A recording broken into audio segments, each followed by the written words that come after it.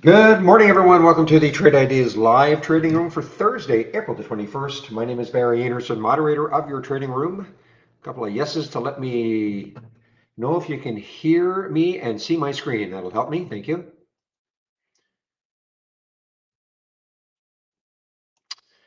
I see two yeses. Okay. Now, by the way, Eagle guy, you got the thought of the day. Does that mean we're going to have a thought of the day every day? Have you set the precedent?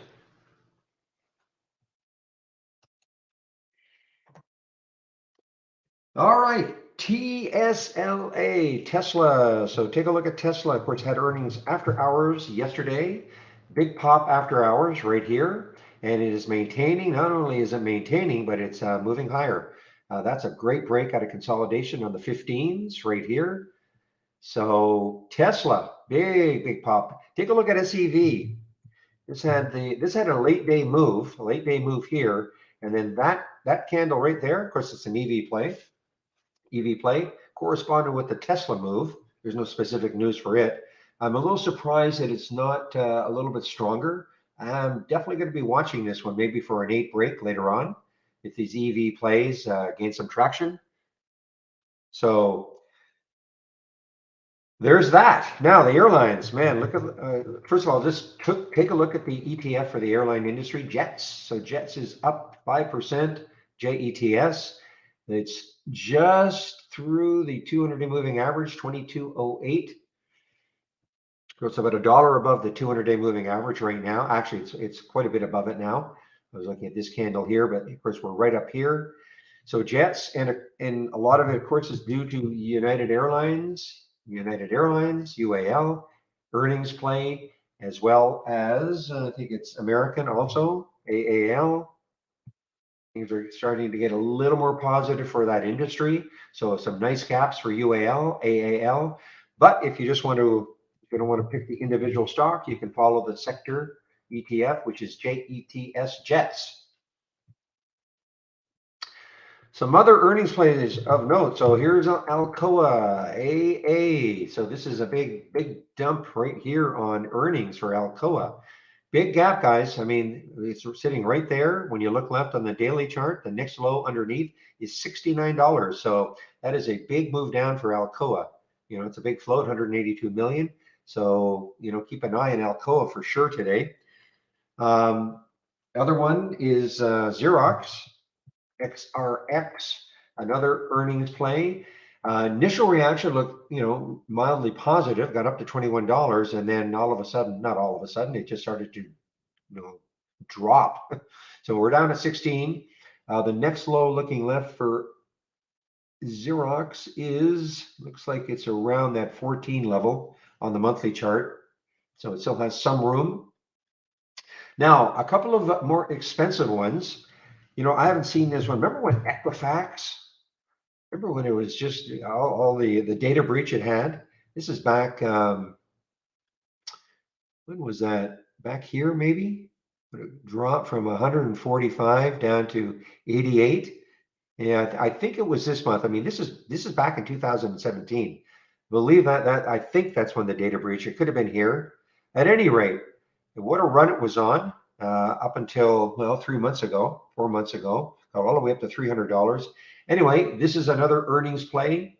Again, for those of you, it's not very much volume yet. They released earnings after hours yesterday. But for those of you who don't mind playing a little more expensive stocks, there is Equifax, EFX. And in the same vein, we have Carvana, CVNA, another earnings play, a little more expensive, and it is gapping down. Now, it's been falling for a few days now, but this is another earnings play, and the volume is good. Pre-market, 400,000 shares. But this has just been, sinking for the last, well, this past year, really. Wow, $351. Unbelievable, isn't it? But believe it or not, it still has room. I mean, the down to 42 right here.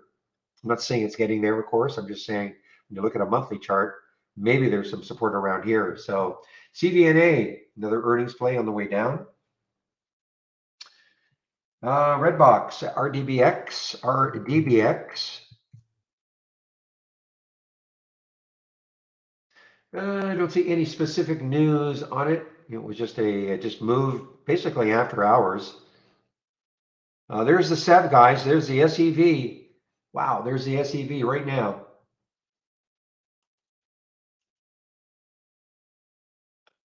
SEV just had a nice pop on some volume. Maybe this will trigger it higher. Keep an eye on SEV for sure. It did hit after hours, after hours, it hit $9 or so.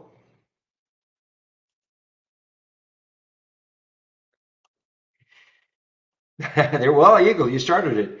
You said thought for the day, and you started it. So I expect a thought for the day every single day now.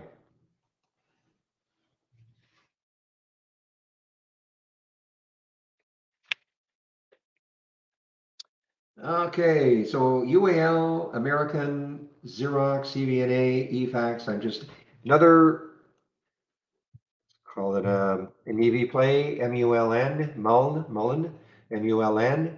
Also, probably, again, I think they did have some news. Cheers on conducting solid state battery cell testing with BIC. Okay, so they did have a little bit of news after hours.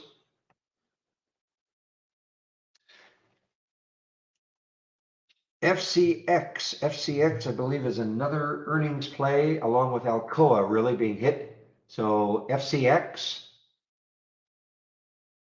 Alcoa, of course, is aluminum. This is copper or nickel mining, but same sector, FCX. CGRN had a big pop. I don't know if it's held its gains. Not really. Yeah, this was shortable for, well, it was shortable for me at Interactive Brokers, not anymore. CGRN had some news about gets a contract for micro turbine based system with a North American energy company. So that is the news for CGRN. Relatively low float, 14 million in the float. And another one, CYN. CYN, it's kind of holding. We got up over 2. CYN, something to do with autonomous vehicles, trading higher after the company announced the official launch of DriveMod. Okay, so something to do with autonomous vehicles, and that's a very low float, 7.5 million in the float.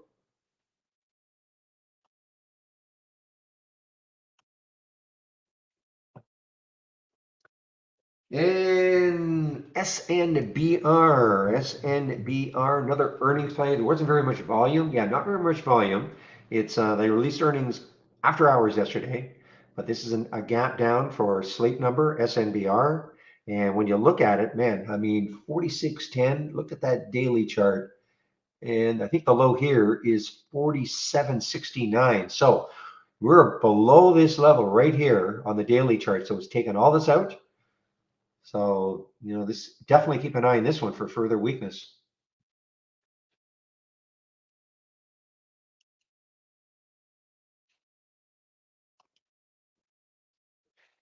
LGVN, Zach's favorite stock. So LGVN, it is, well, a little bit of a pop, 3.6%, not a ton of volume.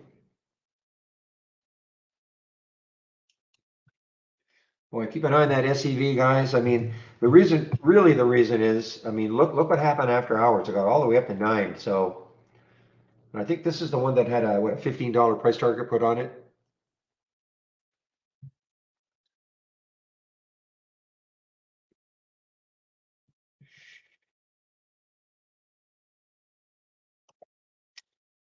This one I don't know really what to expect. This SWVL, it is up, not a ton of volume. It's up 16%, not a low float. Looks like this is a United Arab Emirate,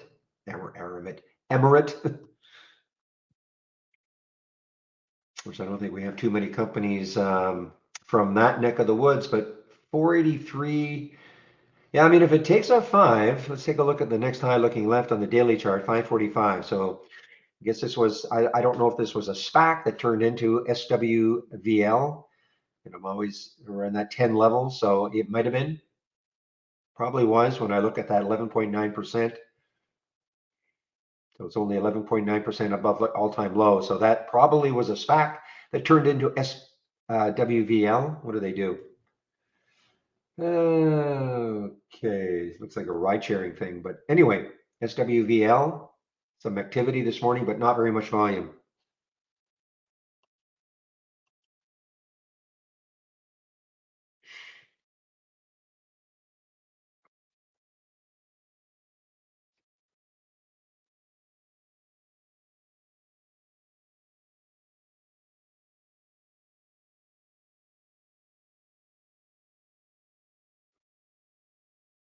And I am kind of keeping an eye on that LWLG. We got a decent base around here. And you know what? I mean, if it starts to move, this is the one that I actually, my big swing trade of about less than a day.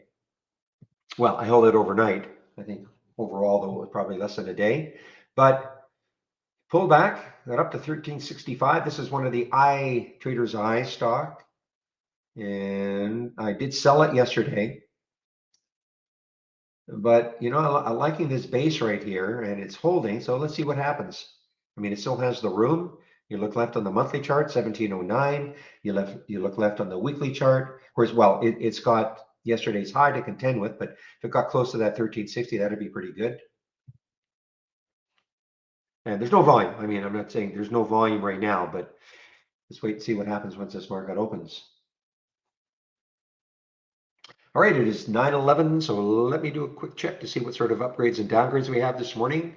Remember yesterday we had 9 downgrades for Netflix, and even though Netflix was already down about 25 or 30%, it continued down.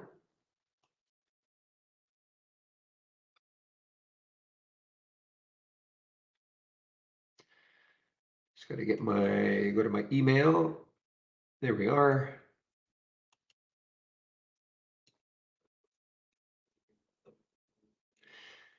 Okay, so there again, keeping with the theme, there are more downgrades than upgrades again this morning. But here are the upgrades first. This is from briefing.com. Excuse me, nothing to do with trade ideas.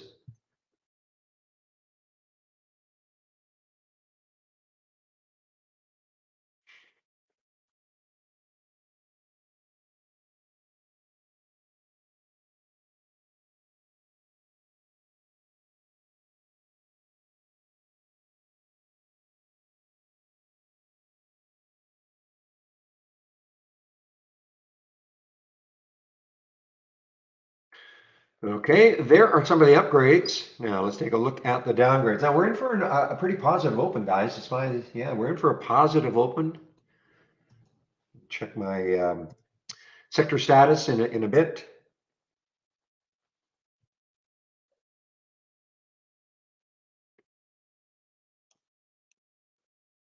Okay, so here are some of the downgrades.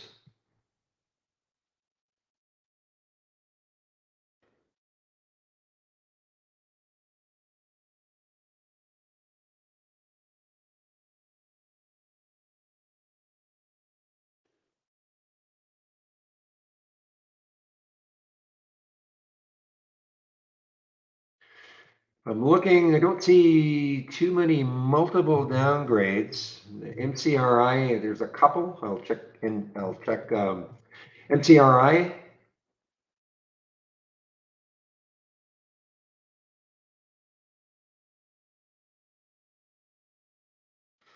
So some more downgrades for Netflix.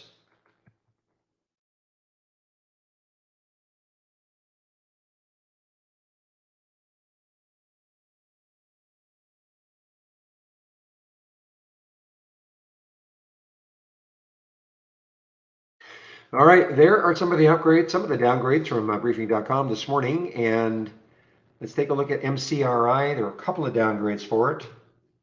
If it's affected it at all. I don't know if it's an earnings play, MCRI. Yes, so it is an earnings play. I don't know too much about these guys, Monarch Casino and Resort. Where are they out of? How about that? Las Vegas? No, or Reno. Yeah, hello, Paradox. So, so a couple of downgrades. This is an earnings play. There's no volume yet. No volume. They released earnings after hours yesterday. Really, no real reaction. But a couple of downgrades for MCRI. But again, right now there's no volume.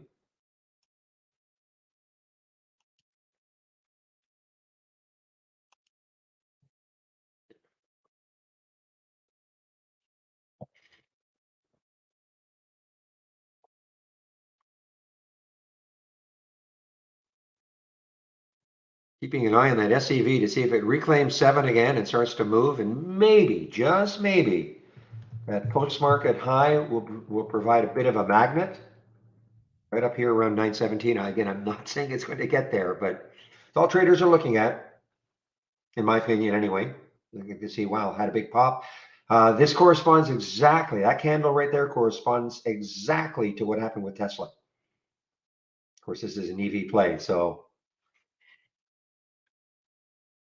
I'm going to take a look, see if I can see anything from the channel. I'm going to click on new from the channel bar. I'm going to go to the ETFs first, okay? Not the big sectors. See if there's anything interesting.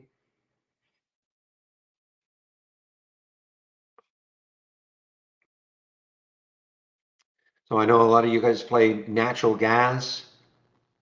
So here's cold. So natural gas obviously must be strong. This is the ETF to short it. So it's moving down. So strong, relatively speaking.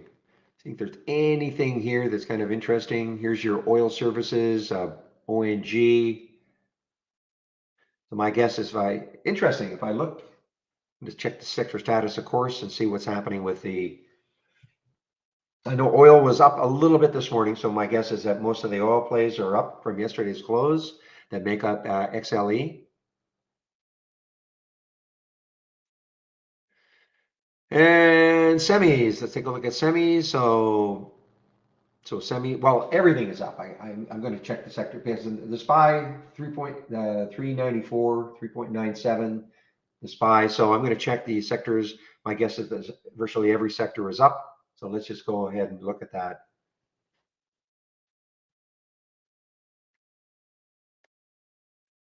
The order of the scanners windows from the toolbar. I'm not sure what you mean. You're talking about. Are you talking about the chart? Are you talking? Sorry, you're talking about the channels here. You can't change the order if that's what you're talking about. If that's what you do mean. Somebody in our YouTube room.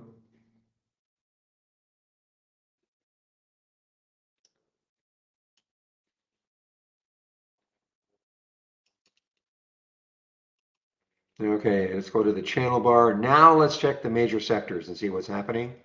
My guess, just because oil, I wouldn't expect, I mean, it might be 100%. Yeah, not quite, but it's almost 100%. But look at this, guys. I mean, virtually every sector is positive as we speak.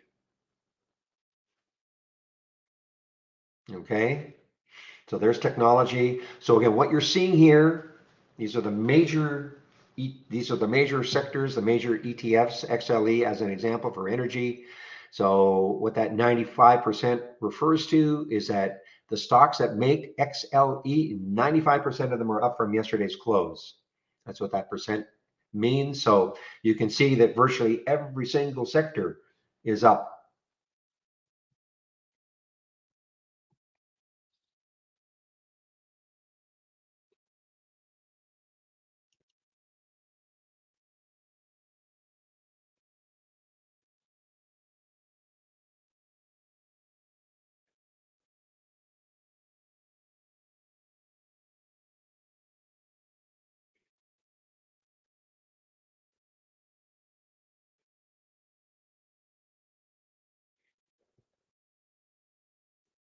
Okay, so we're just watching this LWLG. There's no real volume yet, but definitely want to see if this has this big continuation. It had the pullback the first day, had a great 4 days. See if it has a continuation. Gets over 13 and stays for a while. There's no volume yet. So again, Monsieur Guillaume, I don't know if that's what you meant. You cannot change the order in the channel bar if that's what you're talking about.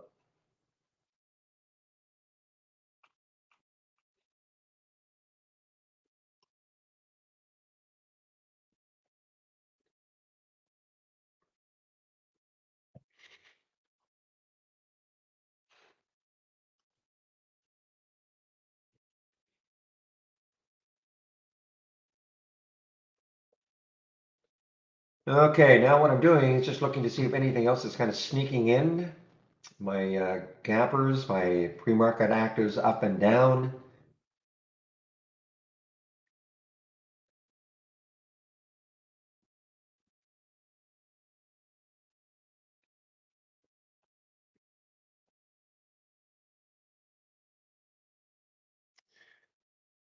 so far,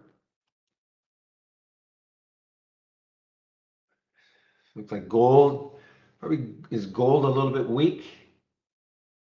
I'm looking at SBSW, take a look at another, let's take a look at the ETF for gold. Yeah, gold's a little bit weak.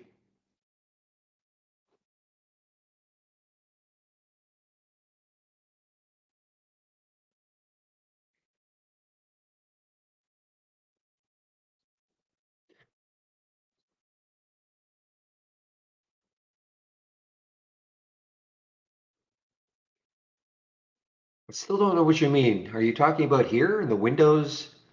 I still don't know what you mean. I'm sorry. When you click on trade ideas in the Windows toolbar,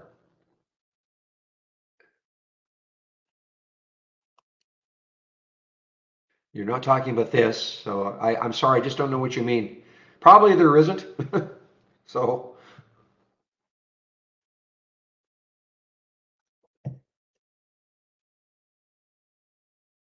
I just don't know what you mean. I mean, when you talk about a Windows toolbar, are you talking about in Brokerage Plus?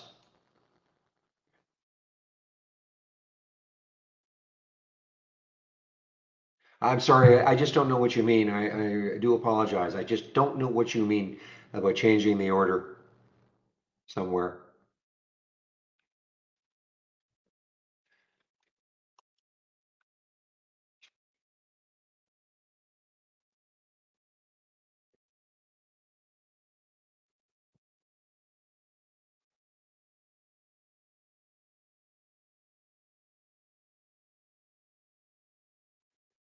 Sorry, still don't know what you mean. I don't know what icons you're talking about. I'm really sorry. You're not talking about here. You're not talking about.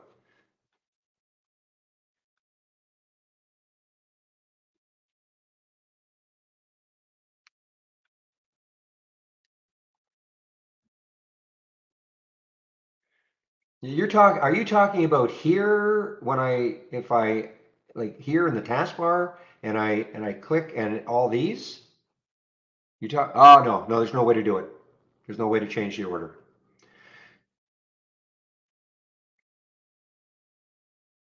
Now I understand. No way to change the order.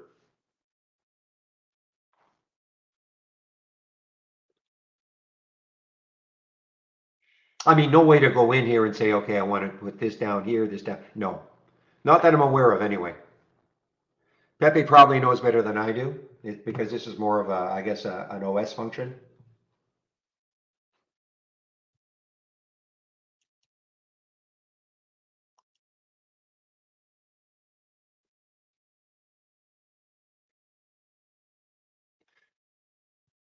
Was MULN a Holly pick a few days ago? Well, I can check to see if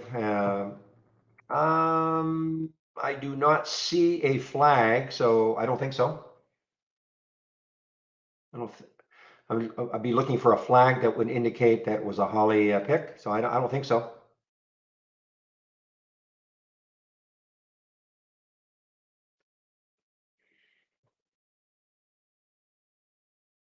Well, no, I mean, when you open trade ideas, I mean, this is how, I mean, excuse me, the toolbar will always be on the top. That's the only thing I think that's on the top. But other than that, you cannot, as far as I know, you can't, now you can't grab and move something. So,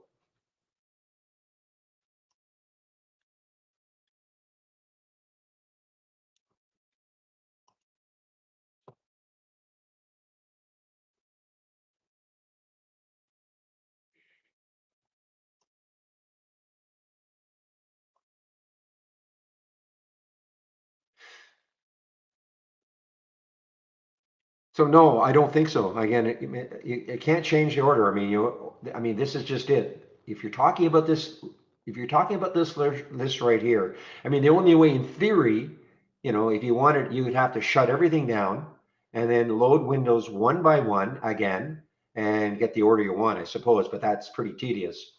Why do you? I shouldn't. Like, why do you care? I shouldn't. Maybe I shouldn't say it like that. But I've never been asked that question before, but anyway, thank you, Pepe.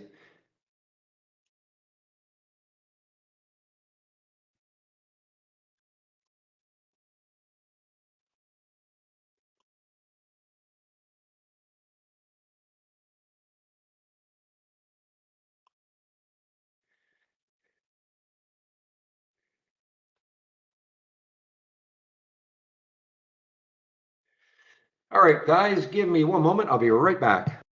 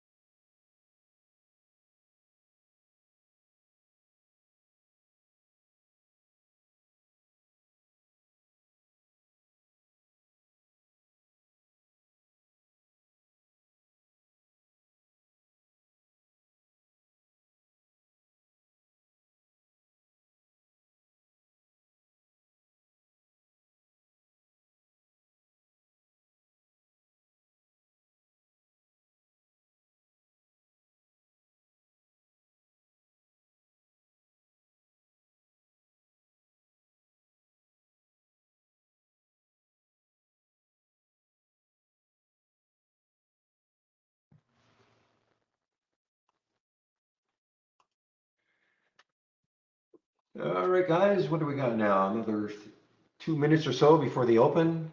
The CYN is still strong. And the pullback, the pre-market highs were up around here, around 211 or so. So the CYN is still strong. And there's your key right there, 7.5 million in the float. And when you look left, let's take a look left and see what we see. I think I saw, yeah, 268, I believe.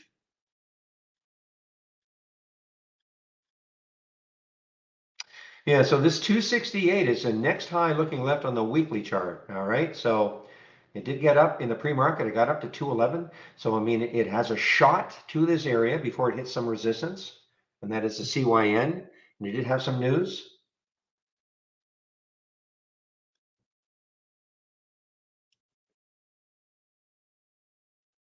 Thank you, Pepe, for for helping out on that tech end of it.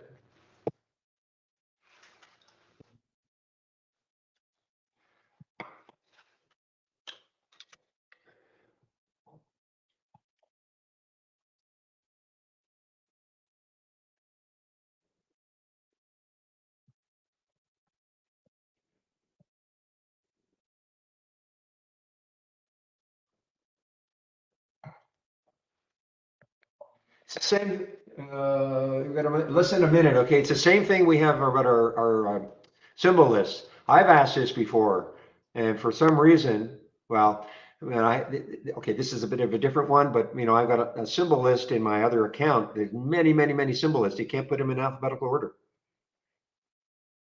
This has been asked a lot, and it's something to do with the with OS also. So, I mean, maybe there's a fix or a workaround, but not easy.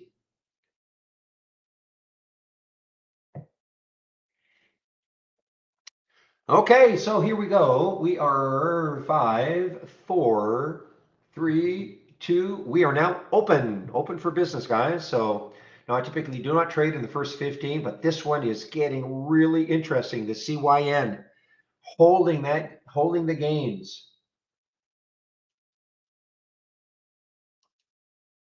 And I'm keeping an eye on the SEV. I think I have a price alert set for just over 7. Yeah, well, it looks like it's.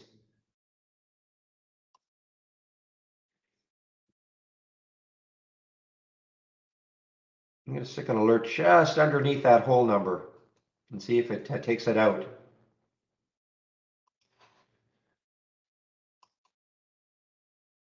There is audio, Russ, so, well, of course you can't hear me.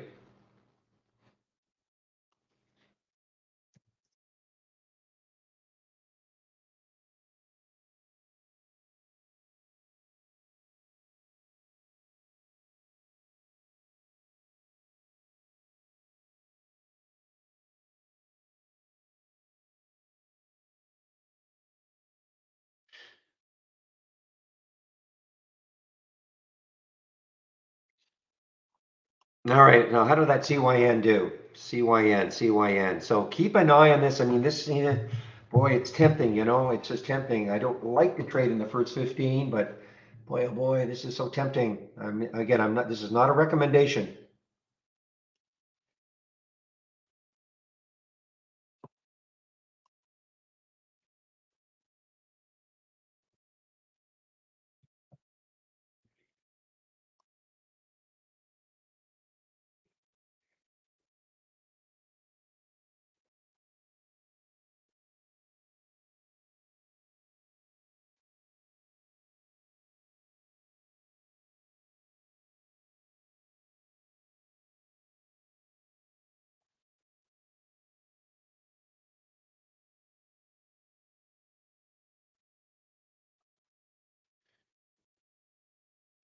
Boy, the CYN is it's so tempting, but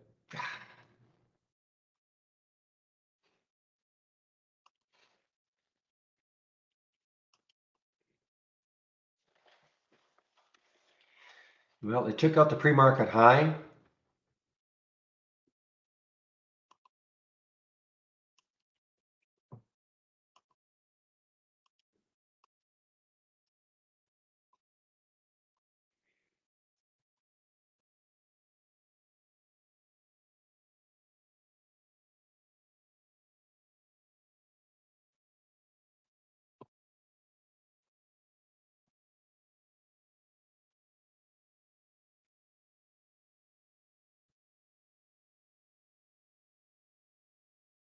All right, we're just going to stick an alert here for CYN up around that 220 mark.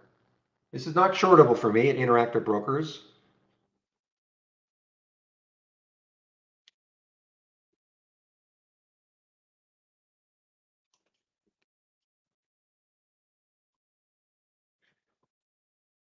Okay, so the SEV is, we're just going to wait and see if it takes out 8. We're just going to wait, see if it takes out 8 later on. I mean, it's been pretty whippy, all the way down to 742. So, I mean, it had to pop all the way up here to about what, 835 and right back down, almost $1. Pretty whippy.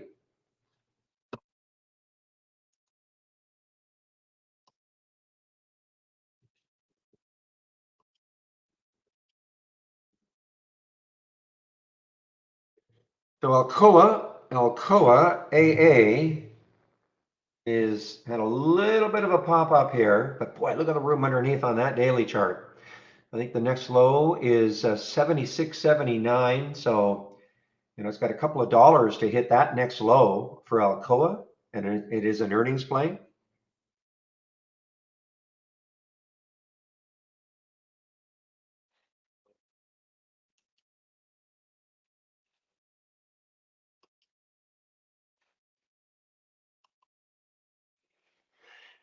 All right, so we had a big pop on the open. The NASA's up big, Dow's up big, SPY's up big. So we've got a nice positive open to start. And look at that first 15-minute candle. So the market had already gapped up pre-market, and then the first 15-minute candle is looking very positive.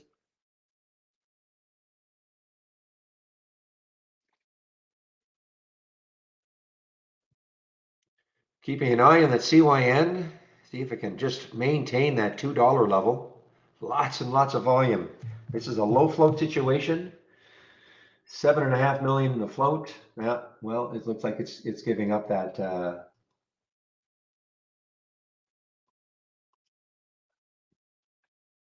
right, well, I've got my alert set up here, so we'll see what happens later on if it can take it out. This is about around 220 because it still did have some room to the 250 level. So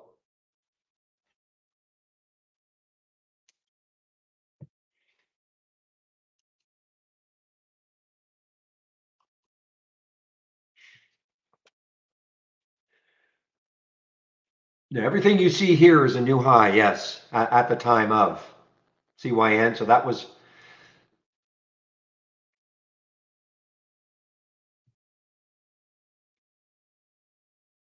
not necessarily, though. I mean, the XRX could be a new low, but it's green, so I guess this is a new high.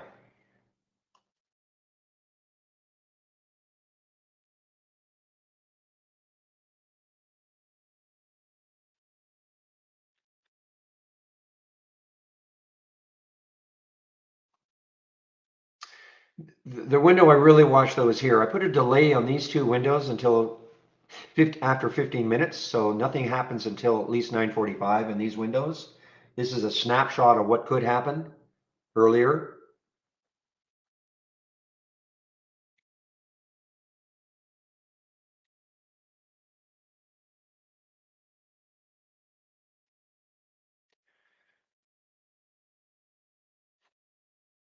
All right, guys, CYN is now testing that 2 level again.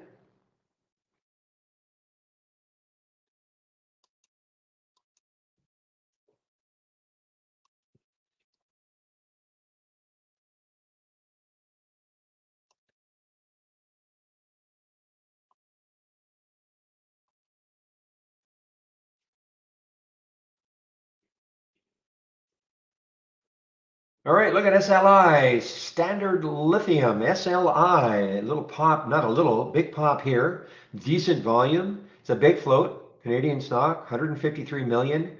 The big level is at 750 level. You can just see on the daily chart. Look at all the action right around here at 750. If somehow it can get through 750, then the next highs are around 8, but it is a big float. But the EV plays are hot today because, of course, of Tesla. How is Tesla doing? Is it holding? Holding. I mean, a little pop up to 1,093, the bottoming tail here, but it is basically holding its gains. It's had earnings after hours, big pop after earnings.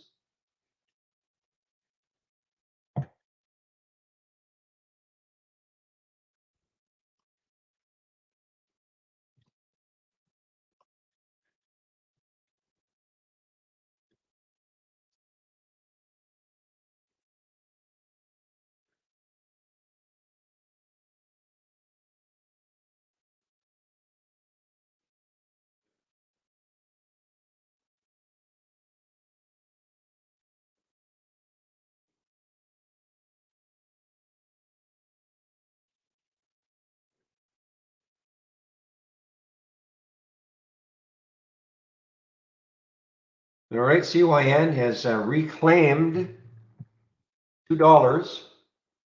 Keep an eye on this, and we got some volume pushing this through. Look out. I mean, it's that float, all about the float. And it did have some news. So,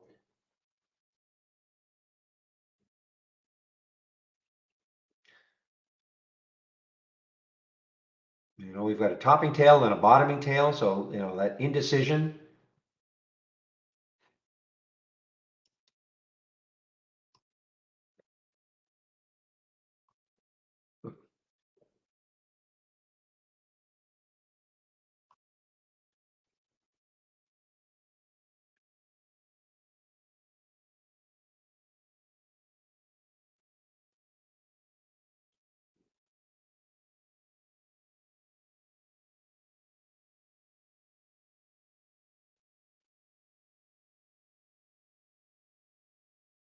Okay, guys, the CYN. Boy, the volume. Look at the volume in this CYN. What is the overall volume here? 45 million, 7.5 million in the float. So, it's not probably about 6.5 times the float. It is traded already.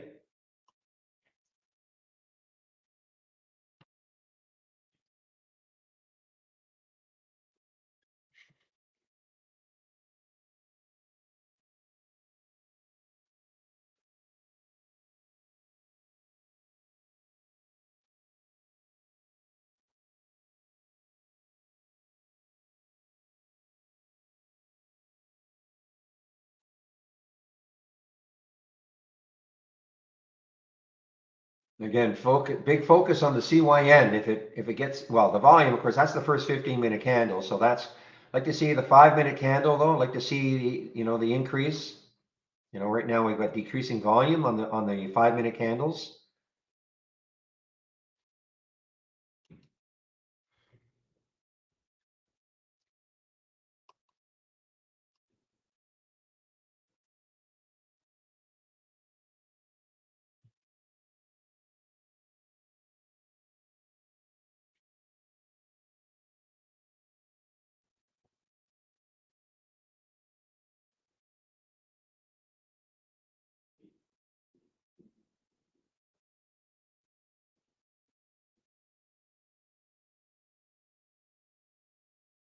With high flyer at the beginning, CGRN, very choppy.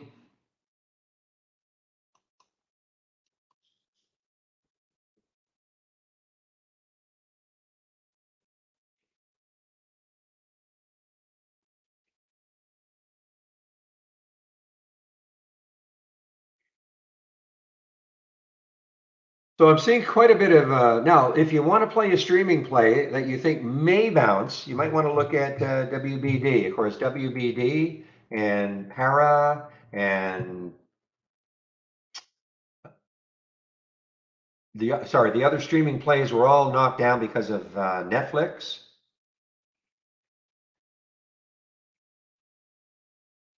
Roku, that's the other one I was thinking about.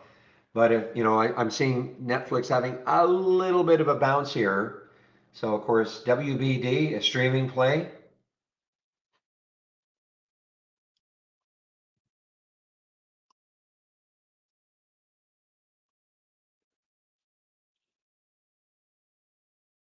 All right, SEV is trying again. It's been super whippy though. Super whippy. Look at the topping tails and bottoming tails on that 5-minute chart. I've got my alert set just underneath 8. Wow, CYN guys, CYN. Just keep an eye on it.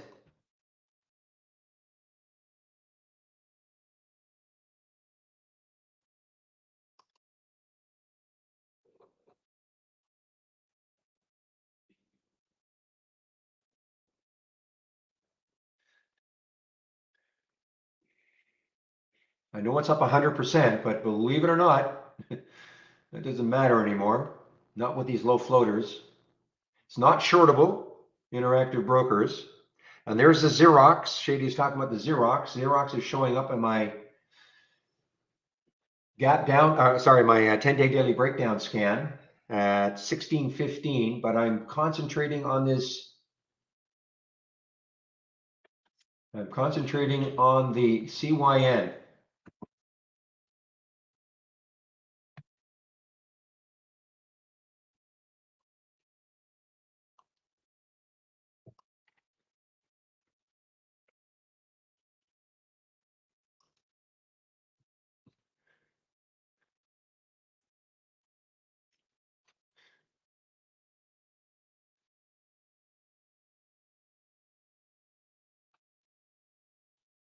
No, guys, I mean, you know what I've been looking at. So the next level, if we can somehow get up to that 260 level, and that's the next high looking left on that daily chart.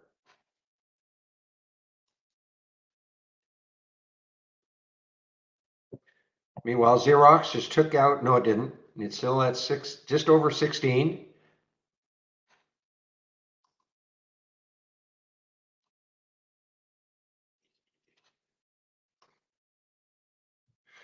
Do we have info on cryptos? We don't scan for cryptos, if that's what you mean. We don't scan for cryptos, if that's what you mean.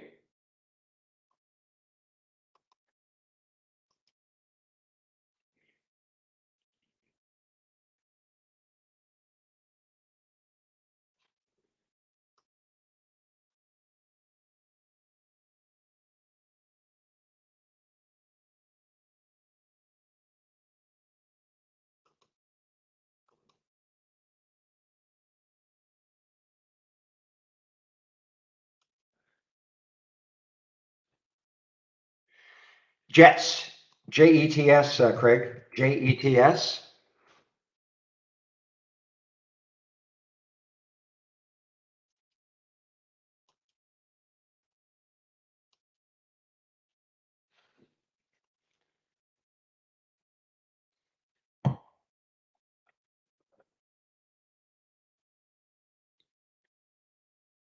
What about it?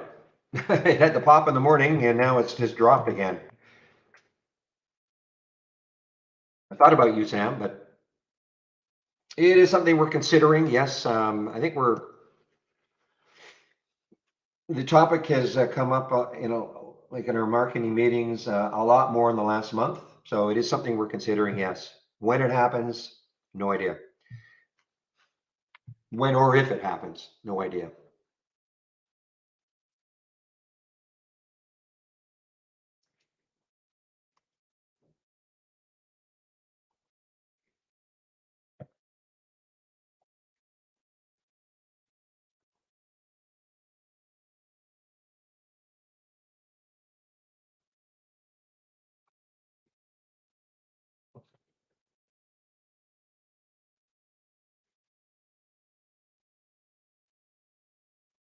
All right, guys, I'm just kind of, what is happening with Xerox? Did he take out 16 yet? Not yet. So I'd be, I'd be waiting for 16 break myself if I'm going to short this one.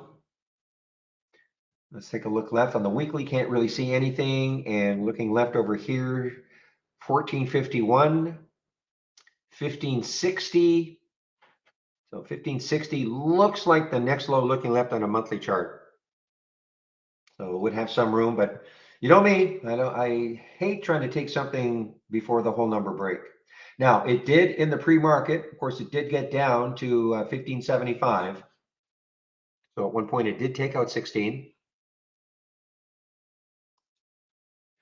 Okay, guys, CYN.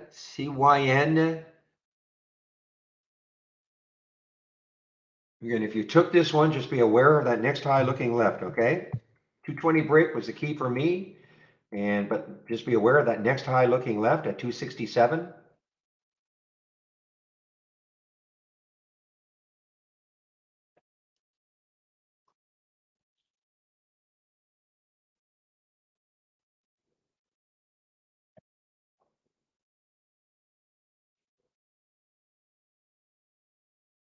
Well, so much for my idea about LWLG.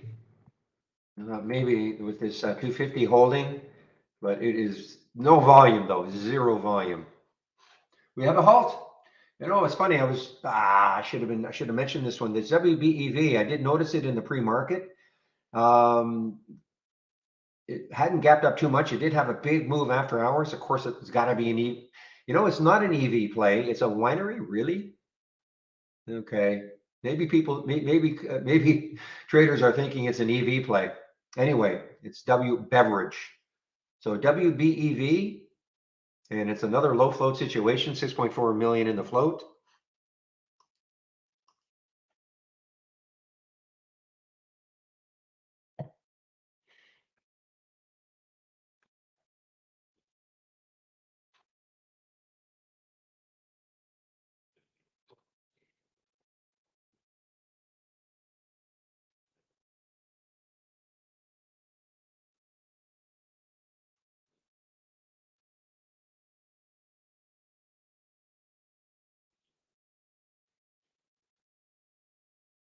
Okay, so I see Netflix has dropped somewhat, but WBD, again, another streaming play that got hammered just because of Netflix yesterday. It still looks interesting. I mean, it's sitting at its highs, WBD, but I'd be watching Netflix. I'd be watching to see how, if Netflix has any sort of a bounce in it before I would take this or any other streaming play. I mean, they're all kind of painted with the same brush right now, so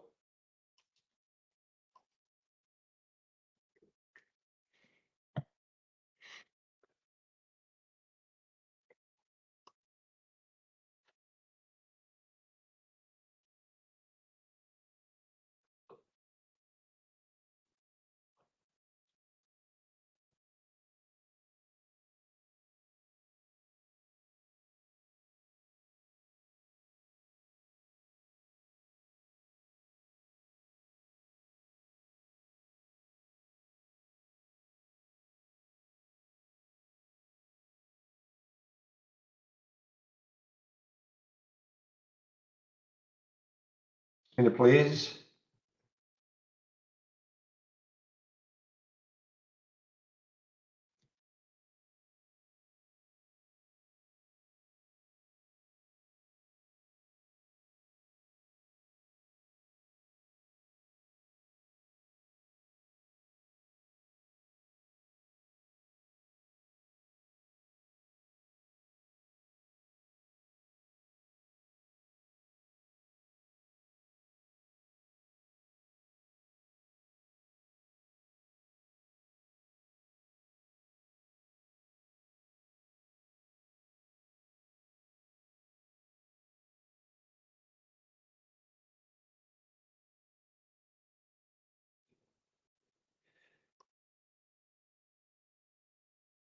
All right, well, so far disappointing with the SEV, a little disappointing here. Not, yeah, look at this, very choppy, super, super choppy. So I'm gonna have to leave this one alone. When I say choppy, look at the topping tails and bottoming tails on the 5-minute chart. So I still have my alert, my price alert set just underneath 8, I think, and then one over 8. Let's see if it takes off later on. CYN guys, I mean, you know, these are trading vehicles, okay?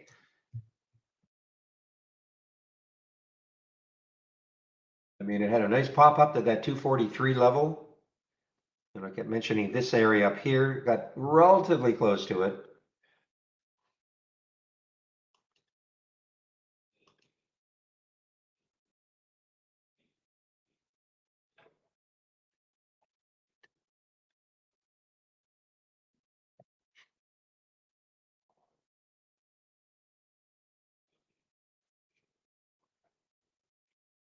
All right, let's take a look at some of the biggest gainers here. FULT, guys, FULT is moving. Thunder earnings play. Let's take a look left. 1709 is the next high looking left. And then 1763. So if somehow it can get through that 1709, it's got a shot to this level of 1766. It's a, you know, fairly big float.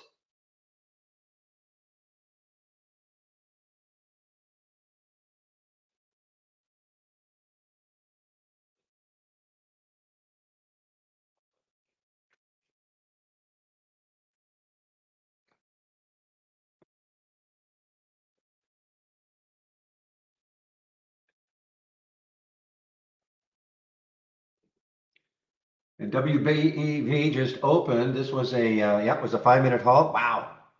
You know, I was going to mention this one, but I thought, it's a winery. How could it do anything? Look at this, WBEV. And another thing, I didn't see any news on it. So I thought, okay.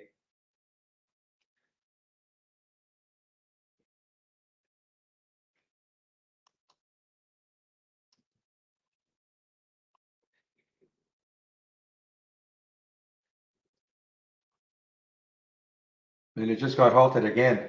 Now, what happened here? Why it's not showing up on our halts resumes? I guess because the halt, it resumed and it got halted almost immediately. And that's what happens sometimes. So don't scream and yell at me, you know, why it's not showing up again. It happens every now and then when something resumes and then it moves up so quickly, it doesn't come in at that halt again. So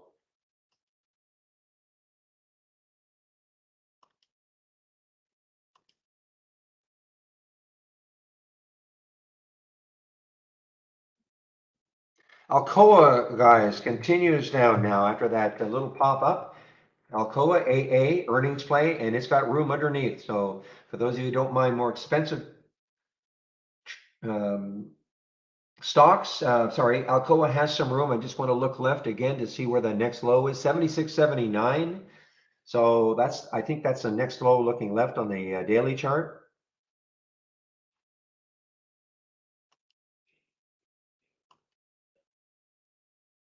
Okay, CYN is back up.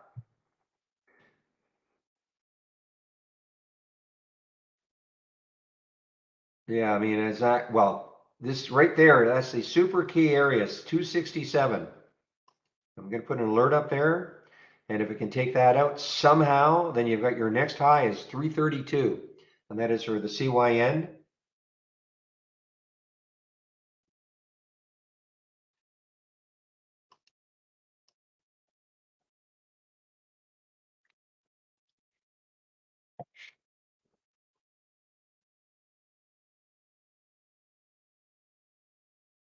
Really? 252,000 shares, not enough on your scanner? You're not using our scanner then, I guess.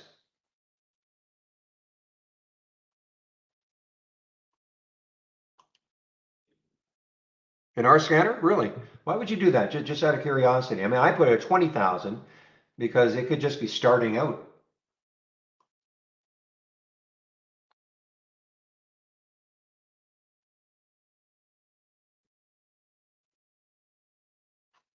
Well, we know you're picky. Okay, what is the market doing? So we had the initial pop.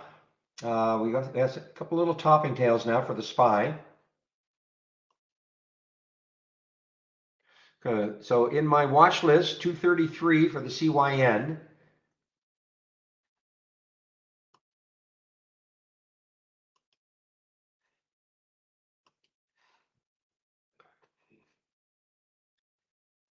But why wouldn't you want to know about it before, because you'll see it on the halt, then you can make up your mind.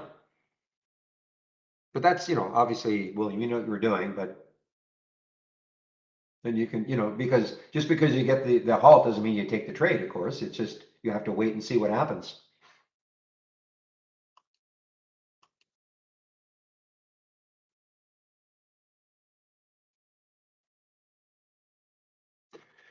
Well, peek inside my brain, guys. You see, I've got these price alerts set for SEV. I've got one here, that blue line here, one sort of near the after hours highs of yesterday. It did not take out these because they're still blue. These are price alerts. I did not try to anticipate this was going to happen, and I'm glad I didn't. I mean, it's a classic. Just use our price alerts, and you don't have to watch it anymore. If it triggers, it triggers.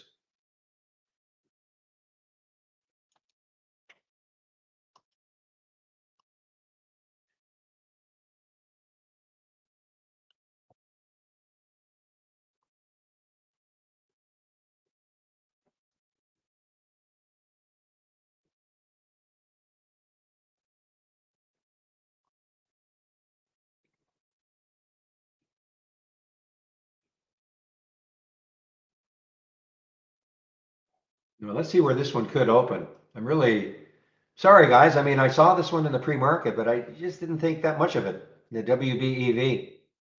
I had it on my list, and then I sort of took it off. It just opened now. And again, low float, 6.5 million in the float. Wow.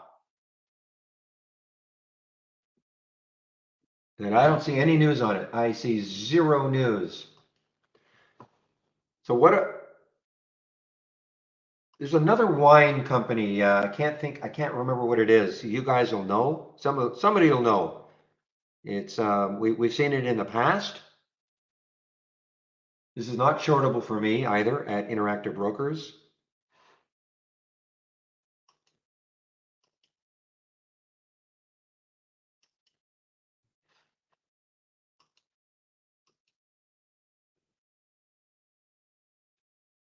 How about typing in wine? I know it's not wine. There's another wine company, not wine.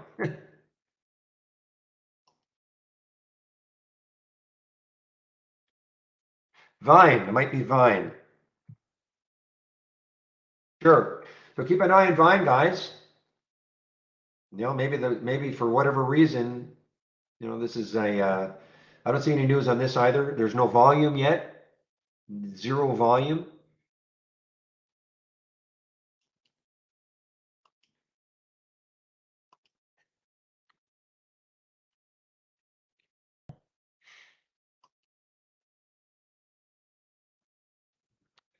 All right, the CYN is basing pretty nicely here. Maybe getting poised for another move. Just has to get some volume again.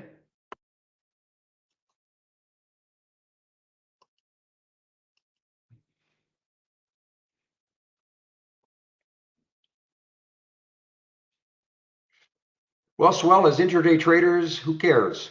Whether it's a bull or a bear. Just play what we see every single day.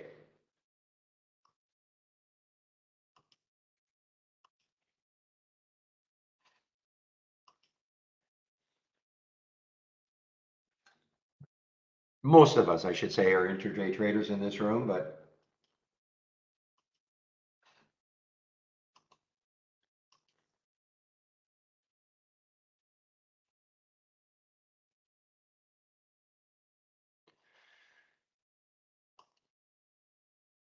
yeah, I'm sorry. I just can't get behind these airlines. I cannot do it. So American had the nice earnings release after hours. It popped up, but now just starting to fade. I just can't get behind them.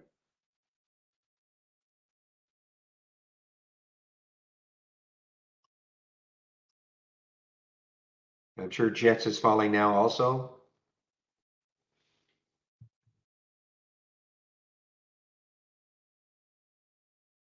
It's falling a little bit, but how's UAL doing?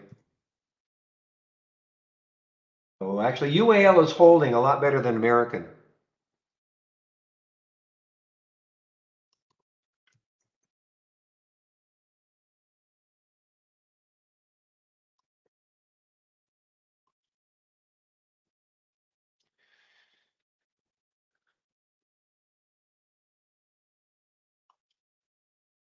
Yeah, no shorts available, as I said, for me anyway, for WBEV. No news, just no news. Yeah, no news.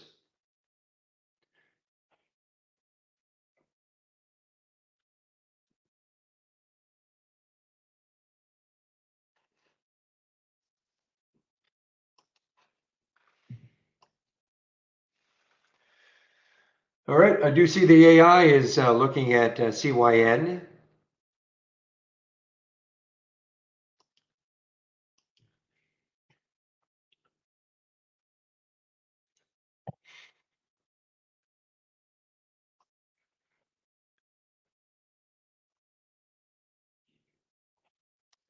Looking at the trader's eye, nothing happening here on the trader's eye this morning.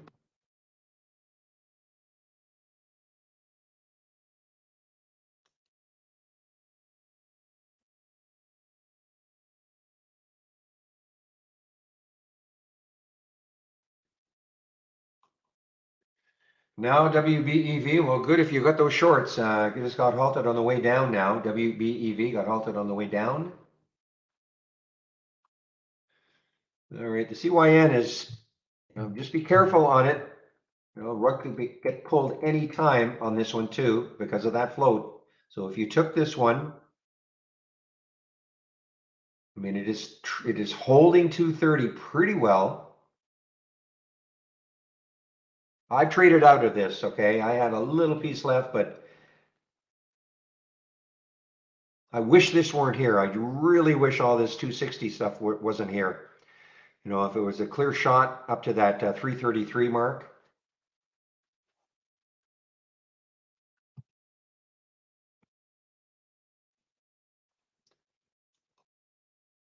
Wow. I mean, I mentioned this one. This is this United Arab Emirates stock. I mentioned this one. It just got halted. SWVL.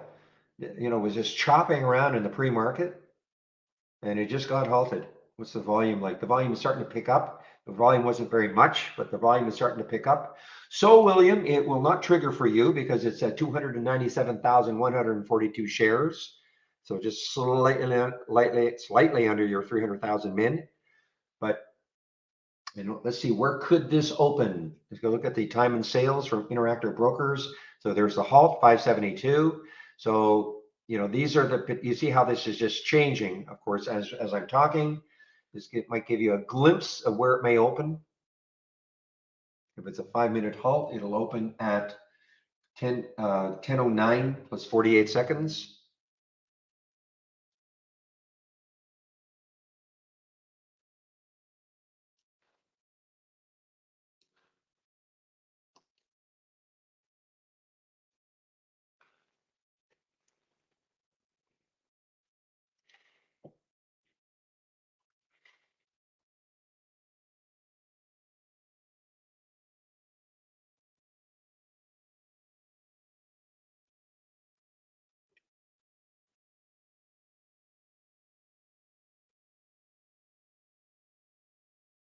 CYN is still holding, still holding.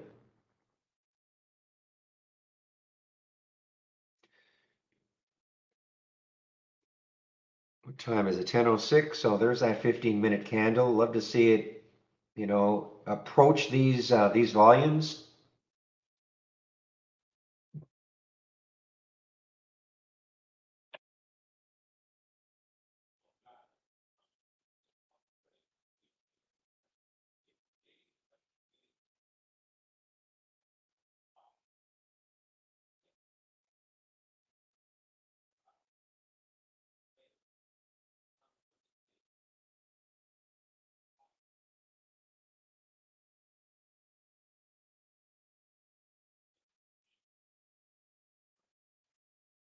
Yeah, nice bounce for the Xerox. I know some of you guys, I think Real was watching this one.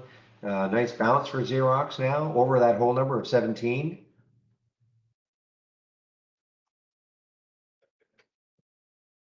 I have just been concentrating more on the CYN because if it explodes,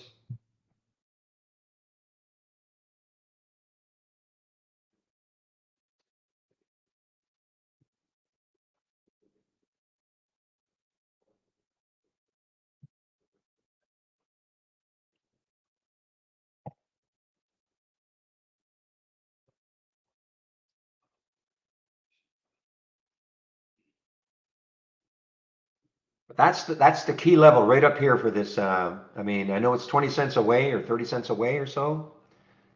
Yeah, 30 cents away, but boy, if it ever takes this out, this 266 area out,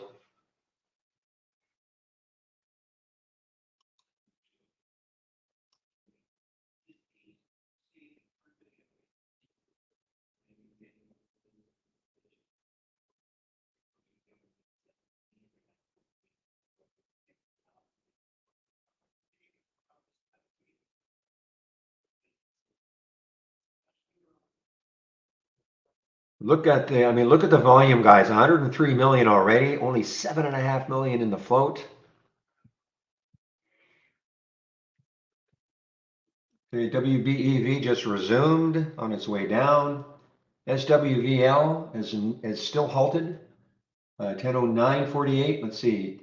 Yeah, so it has about 40 seconds or so before it opens. If it's a 5-minute halt for SWVL.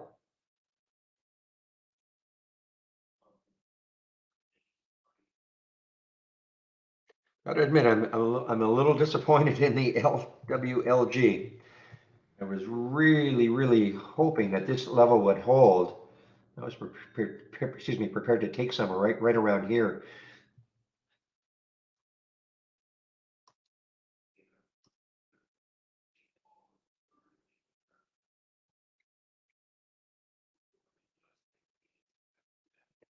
Just look left. If I just look left, okay? And if you look left on a daily chart, you see the next high is 267, okay? That's all I do. I just look left, and then there's a high at 267, there's a high at 268, there's a high at 259, there's a high at 267. So that little area up here is pretty decent resistance so far for this. That's all I do. I just look left. If I don't see anything on a daily chart, then I look on the weekly. If I don't see anything on the weekly, then I look at the monthly. It's really that simple.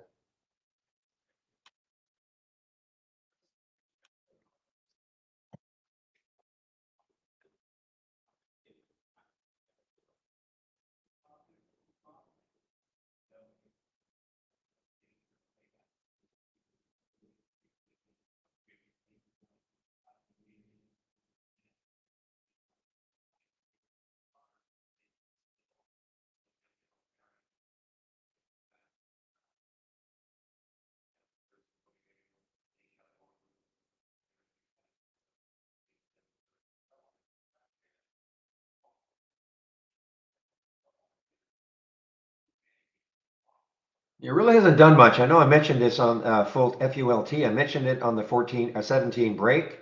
Really hasn't done too much. Again, look left. What do you see? 1709. That's what I was saying. If I can get through 1709, which is the next high looking left, then the next high is 1763. Just looking for, all I do is just look left. I mean, this could easily be areas of resistance. So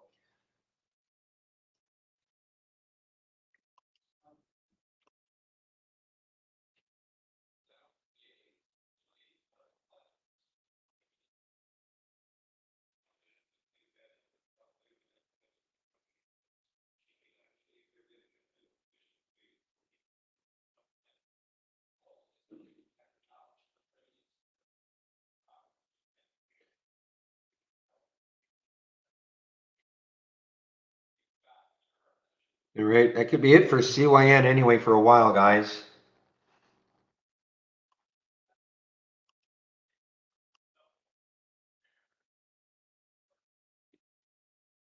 Look at Indo. I don't know what's happening with. I mean, again, this is wild and crazy. All right, Indo only 1.8 million in the float, and this is one of those wild, crazy ones that move with the price of oil usually. But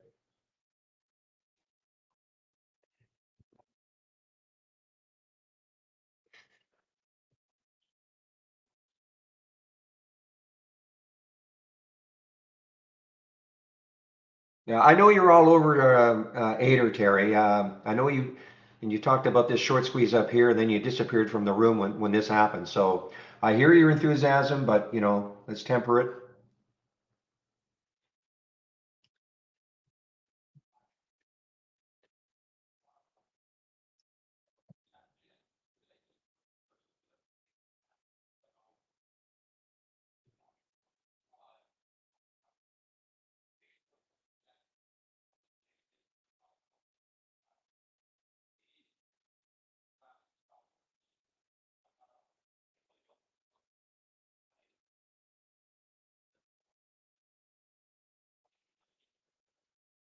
All right, so it's in the industry, okay? An airline stock. It's not an airline, of course. Sabre, SABR.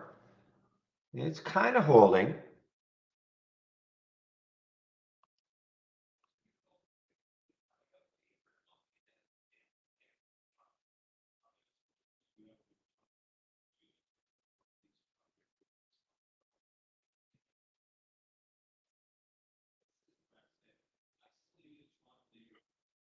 Okay, so I was talking about the WBD earlier, as it was moving, as a bit of a recovery play, but it said to keep an eye on the Netflix, and you look at Netflix and now look at WBD. So I was just looking to see if maybe one of these streamers could have a bit of a recovery. But right now, I mean, these streamers are, I don't know if we should have an ETF for the streamers.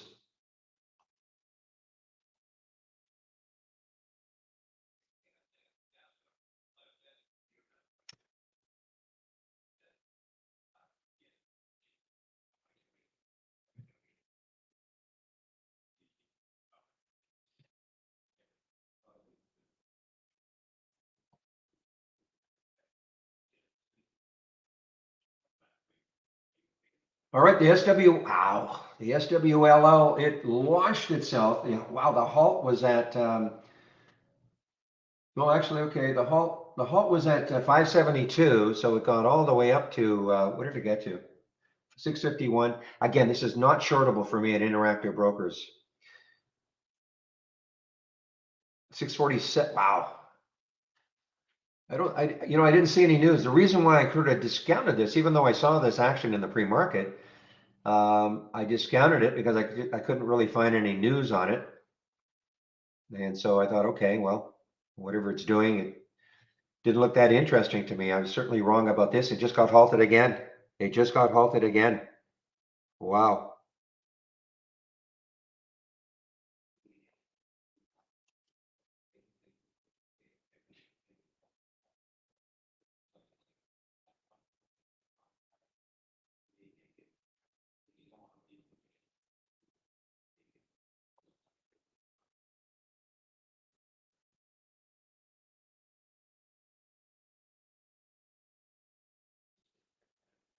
All right. Well, yeah. Well, there's the SEV. Nice call, Shady, on the SEV. Um, it did trigger here now, but it's. I wish it. I wish it would base just a little bit more. I just feel like I'm in chase mode right now.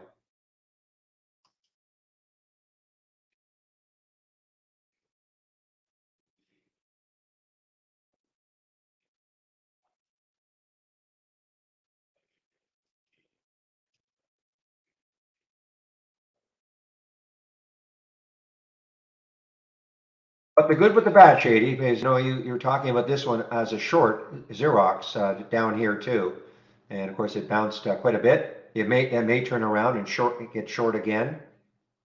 it gets underneath 16, but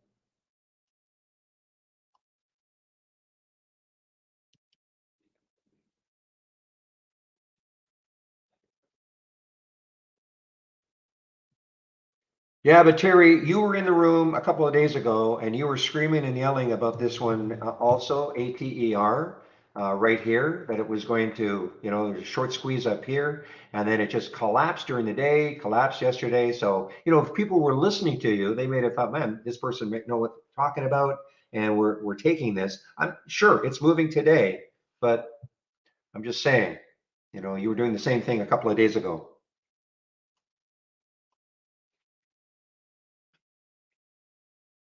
A lot of new types of new people in the room, traders in the room.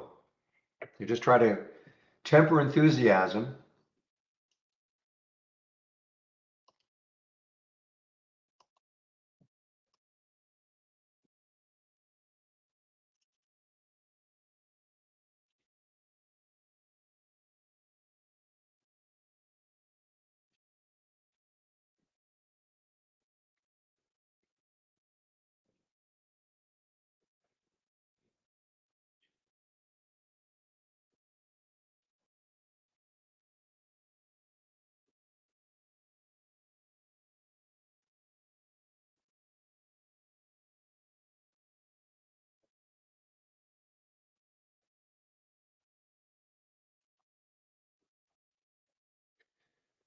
All right, guys, I'm just kind of watching some of my thumbnail charts to see if anything is interesting happening.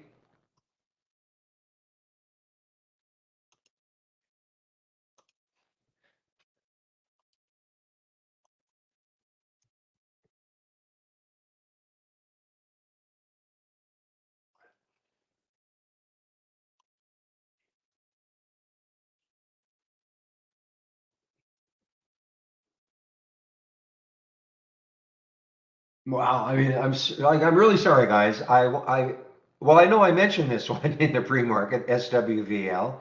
I mentioned it, United Arab Emirates stock. I just didn't think it was going to do very much. It didn't have very much volume. I couldn't see any news, so I thought, okay, big deal. And it wasn't a big pop, just a few percent. But look at it now.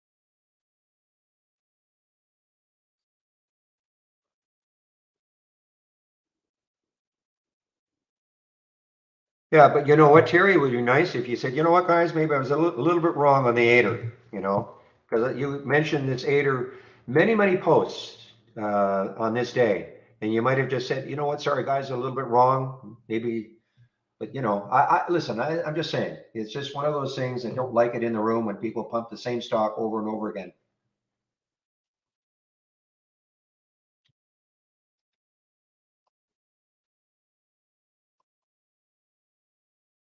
Well, there's nothing stopping this yet. It's not shortable for me, this SWVL.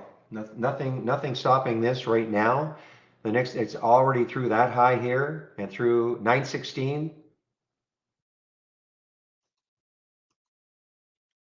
Yeah, okay, Terry. Good. Good. Enough.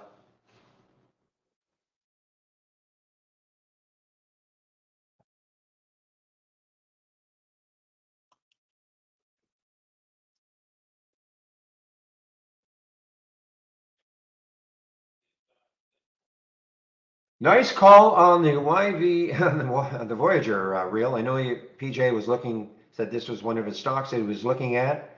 And you mentioned it was the top of a channel. Hopefully, and I'm sure that probably kept him out. Now it's bouncing. It is a bounce. It's from Zach Scanner. I didn't take it. 878, 920.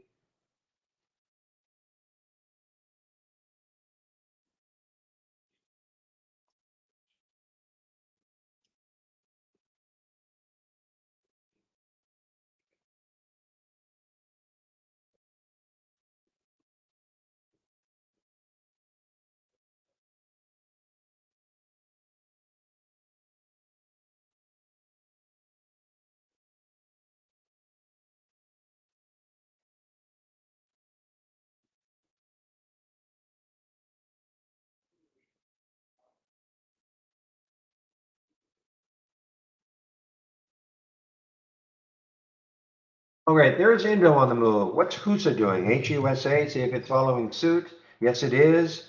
And the MXE, the other one, there are the three of them. Usually, this MXE hasn't really followed that much.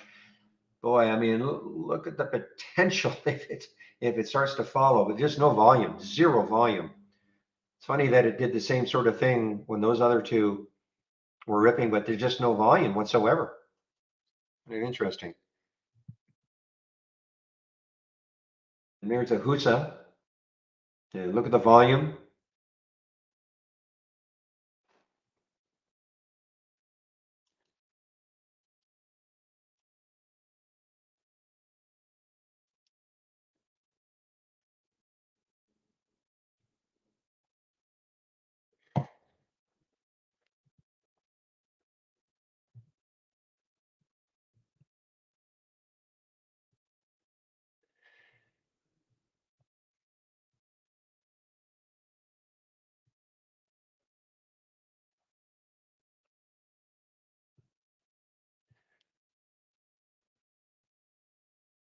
Oh, wow.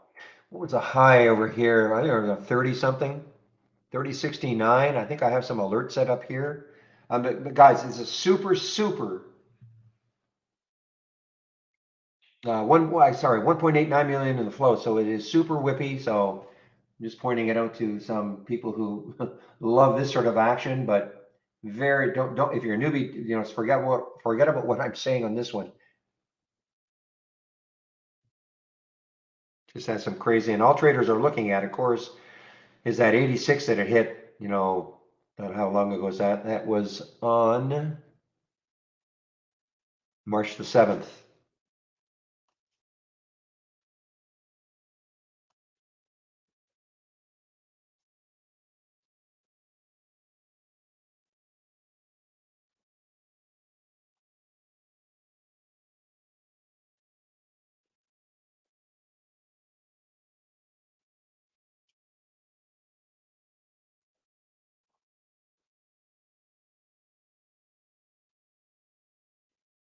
So Netflix is weakening again.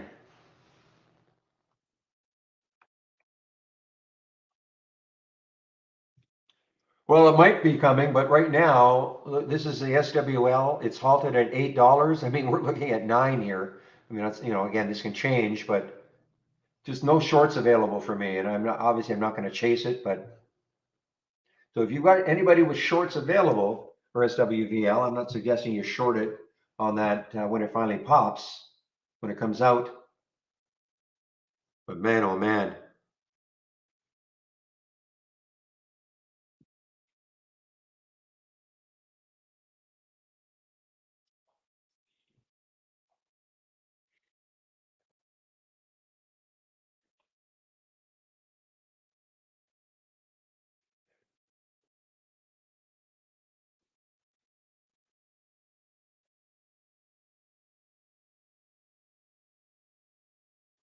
Guys, Alcoa continues. I'm not in this, but it continues to, give it up on earnings.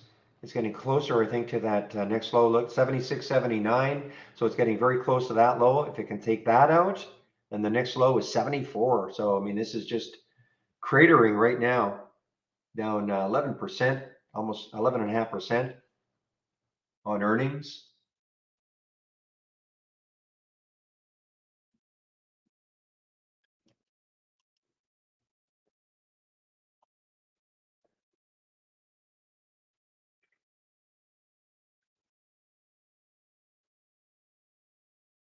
Oh, here's a big move for WIMI also.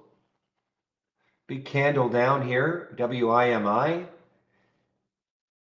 What's the next low looking left is two, yeah, it takes out two. Yeah, I don't think it's got enough room for me.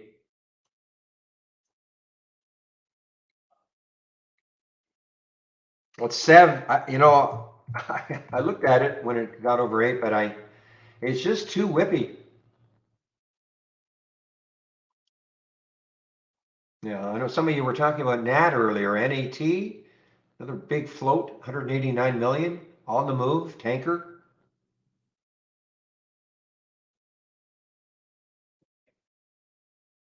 Wow, look at,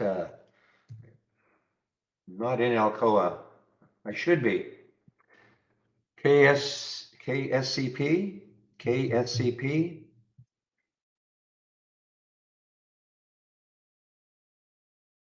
Yeah, well, it's super choppy on the 15, so I don't really, I don't know how I can, I can comment on it. It's super choppy. Obviously some volume coming in here. Other than that, really don't know what to say about it. Very choppy though.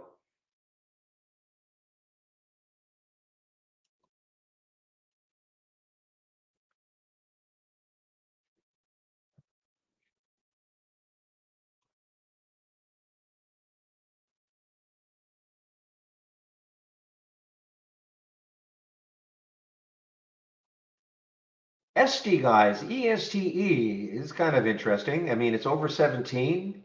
Um, Energy play, of course. And when you look left, well, I mean, you've got to go back to 2017, and I could go back further. I'm sure we see some highs, of course, before that. But boy, I mean, this is just broken out again.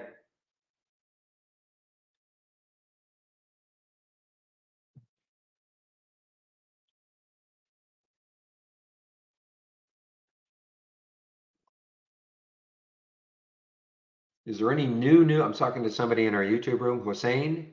New news on HBK? Haven't seen HBK for a while. Of course, this was a super high flyer a little while ago. Yeah, no, I haven't. I don't see any new news on it.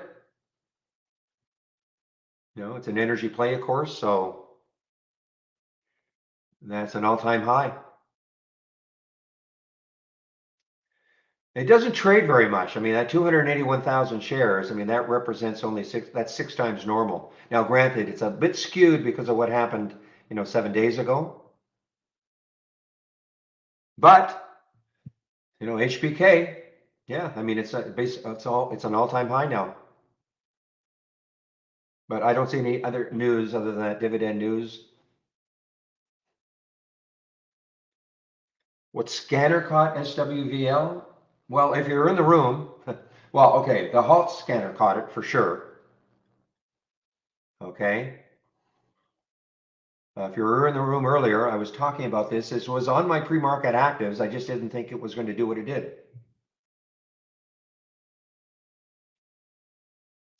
Basic new highs and lows caught it.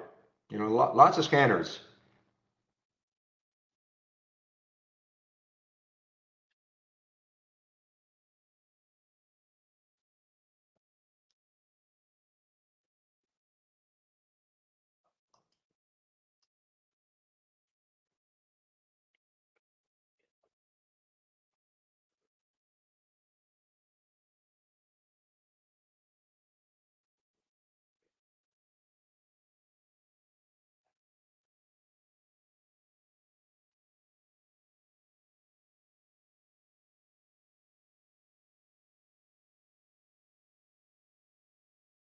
Man, there's still nothing stopping this.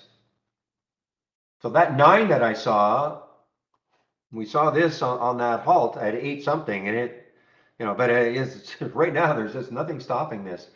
It's just too bad. There's no shorts available for me at Interactive Brokers. But you could have said that here. Okay, I want to short it here. You would have killed here, killed.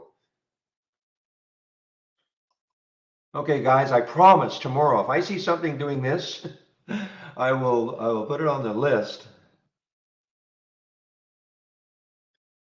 You know what? The other thing is, if this float correction, if this float value is correct, float data is correct, I looked at it. I didn't think, okay, I mean, it's not a low float. If it had been a low float, let me do a check on another website. If it had been a low float, I would have paid way more attention to it. So let me just check to see what sort of information I can find at some other websites, see about that float.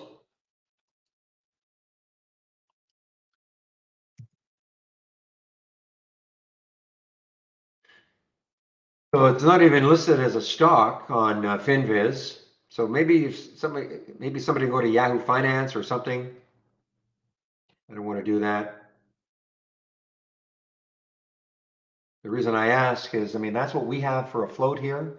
It's not even listed as a stock in FinViz.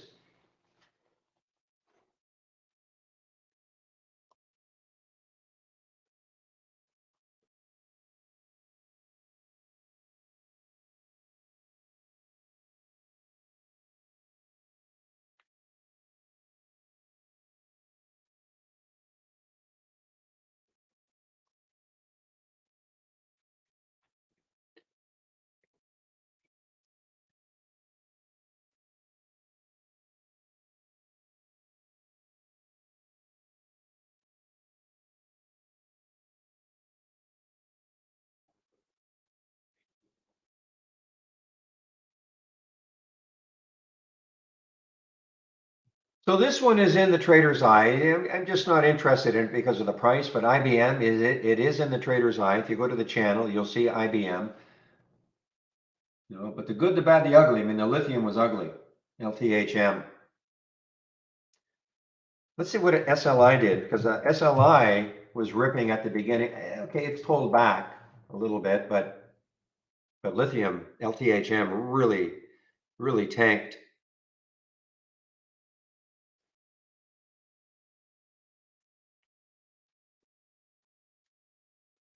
You know, that Xerox still looks strong now. I mean, if it takes out that 17, you can stick an alert right up here around that 17. It did have that pullback, little pullback, but if it takes out 17 again, that might get me interested. It's an earnings play, still down 15%. So no float for this SWVL. Interesting. But we have a float of, somehow our provider has 70 million. Interesting.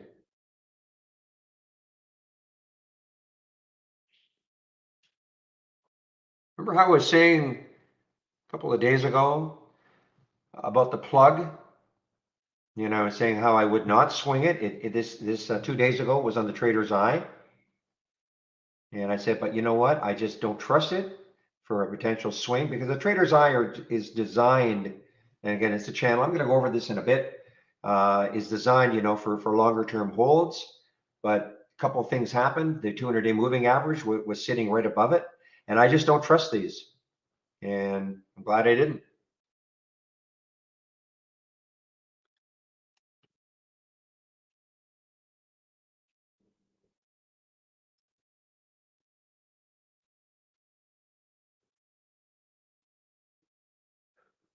So this is an airline. So this has not dropped. Azul has not dropped. This is a Brazilian airline, AZUL.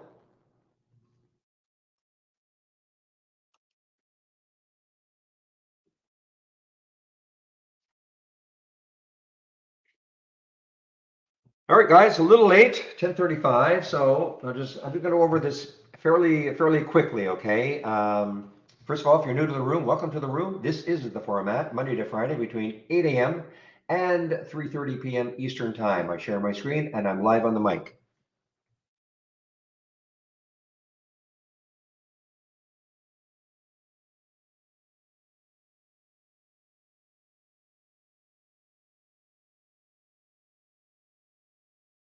So I'll put my homepage link in. If you click on my homepage, you'll see I have a lot of information here. So first of all, of course, if you do want to take out a subscription, here is a promo code. I'll briefly go over the subscriptions. There's the promo code you can use.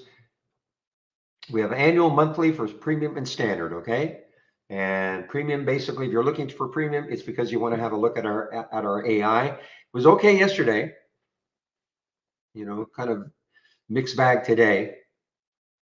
But here's the deal. If you don't know if you want this program, you know, you're just sort of testing it out, don't take out an annual. Start off with a monthly. And my advice, take out a standard. You don't have to even go, you don't have to go premium. Take out a standard. You'll get 118 less than 15%. Okay. And if you want to maintain a standard or a monthly subscription, that's fine. This is what you'd pay going forward. But if you ever wanted to upgrade from a monthly to an annual, we'll honor that 15%. Okay. But you know, you can try us out. It's not a contract. You just try us out. You don't like it, just tell us you don't want it anymore. It's that simple. Now, if you're just a new subscriber to Trade Ideas and you haven't done this, please do this. Click on this. Let's get started. And again, it takes a look at.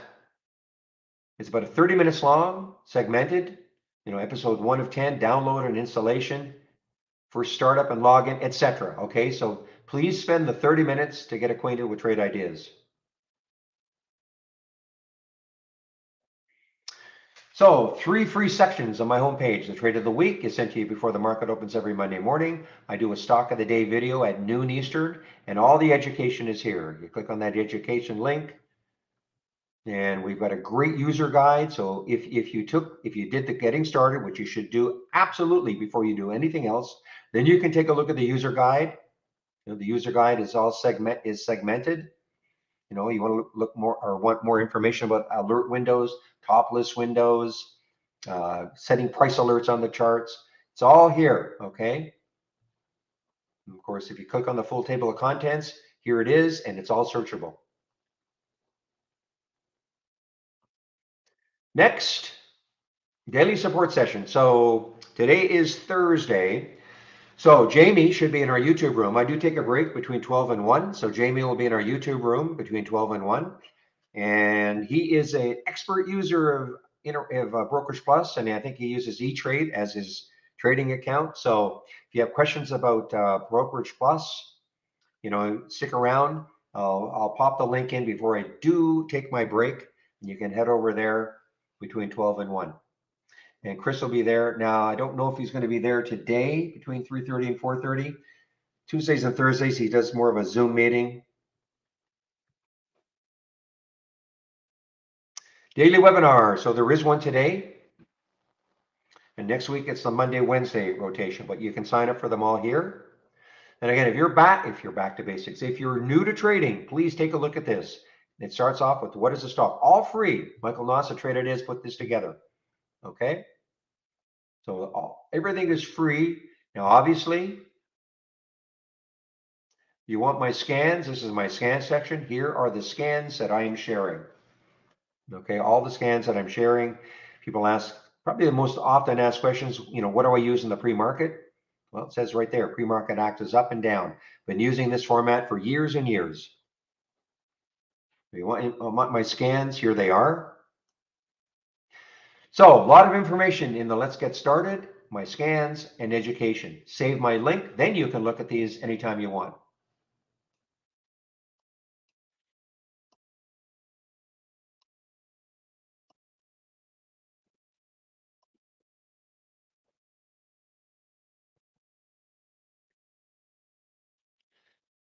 Okay, so what is Trade Ideas? We are a scanner. That's what we do. We scan the U.S. stock market. And it doesn't matter where you live in the world, doesn't matter who your broker is, you can use Trade Ideas. So I mentioned, all the scans that I'm sharing. We are also sharing a lot of scans here. If you click on New from our toolbar, click on New, and then click on Doc Channel Bar. These are all theme-based channels. And you can take a look at each one. And if you see a scan that you like, you might like this momentum scan, you can click on it and save it to the cloud. And always, if you want to see what my scans are looking for or any scan that you see in our channel bar, you just right click on the scan and then configure and then summary. And this will tell you exactly what it's looking for. So in this particular case, if the price is between 1 and 50, etc.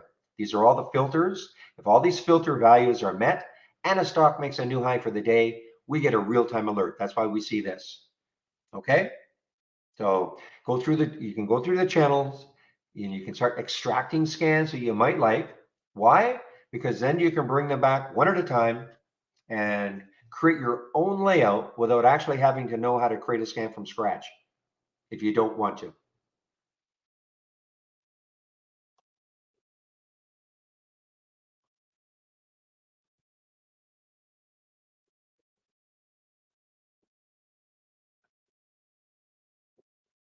Now, of course, if you do want to create your own scans, you can.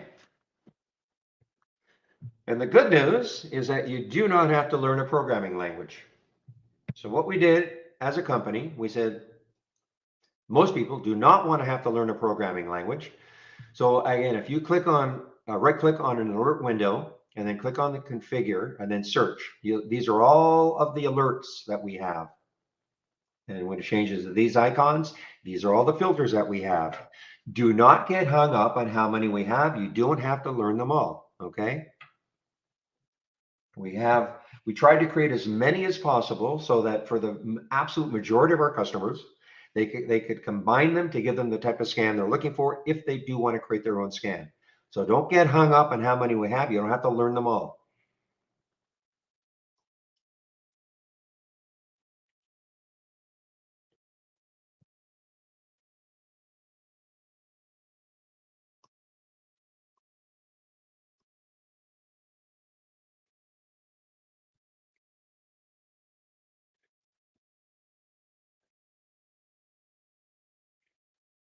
All right, now talk a little bit about this window that you see called Brokerage Plus.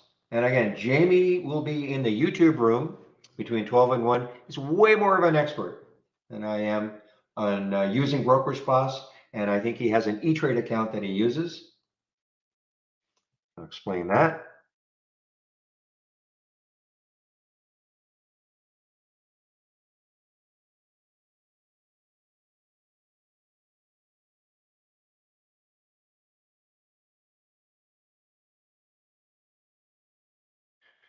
So there, I put a link in called Brokerage Plus. When you click on it, you'll see there are two videos, and there's a short video. If you have an interactive brokerage account or an E-Trade account, it shows you how you can use this window that we call Brokerage Plus to trade from within Trade Ideas, okay? This is only available if you're using the app. If you're using our web-based version, this is not available. But again, listen carefully. If you don't have an interactive broker's account or an E-Trade account, it doesn't mean you can't use Trade Ideas. We're a scanner. It doesn't matter who your broker is. You can use Trade Ideas. It just means you don't have this feature available. That's all it means. And then their second video goes into a lot more detail about how you can use this, and how I like to show its use is more as a simulator, okay, paper trader. If you're new to trading, please practice trading first before you commit money to the market. You know, our simulator uses our real-time data, so it doesn't even matter who your broker is. It uses our real-time data. In fact, you don't even need a broker. If you're still, trying to figure out who your broker is going to be, doesn't matter, but you do want to practice trading. All you need is our standard service, and then you can practice trading using this window. Again, uses our real-time data. Look at Alcoa. Why did I not show it Alcoa?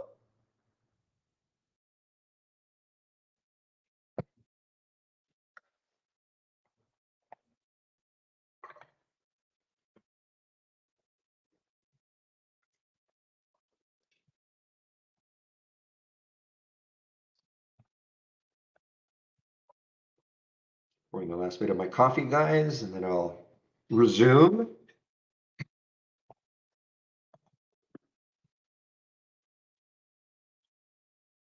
So, in using our simulator, if you cannot make money in the simulator, forget about trying to make money when, connecting to your live account, trying to trade real money. If you cannot make money in the simulator, until you can, don't try to trade, okay? And unfortunately, even if you can make money in the simulator, it doesn't necessarily translate to making money once you start trading for real. But I'll almost guarantee it. If you cannot make money in a simulator, forget about trying to trade real money.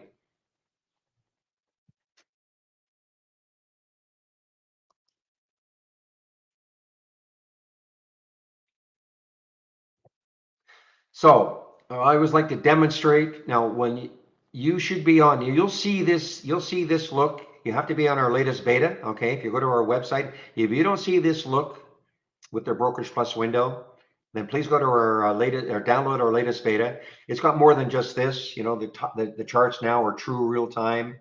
Also, they start at 4 a.m. like a lot of people wanted, 4 a.m. Eastern time, run to 8 p.m. Eastern time. So if you're not on the latest beta, there are some great changes, not just this look.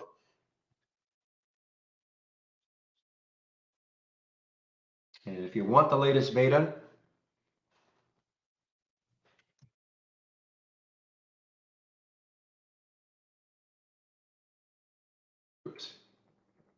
Wrong link.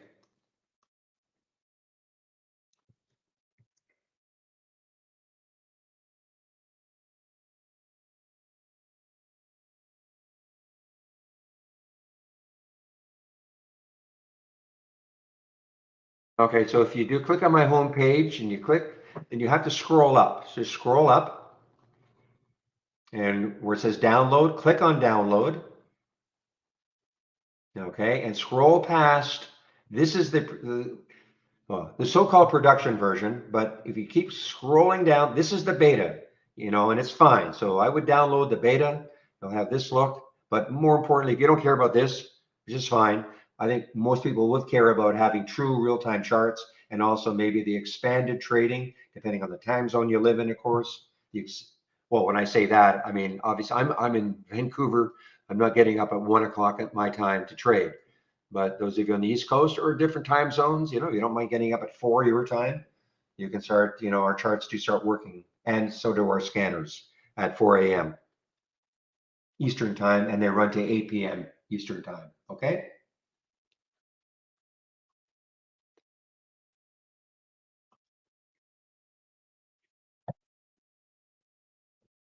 CBNA, did this pop the way you guys are talking? Yeah, not well, sort of. I guess it sort of dropped, but not like the AA. The AA has been like almost straight down.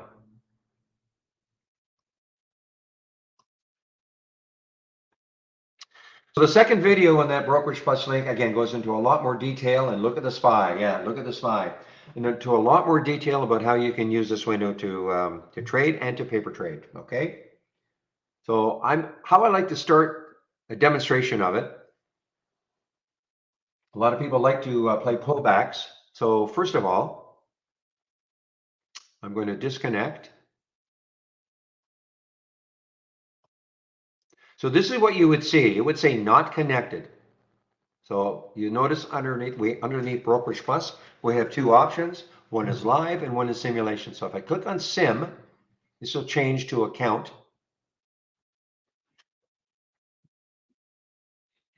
Once it changes to account, click on it, and then it'll say simulated trading default. So now you're in our simulator, all right?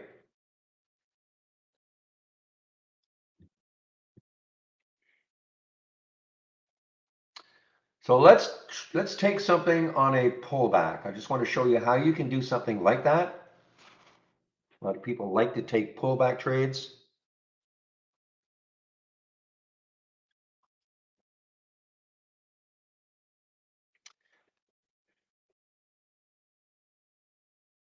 Okay. Not that I just, again, the mechanics of it, all right? I'm going to click on,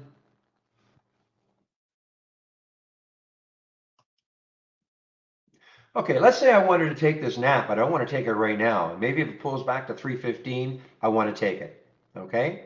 So I clicked on the alert, symbol shows up. I pick how many shares I want to do this. Let's do 400 shares. And I'm going to just change this to a stop limit order. I'm going to put I want to do 315 in both of these boxes.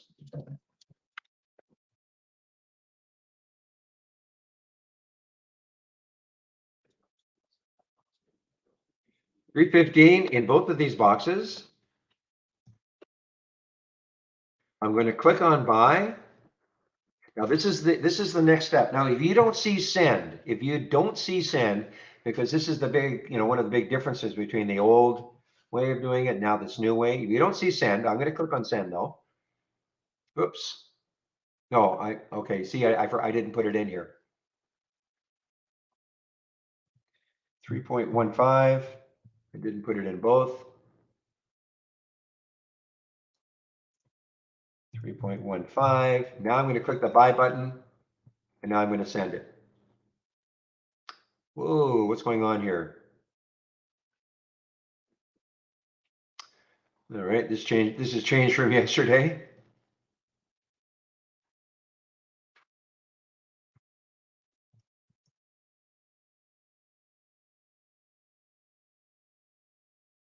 Now I am on it. Maybe they've changed this. Okay. Let me do, okay, I'm on this latest development. This is not what was happening yesterday, so let me just play around with this.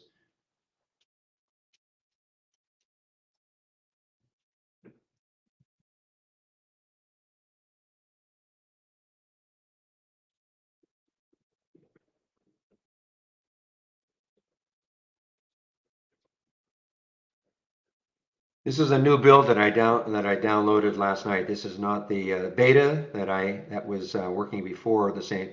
So let me just see if I can figure this out.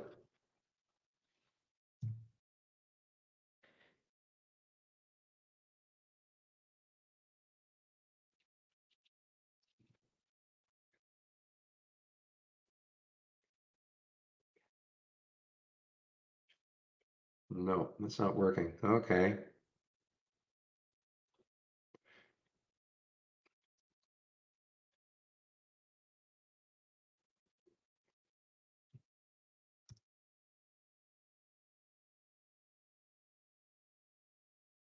Hmm.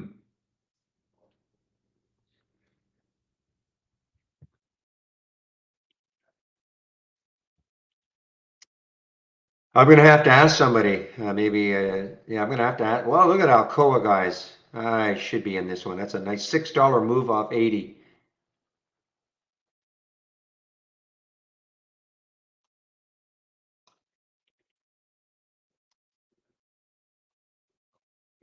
Just give me a moment here. I'm trying to figure out how to do this now. Crazy.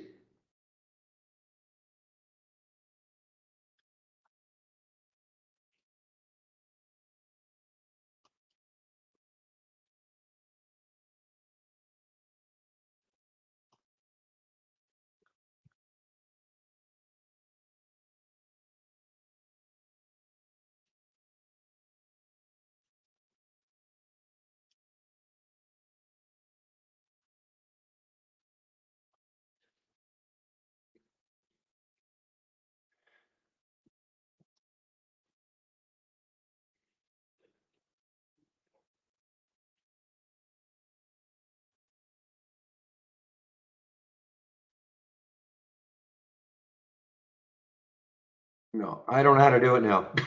It's crazy. I don't know how to do it now.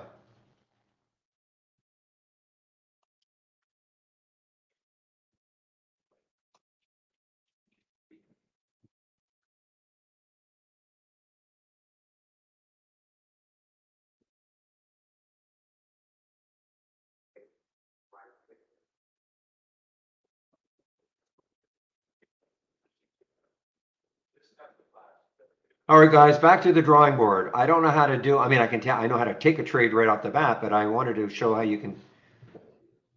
So let me just ask somebody here.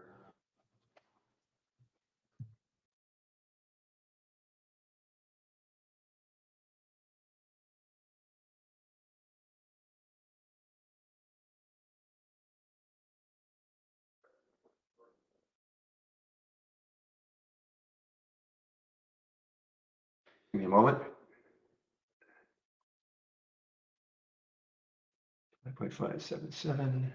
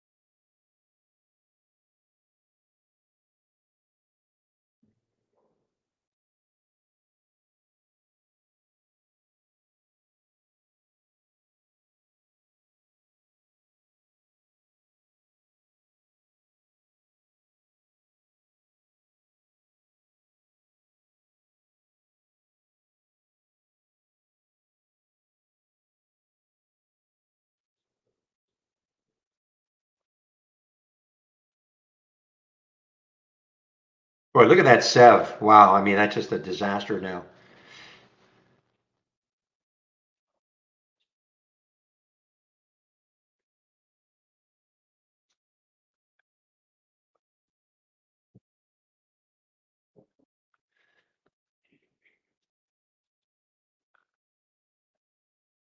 Yeah, the market is starting to drift down now. I'm just seeing if I can get an answer for one of the guys here. I mean, I know how to take the trade right here, but I'm trying to demonstrate how you could do it on a pullback. Look at Alcoa. Well, that was definitely the short of the day. Well, I mean, why? Because look what happened. It's straight down. A lot of the other ones sort of, chopped around a bit.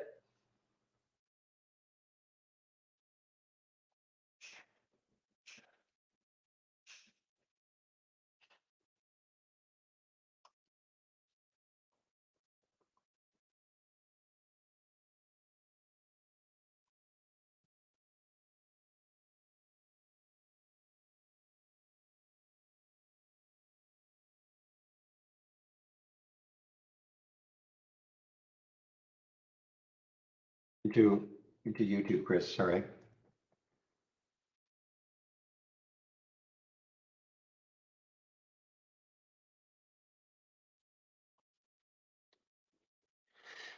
Okay, guys, I'm just waiting for Chris maybe to show up in our YouTube room. I just want to demonstrate. He uses this all the time, so I want to show what I'm seeing.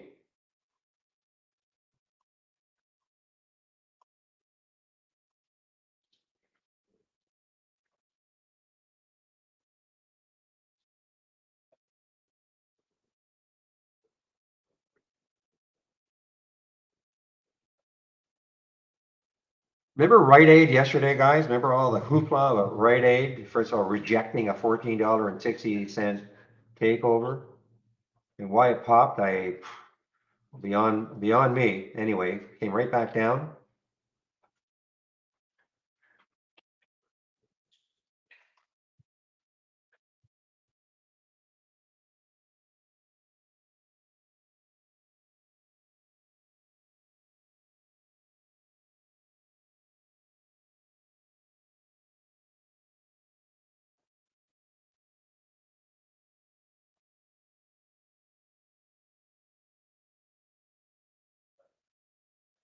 Boy, Alcoa again. Alcoa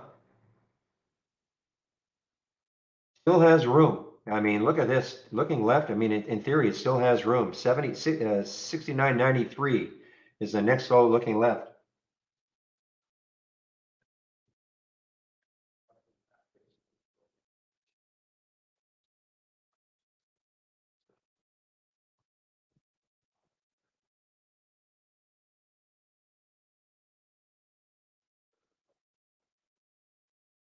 All right, Chris, I think I just heard you pop in. You can hear me? I can. Can you hear me? Okay, so watch this is what I was doing yesterday and for ever since this new format, okay? So let's just say I wanted to take NAT, take a look at NAT on the chart. Yep. I was trying to demonstrate how you could take NAT on a pullback to say 315. So this is what I was doing yesterday. I'll pick 400 shares. I was picking stop limit, and then in these two boxes, I was typing the 315. Again, this is what I was doing yesterday, clicking the buy button, but look what happens. It changes to the price, to the current price. That was not happening. Can you put it in? Can you put in the price you want now? Where? Because if I send it, it's going to read where it says 328. Can you change that there?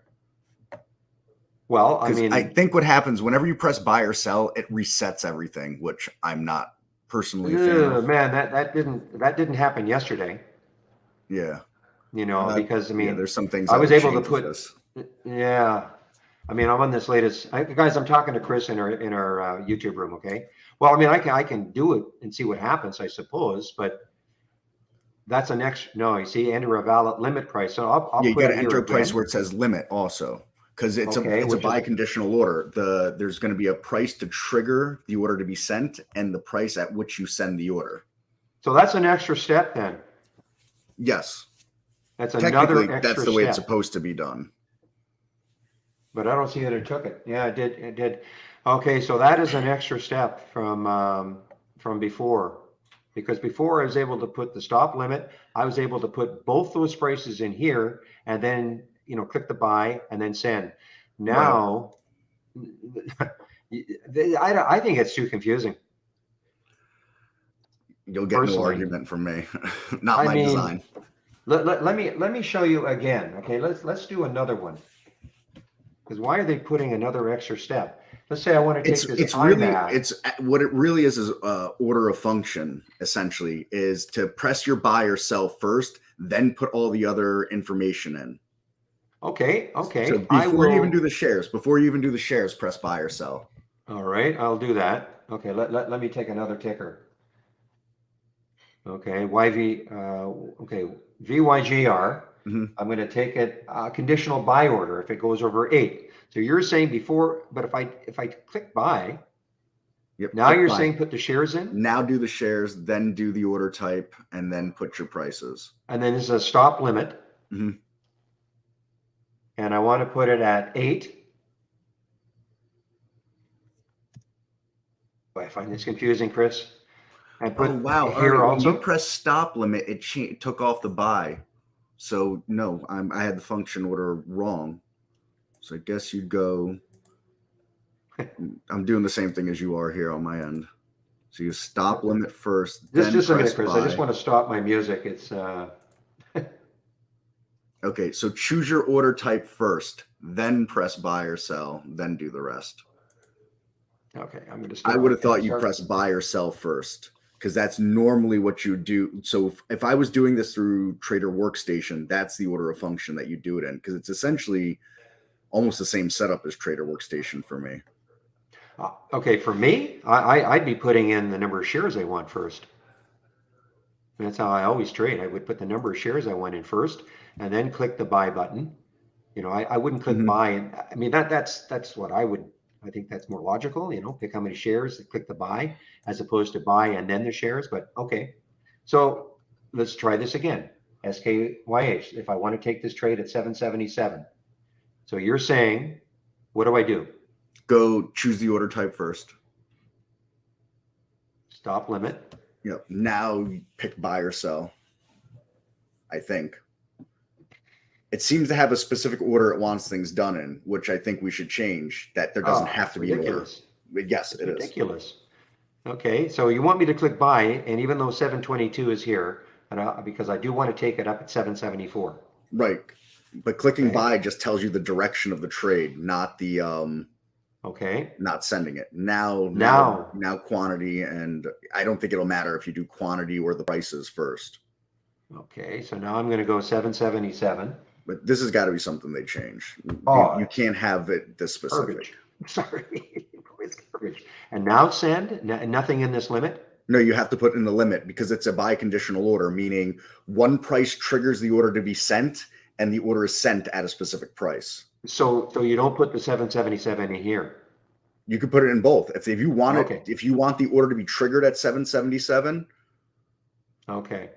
Yeah, I think that really has. That's to be, normal market mechanics stuff as far as stop limits go. Because a regular stop order is just a triggered price of a market order versus stop limit is a triggered price of a limit order. I do get it, but yesterday all I had to do was, I pick how many shares I want. I would just go stop limit. I would put the price in both of these boxes, press buy and send. That would be it. Yeah. So whatever happened in this dev version, because if you go to, have you seen all the new hotkeys? No, I haven't. So go to Tools, Options, and Brokerage Plus. Now look at those tabs up top. See orders and then quick buttons. We have all these new things we can do now. Oh, I see. Okay. So whatever they did in this created that order of operations essentially, and they're going to have to. Okay. I'm going to have to practice it. In my logical mind, it doesn't make any sense, but I'll have to practice it. Well, Chris, thank you. Yeah, even logical or not, I mean, you have a lot of people that have done something for X amount of years, and to change that on everybody is not going to fly. Yeah. No kidding. You know how I feel about that. Another step. Yeah, you know how I feel about the order entry, so yeah. I'll leave it at that, and I'll let you back to it. Thank you, Chris. All right, I'll talk to you later. Bye. Okay.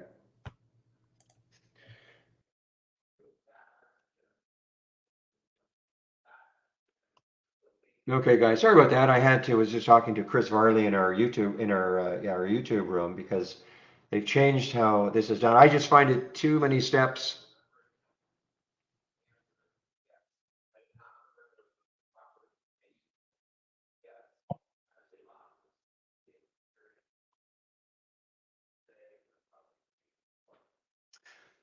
Well, let's take a trade. Never mind trying to, let's just take a trade to show you how you can do it.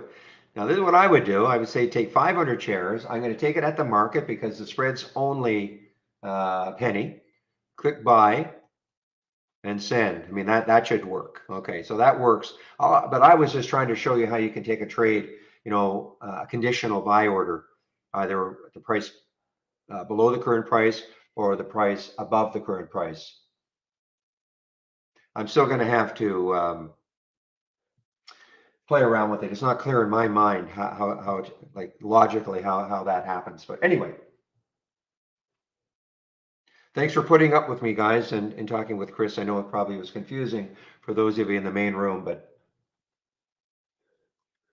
Sev is a dog. I mean, that's all I can say. It is just a messy, messy looking trader right now. It is shortable too.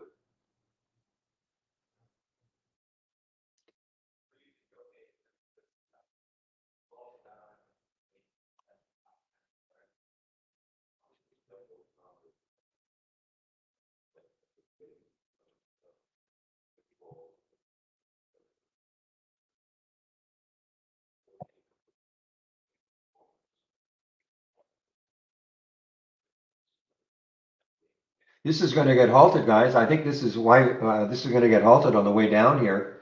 This VYGR. If you have interactive brokers, you'll see there's a little blue dot beside the 621 that usually indicates a halt coming.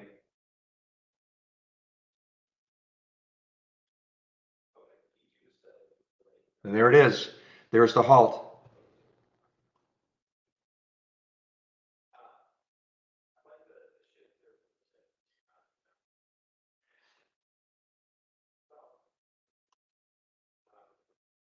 Ugh. Rocket. Isn't this one of Kathy's stocks? Well, there's so many of them I know.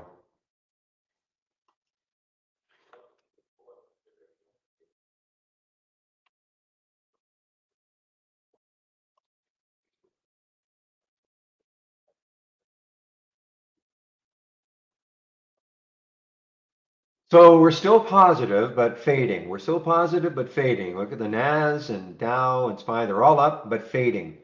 We've had an hour or so straight down.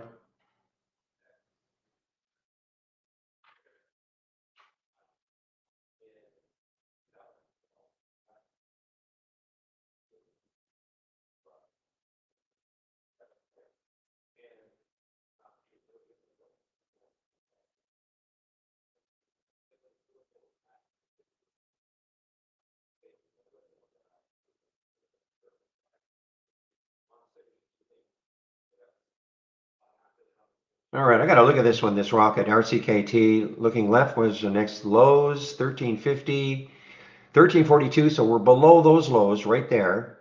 Now I look on the weekly, can't really see anything. So I go to the monthly. I mean, it's only 12% above an all-time low.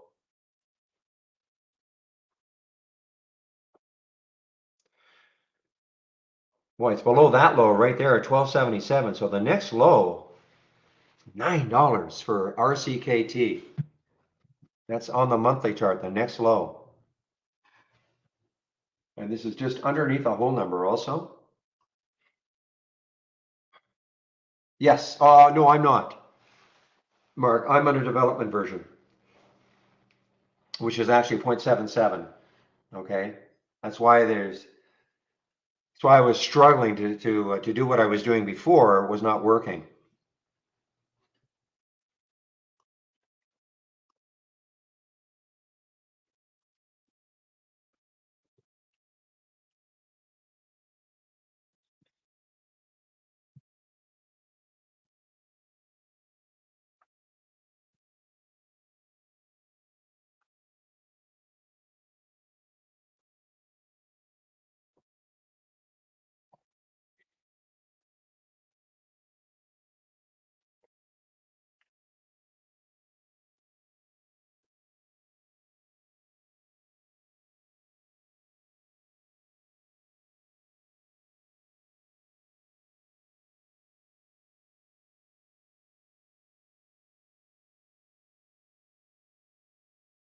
So the flyers from this morning, like the CYN, certainly completely and utterly given it up. Nothing to see here now, not shortable for me.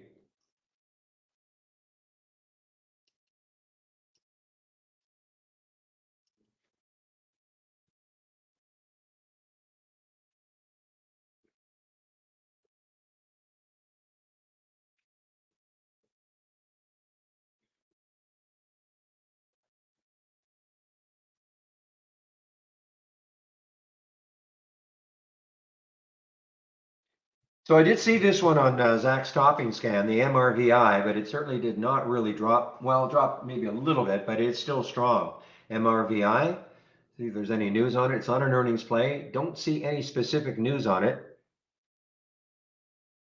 but it is still pretty strong. MRVI almost, and it's sort of a red bar ignored right there on the 15-minute chart. We have that uptrend, the pause on the uptrend, and then the trend continues for a while anyway.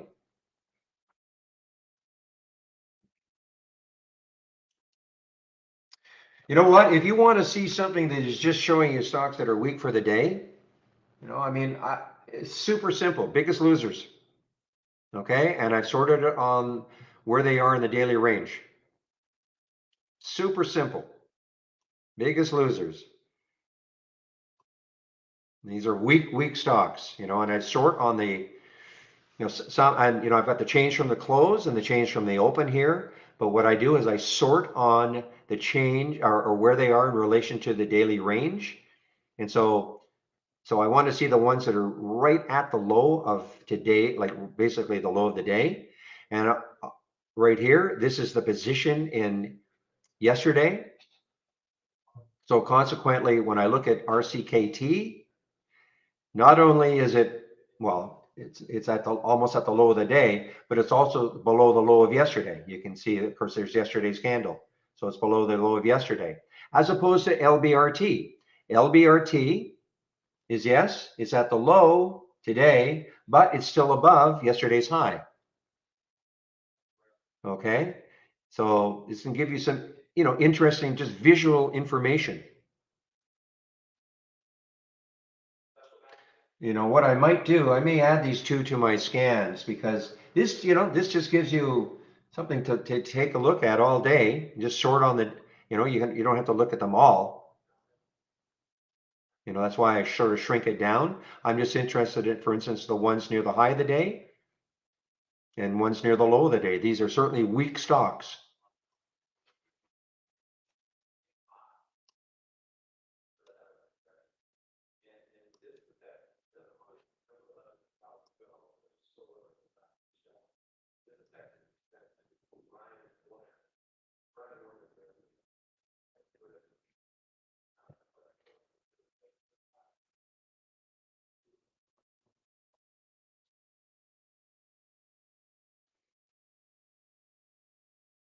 So when you click on one, say for instance the PMT, so this is a strong stock, it's at the high.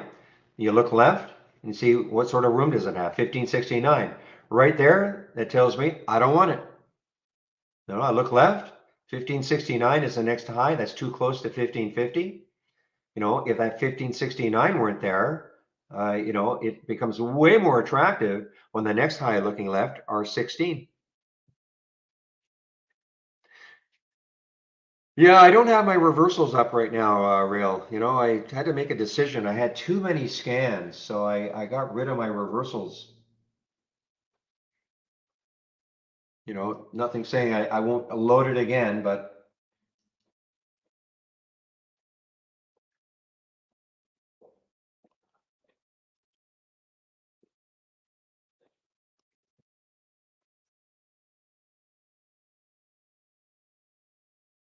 yeah, so I see what you're saying. So a gap up, and then the reversal for Uber.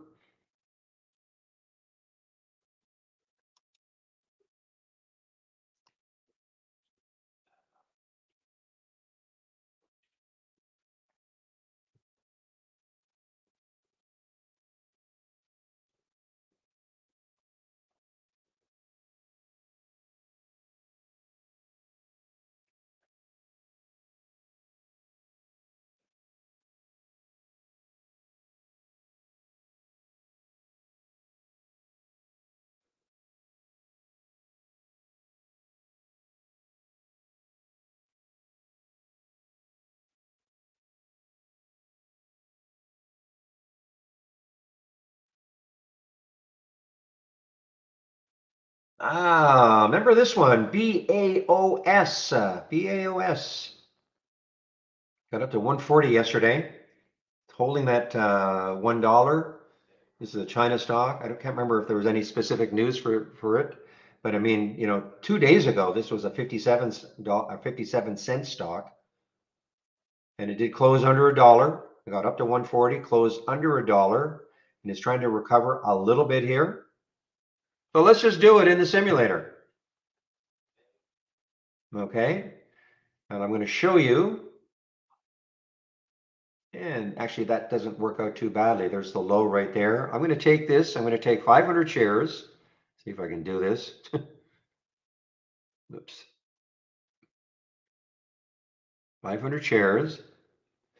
The spread's okay. It's only a 2-cent spread. I'm going to buy it at the market then send it. Took the trade, entry at 105. I'm going to put a stop at 85 cents. I'm going to show you why. We're going to talk a little bit about money management. And when I add that stop, yeah, I was going to say you should see a red line on the chart that's going to say approximately minus 100. It says minus 97.50. So again, if you're new to trading, before you take a trade, you should have some kind of a checklist, all right? And you should really be looking for all sorts of reasons not to take a trade. Unless you can check every box, don't take the trade. Now, that doesn't mean to have 100 things that have to work before you'll take the trade. Otherwise, you'll never trade. So once you take a trade, then the next thing is, okay, how much are you willing to risk on the trade? If it doesn't work, just because you've been able to check every box and it looks like the company's got great news, everything looks solid. Guess what? Even the most solid trades don't work sometimes. All right. So you have to have a price. The way I trade anyway, you have to have a price where I'm going to get out of the trade. And that, of course, is what we call the stop. So in this case, I put the stop at 85 cents. Why? I wanted to make this math super simple. So notice my entry is 105 and I put the stop at 85 cents. That's a 20-cent stop, 20 cents away from my entry. Because the next step is, okay, how much are you actually willing to risk on the trade if it doesn't work? Now, if you have a $5,000 account, I'm hoping it makes sense so you wouldn't be risking $1,000 a trade. In the simulator, I demonstrate how I'm always risking $100 a trade. So that's why I took 500 shares. How did I get 500 shares? Well, the difference between the entry and the stop is 20 cents. I divide 20 cents into $100. I get 500 shares. That's why I took 500 shares. So I don't take the same number of shares every trade. It's going to be predicated on the difference between my entry and my stop, which is obviously not 20 cents every trade. How I trade is I'm sort of visual, kind of size up a chart and say, okay, I think this is maybe an area where there's good support. If it broke down through that support area, I want to be out of the trade. If you're new to trading, to make it really, really simple, because sizing up support on a chart, I typically don't look any lower than a 5-minute time frame. It's a bit of a call it experience, but in order to take that out of the equation, if you put your stop at the low of the previous 5-minute candle, that's a very defined number, of course, and you can use that as your stop. And I would practice trading, practice it.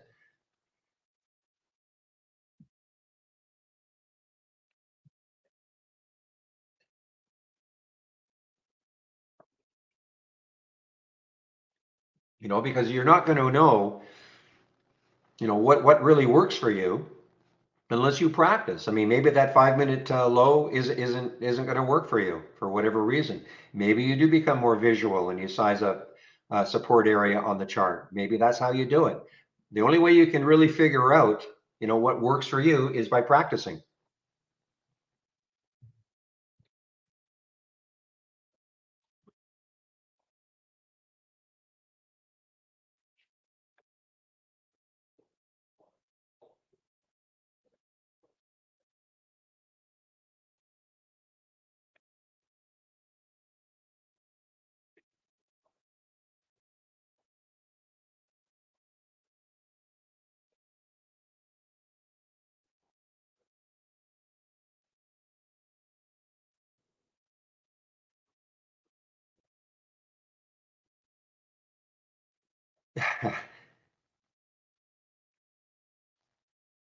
We'll never know, John.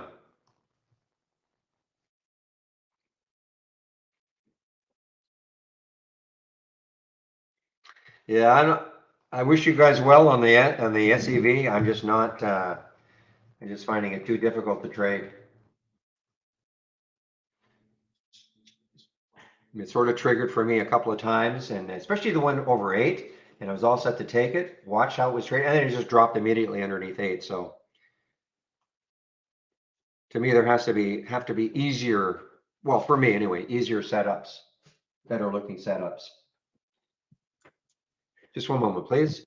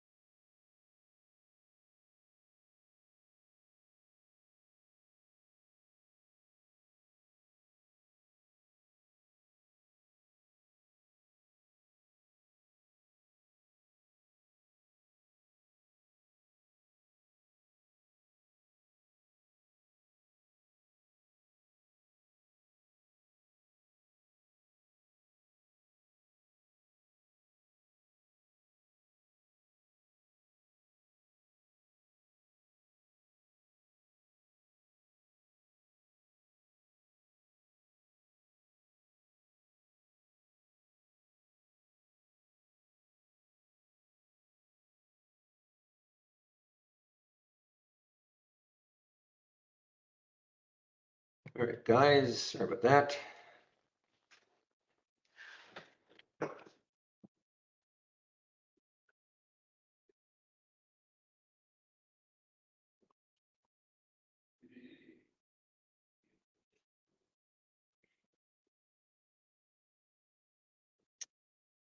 Yikes! Look at MoneyGram. Holy smokes! Look at MoneyGram just getting kicked here. MGI just getting absolutely kicked. I'm seeing a bunch of lawyers are being sued. Whoa, being sued by the U.S. New York regulators. This is new. Over remittance transfers. This headline I'm just seeing here. I'm seeing it. It may have. I also see it at 11:14. So what time is this? So yeah, this just hit, guys. This just hit regarding MoneyGram. MGI just hit. This looks like it's going to get halted on the way down. I mean, I don't understand what was happening here. It looked like almost like a buyout here.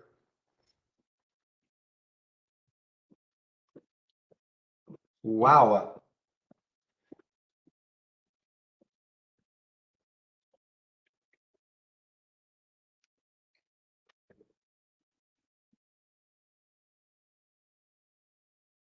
I'm surprised it's not halted yet.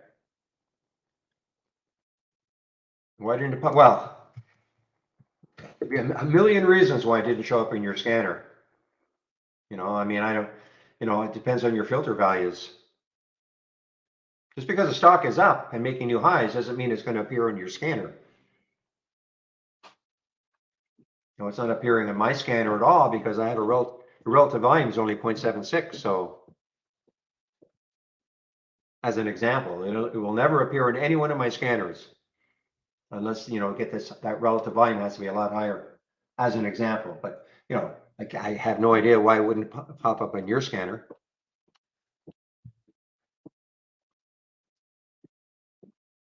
But that's the first thing I would check. If you've got a relative volume filter, that is one reason why it wouldn't probably show up.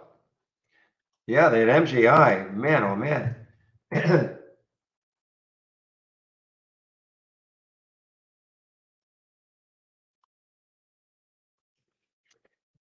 Just, when you ask a question like that, I don't mind answering it, okay? But you can usually save yourself some trouble by just right clicking on your scanner and seeing what the filters are.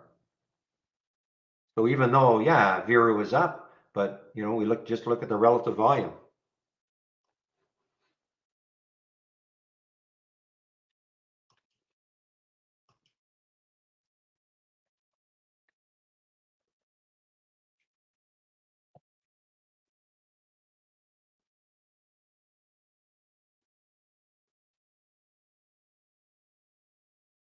I am surprised this does not get halted on the way down. It seemed to me that it was pretty quickly, rapidly moving, but the program did not kick in.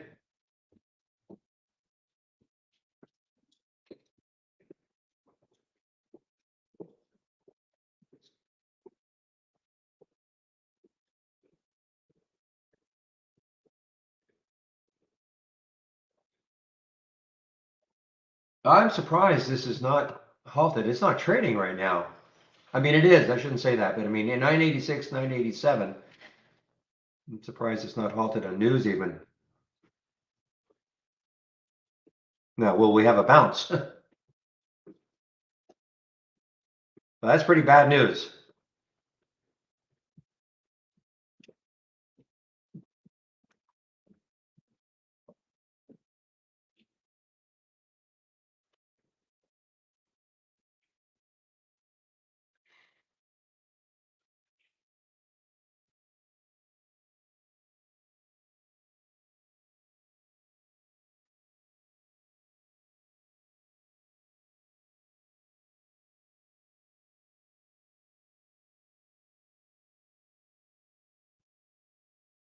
So IBM from the trader's eye has been, okay. I mean, I didn't take it.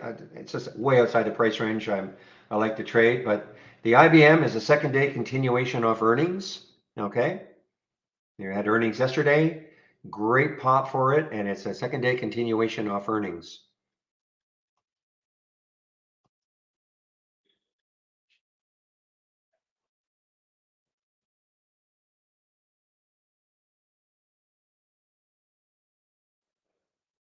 No, we've got some bottoming tails here, but highly risky to try to play a bounce on this with that news. It's highly risky. I'm not saying it can't be done, but again, it is highly risky. What's the float like? Yeah, 85 million in the float. Lots and lots of shorts at Interactive Brokers, 2.6 million available at Interactive Brokers. So I'm sure most brokerages have a lot of shorts.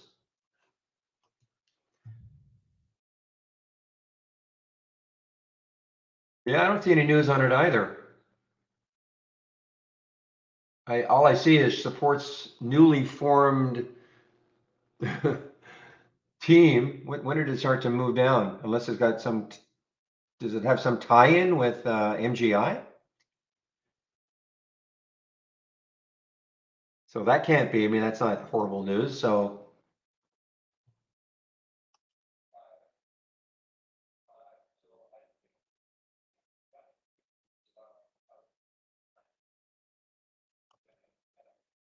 look at the market, guys. We're still all positive. All the major indices are positive, but look at this market. 1, 2, 3, 4, 5, 6, 7. So we're getting almost 2 hours straight down. I mean, little pauses here, these little green candles on the 15, but almost 2 hours straight down.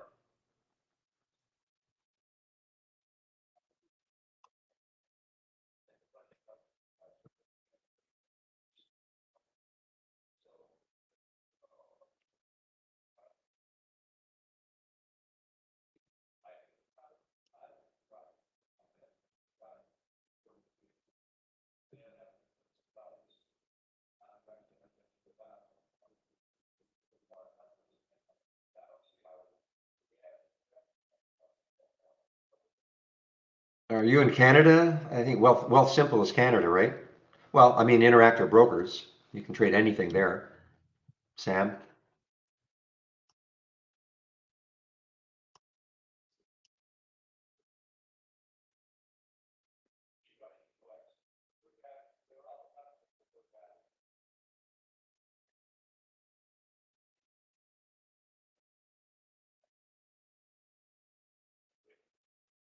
Conference call? CC? Conference call, maybe?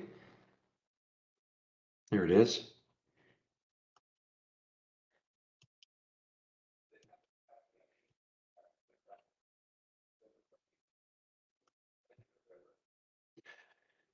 All right, let's take a look at what else is happening here. Just looking at my biggest gainers and biggest losers, seeing if anything is kind of setting up a bit.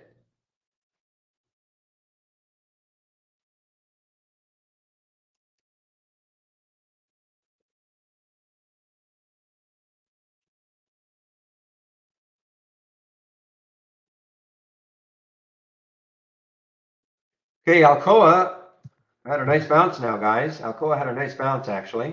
Watching it, just have a thumbnail. Did not take this trade at all today, either in the downside or this bounce, unfortunately.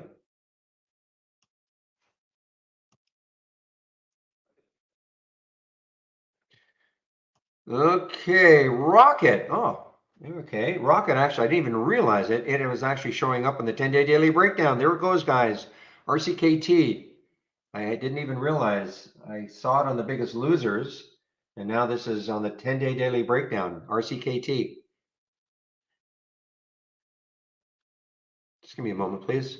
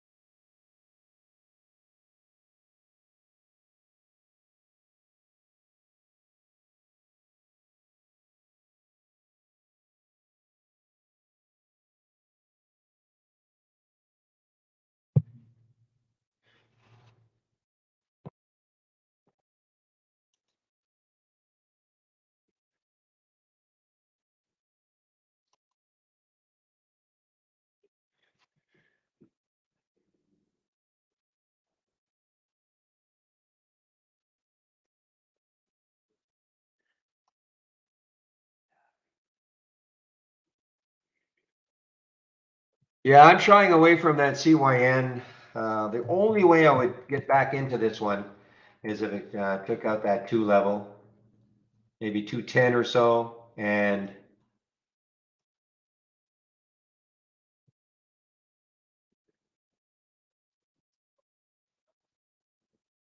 listen, we can't lose sight of it. 154 million shares have traded.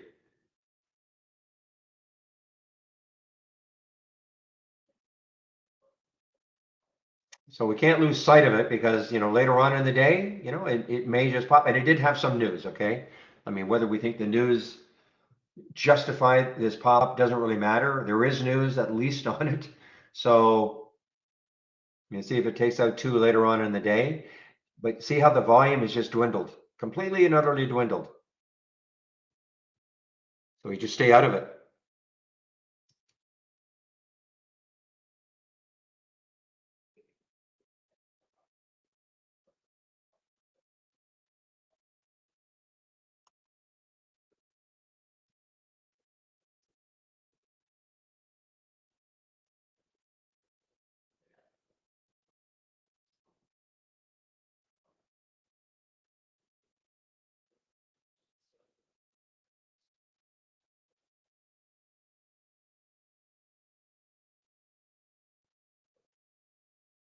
Just give me a moment, please.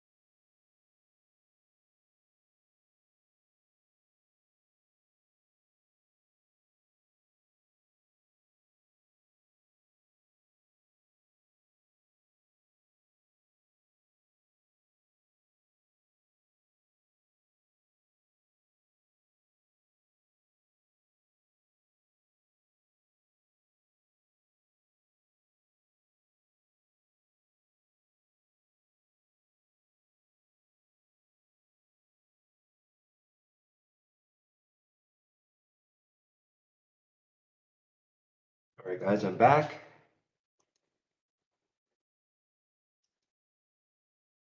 All right, rocket inching its way down from the 10-day daily breakdown. That's not where I saw it first, though.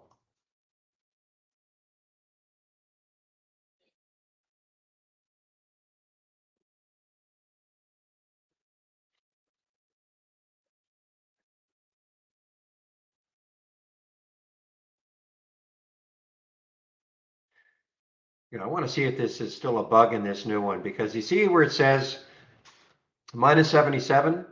Okay, if I get out of this trade right now, that's what I should be out. This is in the simulator, of course, demonstrating how to do it. So I'm going to flatten the trade. And before this has been doubling, let's see if it's still doubling.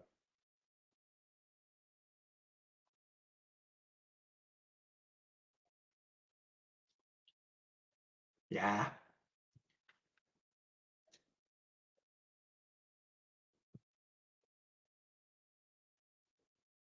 I should have taken a screenshot of this. Ooh, why is Sava on my, wow, Sava, look at Sava. Now Sava had that horrible news 2 days ago, but it really had, but the trade actually was on a rebound. But now to take a look at this, the low of that day was 1865. It's getting close to that low again. It's at 1898. So it had the bad news again, questioning the Alzheimer's results. There was a big article in I think it was the New York Times. But it actually, I mean, it was down still big for the day, but it actually recovered. That was the real trade for it, for Sava. All right, I'm just gonna, guys, I just have to show them this. Is really ticking me off.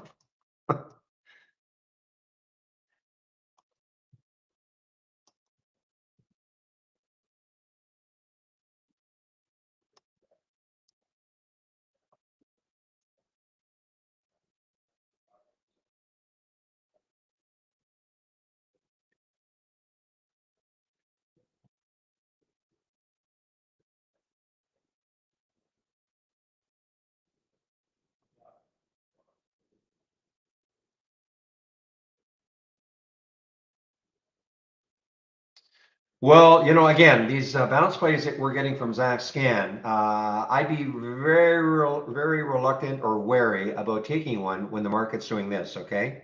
Market doesn't have to be going higher, but you just don't want to see red bar after red bar after red bar. I'm not saying these bounces won't work, but you'd like to see at least the market starting to stop this drop, but the market is dropping. And now, the NAS is barely up. Remember, when we looked at the sector status about 10 minutes before the market opened, and or the sector status, everything was positive. Look at energy.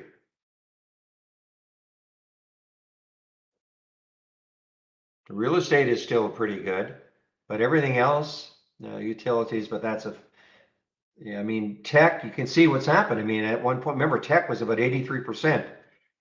And what these percentages are, these in relation to yesterday's close. So, excuse me, XLK, big tech sector ETF. These are the stocks that make it up. Apple probably is helping it. I don't think Apple is still up, but only 55% of the stocks that make up XLK are now above yesterday's close. That's what these percentages refer to.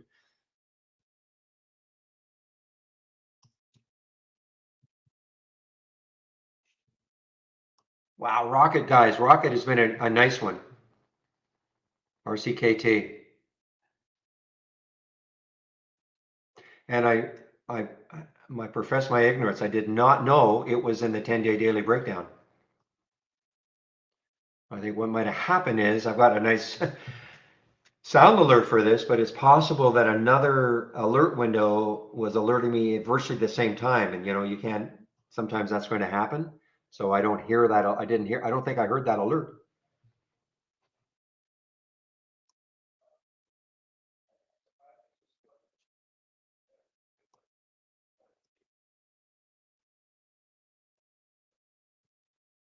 Well, you're right, real. I mean, because look at this. I was saying, I mean, this looks like this has been an acquisition. I mean, you can just sort of see the daily chart has not moved. And then all of a sudden,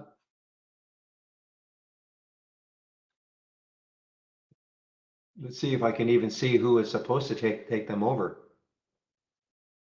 Yeah, to be acquired by Madison Dearborn for 1.8 billion dollars on February 16th. That news was actually on the 15th. Okay, so on the 15th of February, what are we now? So a little over 2 months ago, yeah, which makes sense. Is that the 15th? Yep. So that was the news that they're being taken over, bought by this company. And now this company must be having second thoughts.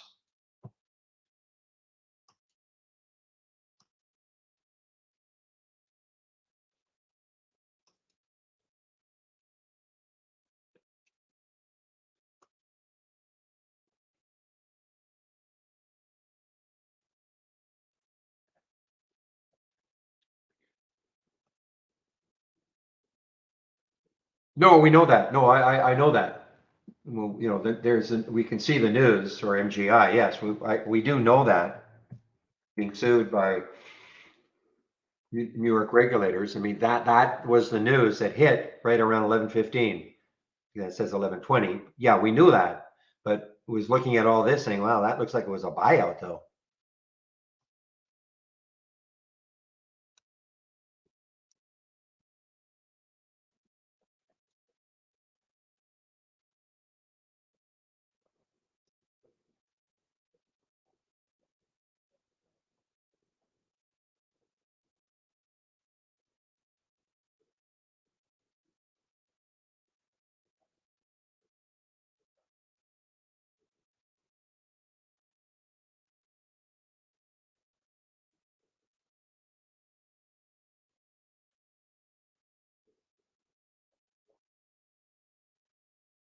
No, I don't believe this. I don't believe this topping tail. Let's see if it's on other charts.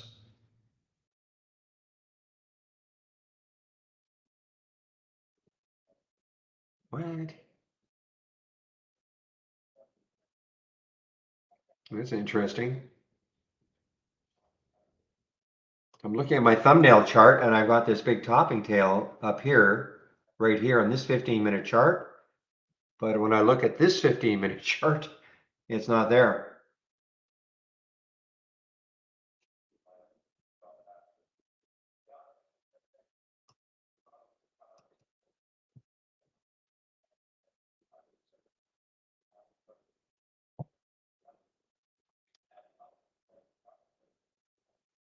I was just going to ask if it was Jamie today, and Jamie just confirmed to me that it will be him in our YouTube room.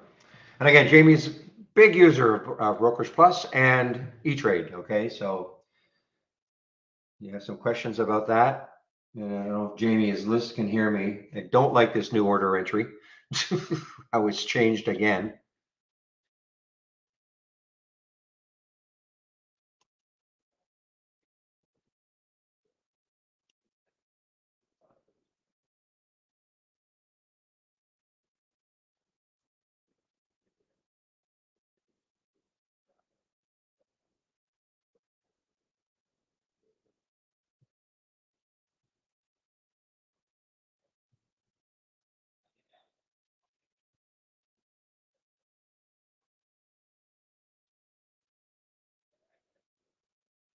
Okay, guys, because I'm going to be taking my break pretty soon, I have covered some of my rocket short, the RCKT short.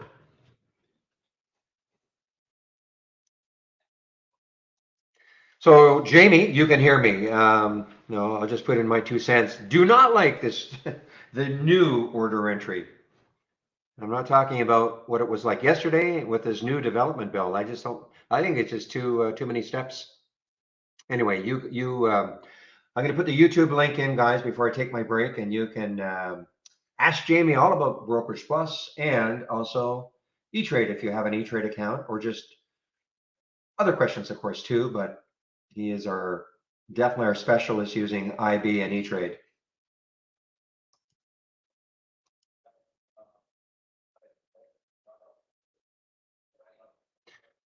So now with Alcoa on the run here, and then we have two topping tails now for Alcoa on the 15-minute chart. This could be a momentary pull up, and then maybe maybe it resumes downward again. Okay, earnings play.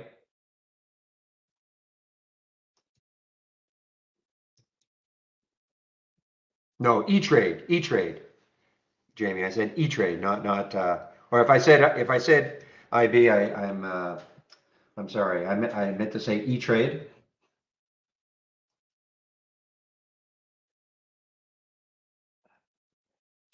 You know, this SEV is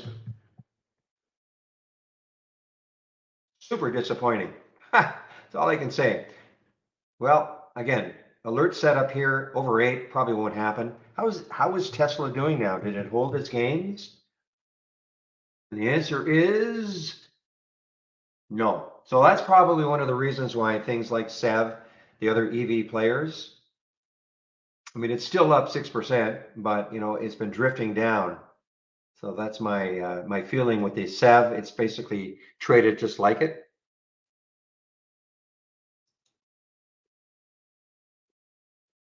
MGI, good news or bad news? Well, have you seen the news, Joe? Have you seen the news? I mean, every dog has its day. Yeah, so this has bounced, yes, but certainly not on good news. Not that I'm aware of, anyway. I mean, this was the news. This was the news that caused the drop, being sued, okay, by New York regulators. Okay, so that's what caused the drop. Now, has it had a bounce? Yes. How big a bounce is it going to be? I don't know. I mean, this was a buyout. You know, obviously the buyout had not been at, I don't know how long, well, that's quite a while. It's been over 2 months. So obviously the buyout was announced back here in February 15th. It was announced here. It has not been consummated yet, obviously. Otherwise, it wouldn't be trading still as MGI. And then that news hit. So you would have to wonder, the buyout partner must be looking at this going, wait a minute.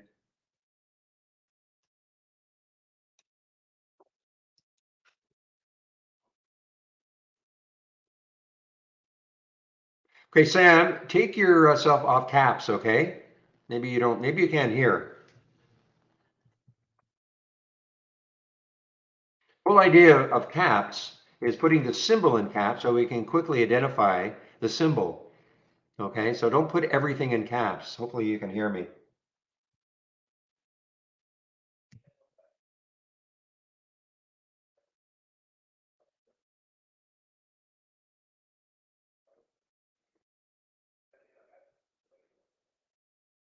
Wait a moment.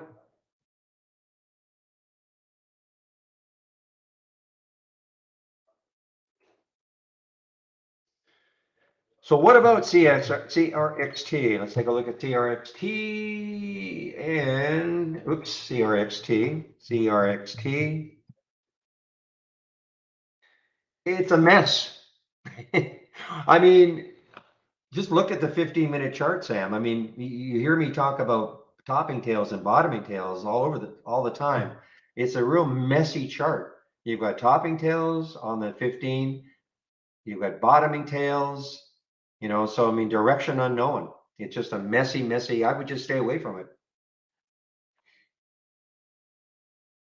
I mean, if it can take out the high of the day at some point, maybe, maybe stick an alert at 263 and see if it can take out that high later on, because it did hit $4, almost $4 yesterday. But right now, I mean, I just shy away from a chart like that.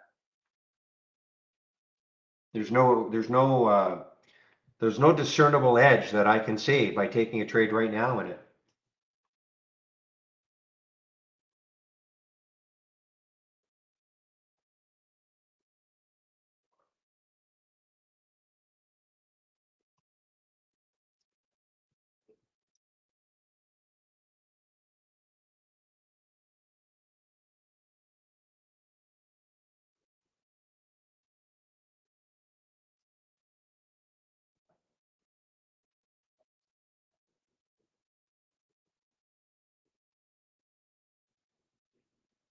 Well, I can't answer that question in our YouTube room. Why didn't MoneyGram go down even more?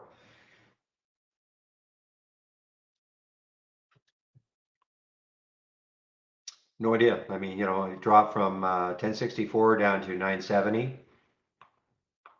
It's an impressive bounce. I gotta say, it is an impressive bounce with that news. Maybe they're going to come out and try to refute it. I don't know.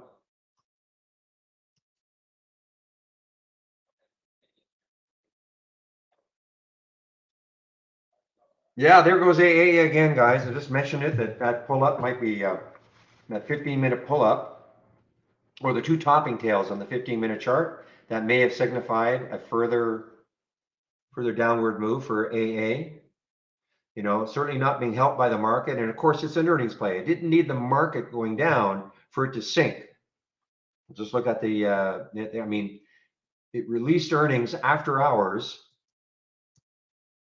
So there's where it closed yesterday. Very choppy after hours yesterday, but it was down. And then this morning we wake up and it's definitely down, continued down. So it didn't need the market to knock it down. Its earnings did all the damage. All right, guys, so what I'm going to do is I'm just going to put the YouTube link in so that you can head over there. Jamie is getting set up, and he'll be there between 12 and 1.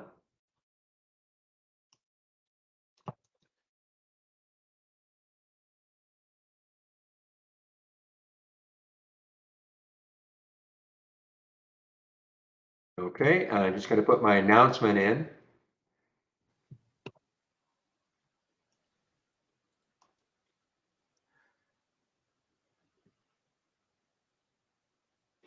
Rocket, guys. I mean, they only had the one from the scanner, from the 10-day daily breakdown. Oh, we have the Hilly now too. Just give me a moment. I have to see what's happening with that one.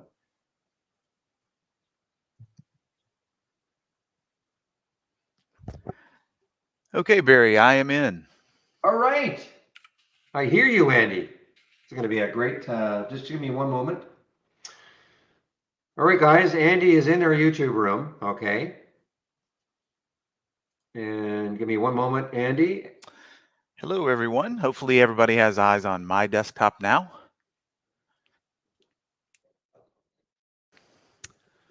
Okay, Andy, maybe you can't hear me, but I'm going to mute Testing myself 1, 2, now. 3.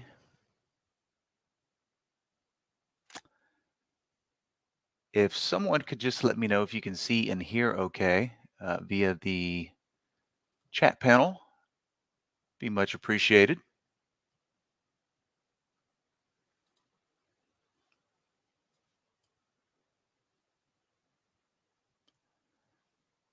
Test 1, 2.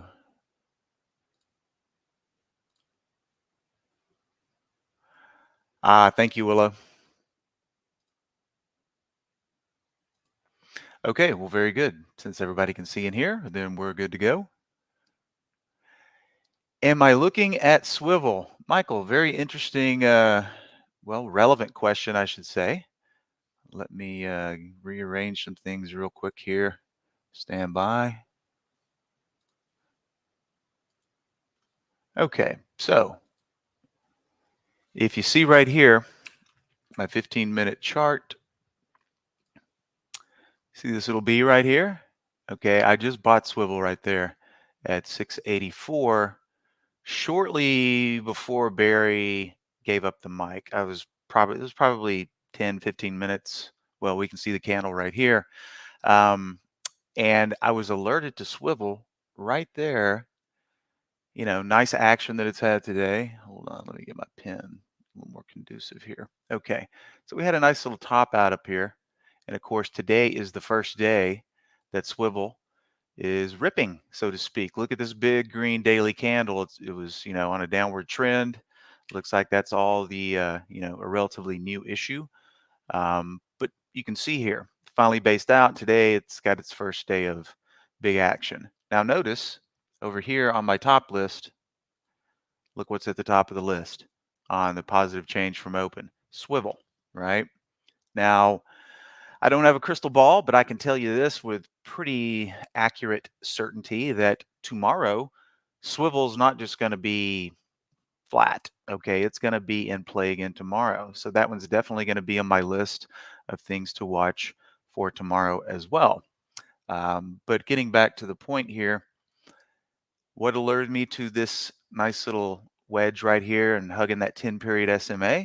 Well, this race right here, hugging the 10. Unfortunately, I had to restart my software earlier, so I usually run these races from the open. But I restarted it maybe, I don't know, 30 minutes ago, and the swivel's been all over it. So had it not been for relaunching this race and seeing swivel doing its thing here, I never would have found this entry right here. Now, is it going to end up being a winner? Who knows? It's off to a good start. You can see my risk area right down here. So we're in it right now. Maybe this 10 period holds, maybe it doesn't. But if it does work, that was a pretty good entry right there as we come back and curl down to the 10 period. Hello, Simon. So Michael, yeah, that's what's going on with swivel today.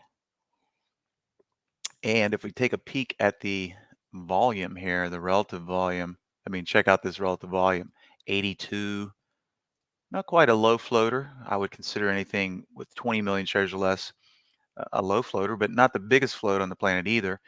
70 million, approaching 9 million shares currently, but definitely still in play. And look at the volume on the 5-minute level there.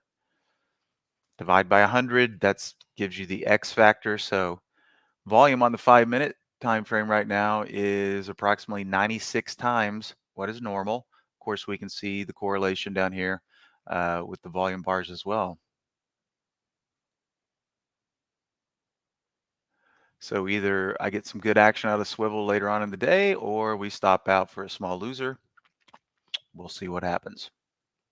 Hello, Iris.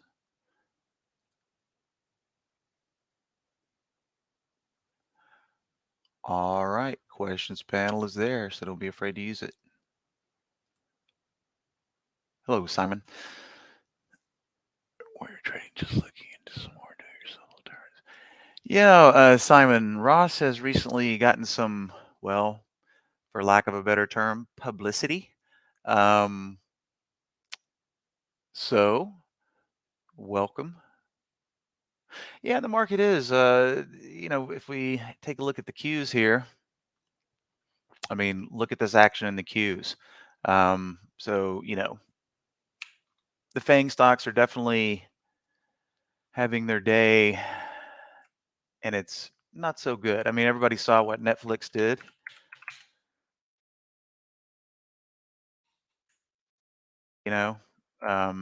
Huge gap down after earnings, and here we are kind of swirling around down here. Looking at this weekly chart, doesn't really make anything any prettier. I mean, it looks like this is where we're headed. Looks like it's in free fall currently. Pull one of these other lines down here. We're already through this level here on the weekly. It just looks like we're headed for these levels down here, and then we'll see what happens. But yeah, FANG, F-A-N-G. Netflix, the N in FANG stands for Netflix. So it's definitely going to be interesting to see how things play out. But yeah, the Q's telling the story today, leading the pack down. Apple was up at highs, which is kind of funny. It's starting to curl over now.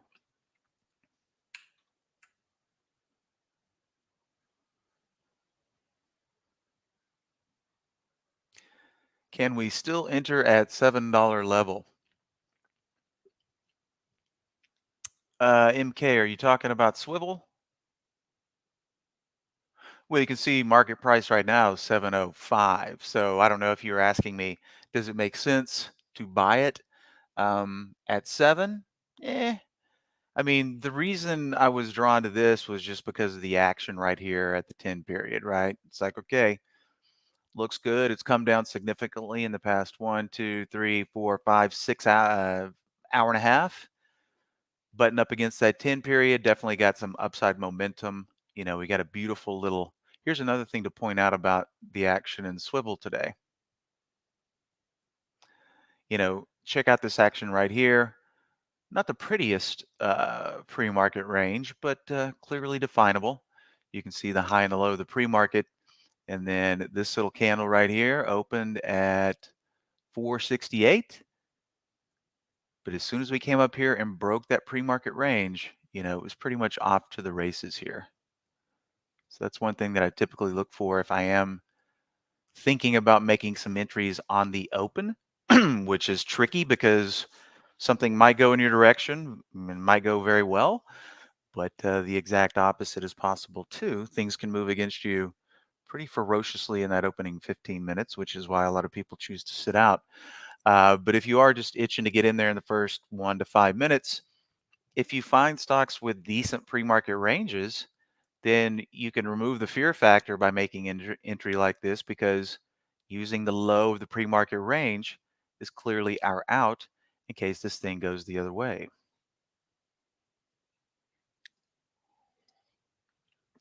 So is swivel still a good play right here? Well, I mean, let's see, I'm in at 684, so you're getting about a 40-cent worse price than me. Can't say it'd be good or bad at this level. If you bought it at 7 and it holds, yeah, it'd be good. It's a tiny bit chasey up there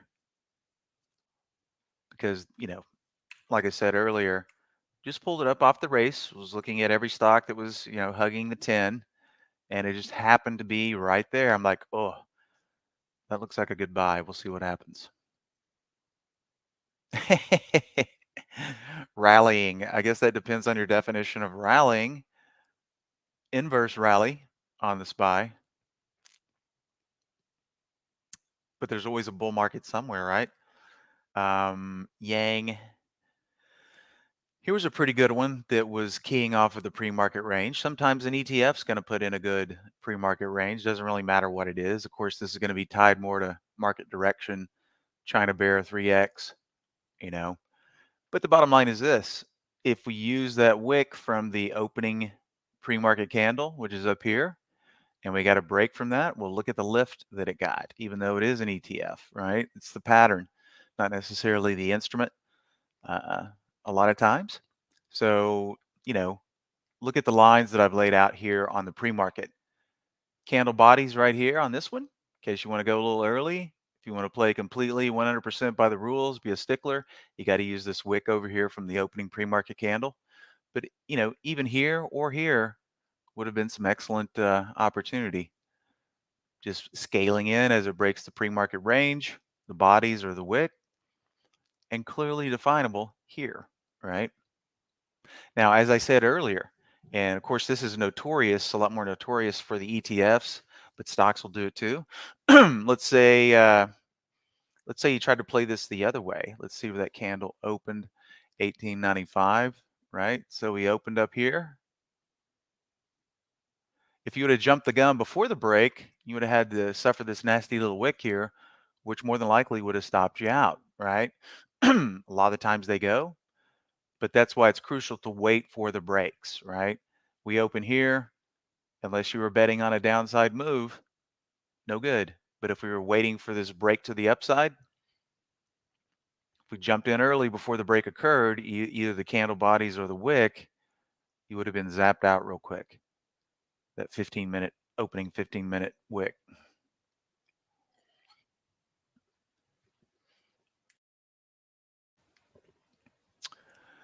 Okay, Mike, you're kicking yourself. Well, don't kick too hard.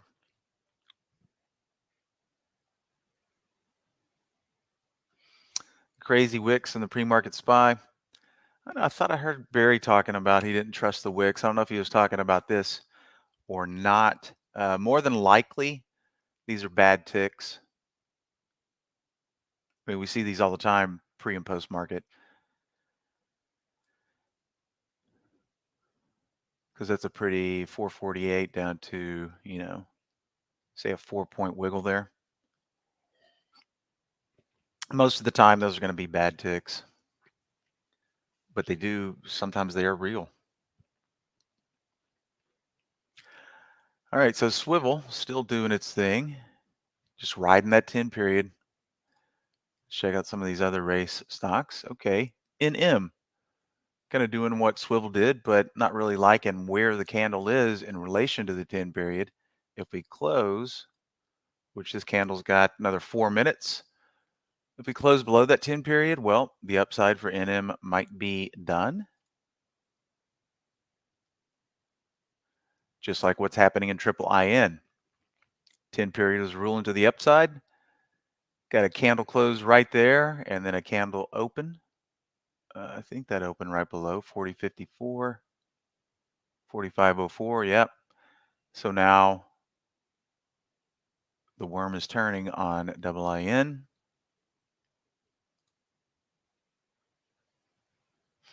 Not really a lot of movement in APSG.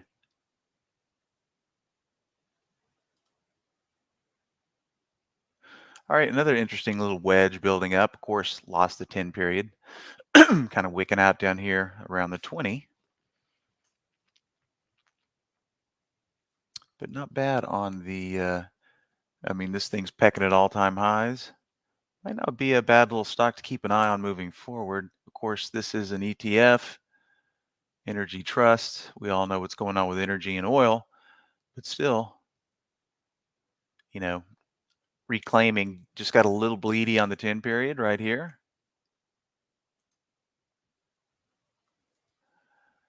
Tightening back up, reclaiming it today, so it might be interesting to keep an eye on this little ETF.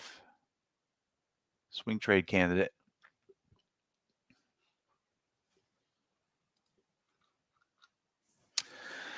Okay, so kind of gravitating back around to what we opened the session with. There was a question about swivel. Was it on my radar? Yes, because it's on the top of my list here. And what I was saying is more than likely, no guarantee, since swivel is such in play today with big volume and a big move, more than likely tomorrow it's going to be active again, which is what I use these two lists over here for, to generate an end of day list. Right before the market closes is typically when I generate that list. So all of the stocks, and I'll typically take about 36, 37 stocks from each list just by extending them up. About 5 minutes before the close, I'll capture all the symbols. Just hit Control V on both of these. And then I will update my custom list just by going into the symbol list area.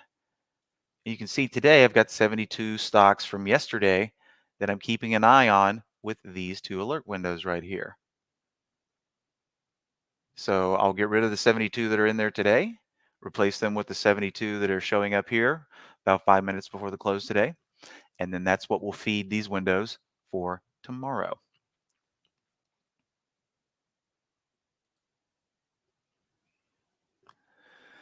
AA is sinking like lead. Let's take a peek here. Sure is. Alcoa. Looks like it wants to take a little trip down to about right here. As we can see, looking to the left here, nothing really to catch it. So looks like it's on a header. If that momentum keeps up to 69-ish, 70.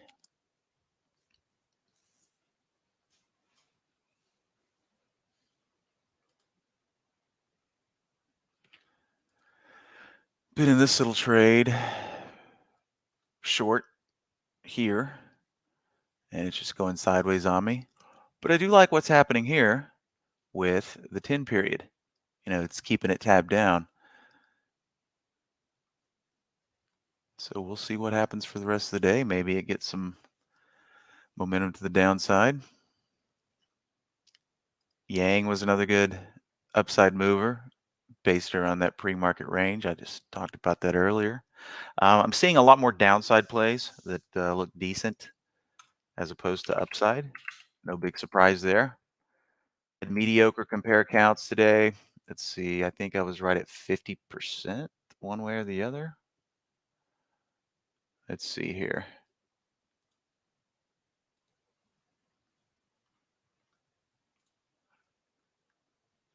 Yeah, so this is what my big cap compare counts looked like 15 minutes after the open. Almost a 50-50, but 51% to the downside. And typically when I see weak counts, I just tell myself, well, anything is possible. And the path of least resistance today apparently is down.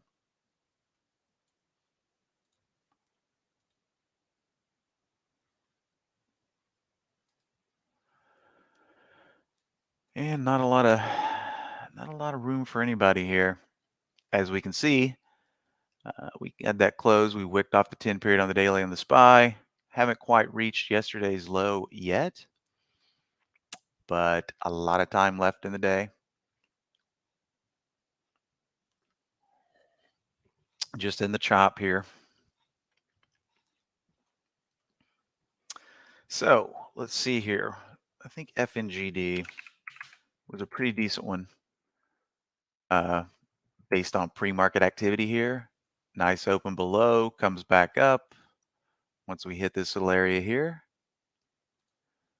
it was off to the races. And of course, another ETF.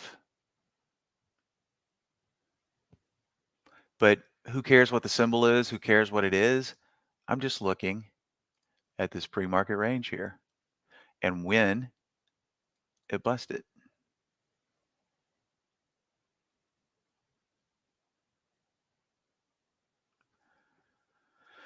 Do I ever use, actually, Dylan had a question first. What's happening to rig? Let me take a look here.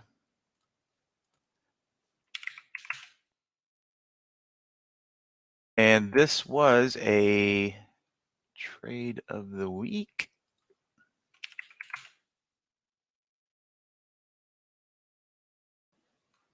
What was the last one? Where do we trigger there? 470. Okay.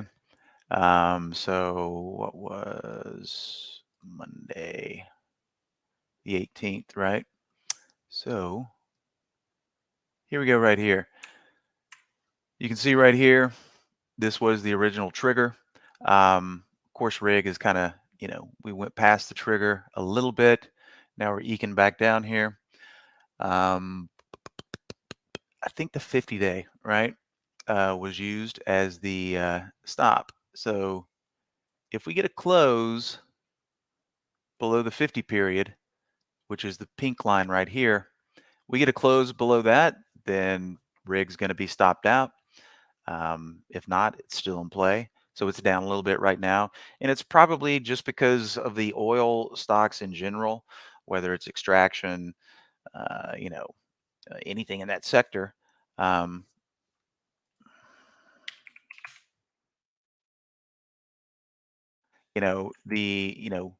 VanEck, oil sectors, OIH, we had a nice little run. Okay. What goes up must come down, at least for a pullback. So the oils have had a nice, the oil stocks, anything related, mining, have had a good run. What do we have here? 1, 2, 3, 4, 5, 6, about 7 days of upward thrust there. All right. And now we're taking a pullback, and every stock in that sector is going to be affected to some extent. Let me see what my price alerts have done here lately. Okay. So a lot of what's on my price alerts here from about 7, 8 days ago, I was up nicely in CVX, but everything's taking a pullback right now. But this point total on 1, 2, 3, 4, 5 execution was topping out about 6 points. Okay. But now all the oil stocks are taking their pullback, and rig is included in that basket of stocks. But check out where we're pulling back to. Pull the OIH back up. Would like to see, we had the wick below the 10 again today. We're flirting with the 10 again today. So we'd like to see a close above that 10. And then going back to rig here. As long as we don't get a close below that 50 period, then the trade is still alive.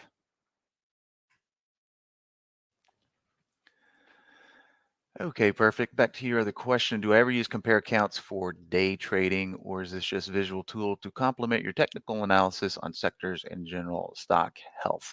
Yeah, I usually don't use it for intraday trading. Now, that's not to say that you might not find out a technique or stumble across a technique that could assist you um, in intraday type activity. But the way that I use them is typically just to try to get a tell based on the flurry of market orders and market on open and all that good stuff from the big caps uh, to give me an idea of where the market might be headed. So today, with my lackluster compare counts of 51% to the downside, it really was no help, right? Um, but down just felt you know more like the way the market would go today. But the compare count was really no help. So when I see those mediocre compare counts, I typically just say, well, just be nimble. Anything's possible. But when I start to get bullish or bearish counts in the first 15 minutes of 58, 59, crossing 60%, if the market moved with that, then I don't take it as seriously. But if we get big count numbers with small market moves in that opening 15 minutes, in my experience, that's when it really is a lot more helpful in predicting market direction. When we get huge counts one way or the other, but not a huge run in the SPY or the Qs in the opening 15 minutes. As I was saying earlier, there's a lot more short setups coming through. Notice run just came through. And notice the action on the pre-market, right? Nice identifiable pre-market action. Opening candle here at 22.82. So right there, and as soon as we break, off to the races. Clearly definable risk at the top of the pre-market makes your life a lot easier. And once again, whether you use candle bodies or wicks, that's completely up to you.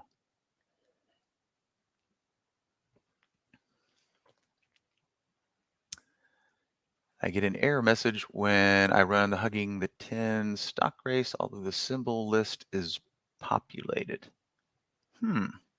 Okay. Well, let's check out the underlying top list. So if I say open the top list,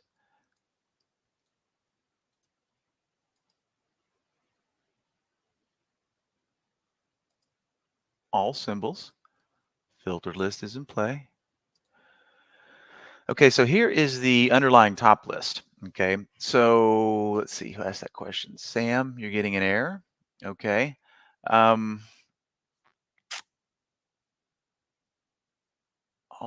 getting an error message. Okay. Here, let's try this first. I'm just going to drop this top list into the chat. Try reloading this one and see if you get the error. And if you still do, well, then I can try and duplicate it and see what the problem might be. So load that cloud link up, launch a race. My settings are pretty simple. 10 race lanes based on price, sort by delta value, auto rerun, and these are 1-minute races. So see if that one works and let me know. Let's see, Kat, what's the name of the list that you get tomorrow's stocks from? Okay. So what I'll do pretty much 5 minutes after, it doesn't even have to be at the close because the stocks are going to remain there after the close. But let's say you forget, let's say, you're getting ready for your process in the morning. You're like, oh, dang, I forgot to harvest my symbols yesterday. What am I going to do? Well, let's pretend that I forgot to harvest my symbols for yesterday and I want to get them loaded up before the open. So if I right click over here, and by the way, let's see, Kat, these are the two top lists that I use to generate my end of day list for tomorrow and, for the next day.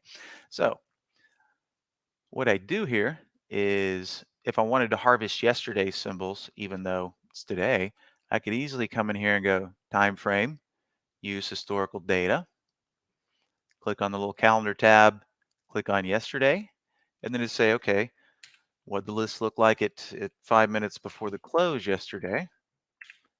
And there we have it. Okay, so this is what it looked like 5 minutes before the close yesterday. And let's pretend it was before the open today.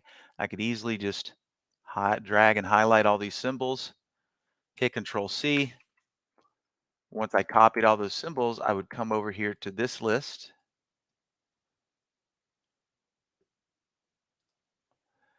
And I call mine previous day's rippers. There's currently 72, which are 36 from this one, 36 from that one from yesterday. And I would just hit Edit List, get rid of all the symbols in there, paste my new symbols from each window in there. And then these are the windows that I use to monitor prior day symbols for the current session. And you can see here, I'm pointed to my previous day's rippers list. And, you can start watching these pre-market because a lot of the times you can find the stocks and the ETFs that are consolidating in the pre-market and already have an eye on them before the open. You're like, hey, anything with a conducive range, they can give me a good risk level depending on if I want to try to short or go long this thing. You can find them pre-market as well. So Kat, these are the two lists that I use to comprise the next day watch list. And I will go ahead and drop these two top lists in to the chat in case anybody wants to grab them.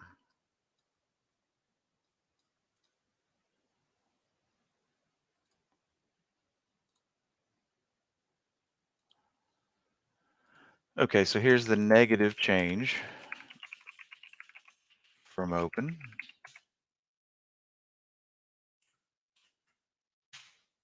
And the positive change.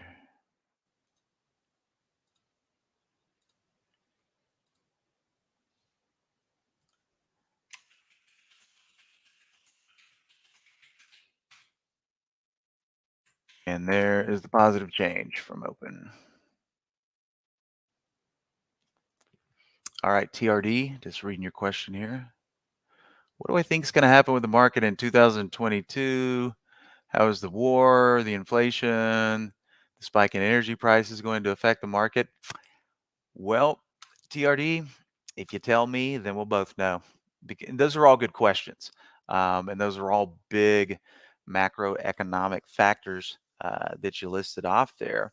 But the true question is, don't know. I have no idea how all these things. Now, I can give you my opinion, but opinions, most of the time in trading, flip a coin. You might be right, you might be wrong. So typically, you have to look at the footprints in the sand, as Steve Gomez would say, which that's really the closest thing we have to anything are the charts.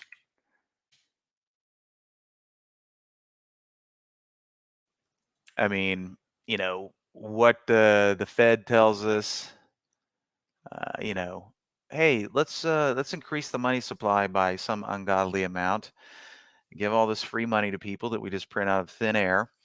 Um, as soon as that money printing started, I'm thinking to myself, well, this is going to cause massive inflation, right? Oh, but what does the Fed say? The Fed says, oh, don't worry about inflation. There's not going to be any inflation. And then finally they have to, own up to it. And they're like, well, we're going to have inflation, but it's going to be transitory. Yeah. Okay. So it's going to come and then it's going to leave, right? Well, I think anybody that eats and then has to go to a grocery store has clearly seen that inflation is upon us, and it sure as heck is not transitory, right? So, a lot of people will say that all of this stuff, the Fed rate hikes, is all baked into the market, right? Um, but until next year begins, not really any way of knowing. Now, I can lend a little bit of my experience to this topic, right? I can tell you that a lot of the things that we're seeing take place in the markets right now, I've seen before. And the time that I've seen this was back in the late 90s and the early 2000s when the dot-com bubble came crashing down. You know, uh, Started trading around 96, was a broker from 92 to 95, flipped over to the trading side. And that was when Alan Greenspan was the chairman, right? And we all had to go to offices to trade. And of course, we all had CNBC on, but every day it was Greenspan up there. And that's when they started tightening rates. Okay, we're going to take it up a quarter point, half point, because the market was flourishing, right? Anytime you see them start to tighten rates, they're trying to put the clamps on and keep things under control. Now, that just happened to coincide last time with the top of the market. Is that what's going to happen this year? Well, we've already started to see the first tightening of interest rates, and they're talking about more. We're also starting to see companies split their stocks again, which we haven't seen splits from the big tech and just splits in general in a very long time. That was another big thing in the late 90s, early 2000s. So we're seeing splits and interest rate hikes come back into the equation. We all know that the money supply has been greatly increased. We're seeing massive inflation, but the Fed just keeps on pumping out the money. And when we look at the SPY or the Qs, on the longer term charts, here we are looking at the SPY on the weekly. Now, clearly, I mean, yeah, this was COVID right here. Imagine if COVID hadn't happened, where we would have, where we might be, right? But this was COVID right here. And, sure, we're off of highs, but we're just kind of moving sideways in this range here. Not anything to get extremely panicky about. Now, if we ever get down here and have a weekly close below this level, well, then you might say the overall sentiment has changed. But good question, TRD.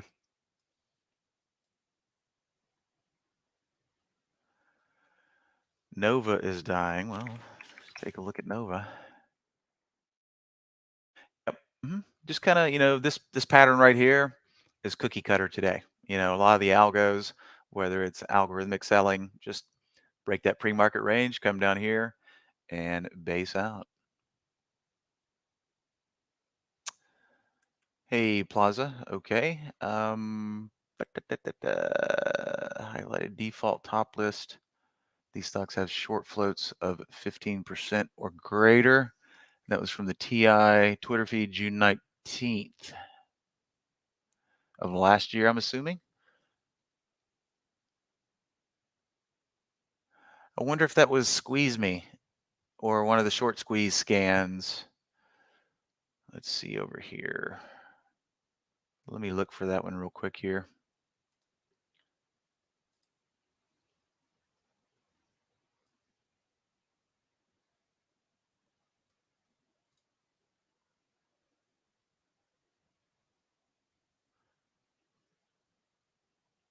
Okay, and you said short squeeze or a short float of 15% or greater. Let's see what Squeeze Me's got in here.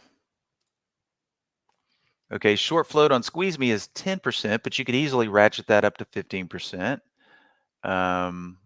Let's check this one out. This one's got a short float of 17%. So neither one of these are right at 15, but once again, these are two of the short squeeze top lists. And then you can easily change that to 15. If you had a name of that window, perhaps I could find it for you. But Squeeze Me is a great top list for identifying potential short squeezes.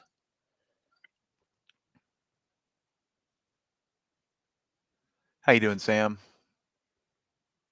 Okay, so the top list is working now. Good, no error. Okay, you might have just something got corrupted in there, or a filter got messed up, maybe.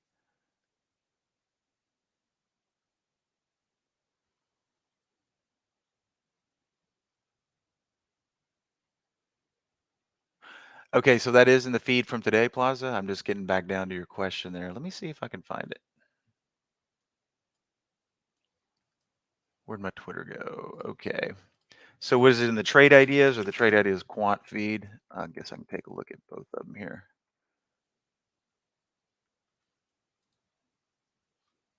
Six hours ago. All right, just scanning that Twitter feed up real quick here.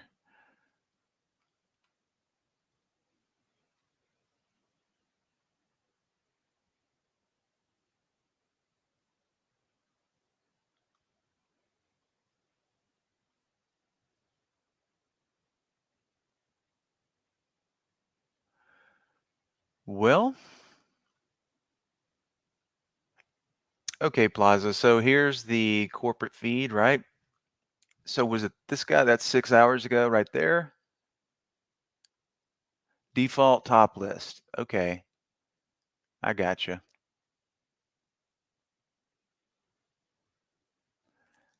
I think I know whose window that is. Let me pop a message over to him real quick.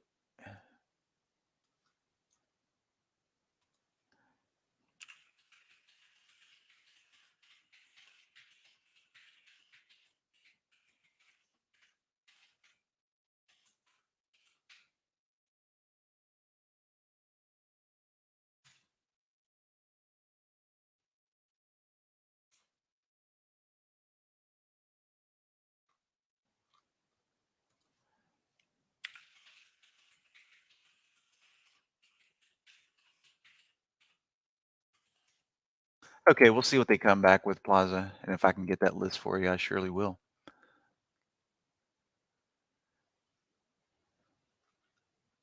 All right, let's see here.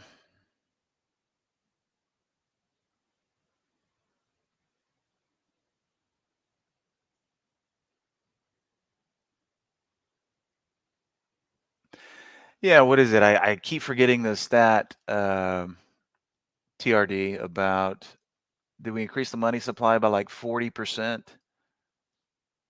or more? But it's some ungodly ratio, you know, compared to the first dollar that was printed.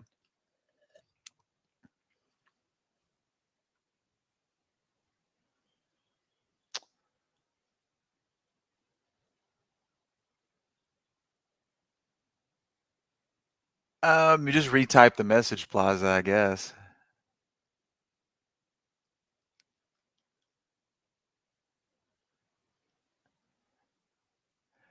Super simple list. Okay.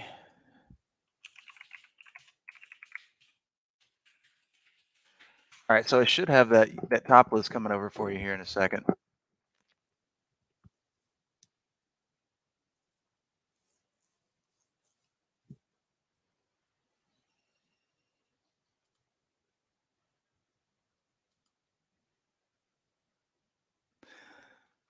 As soon as it shows up, I'll drop it in here. Okay, so I was kind of commenting earlier. Let's check in on Swivel again.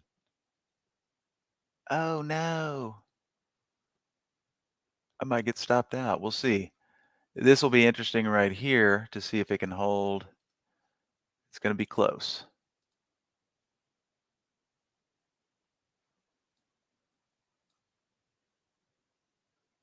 We'll see.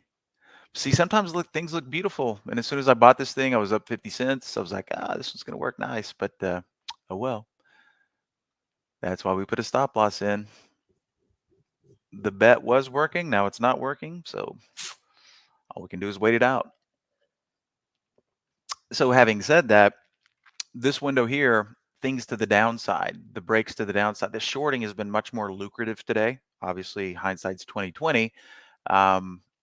But let's see some of the better ones that I saw come here through today.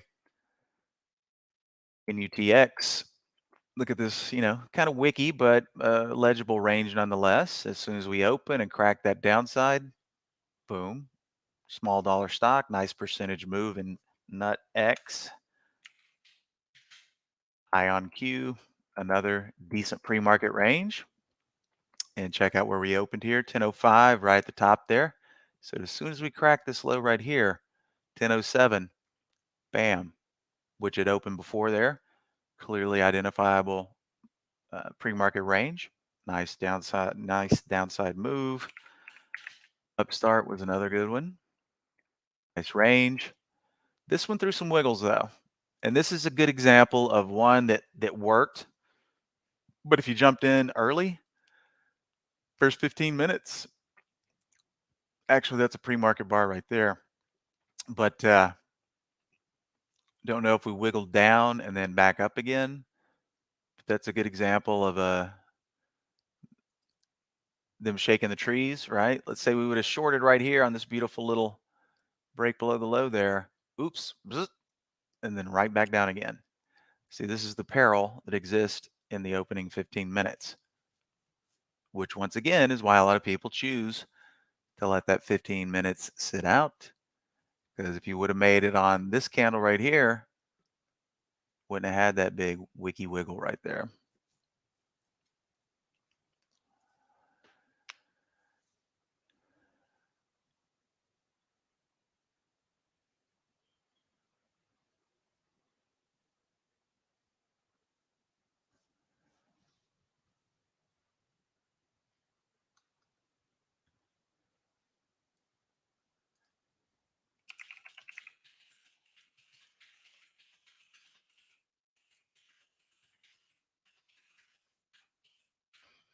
All right, just touching base on that link again. Hold on.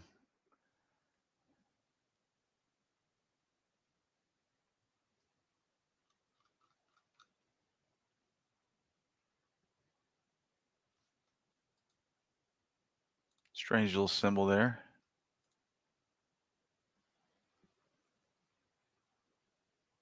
It's kind of Citigroup derivative.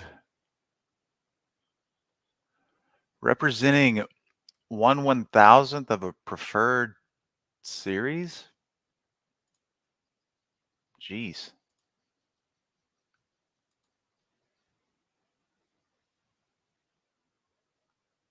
1/1000th. Okay. Not exactly my cup of tea.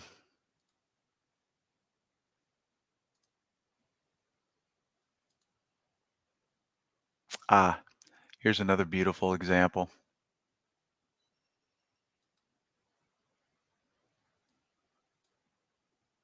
Nice tight pre-market range.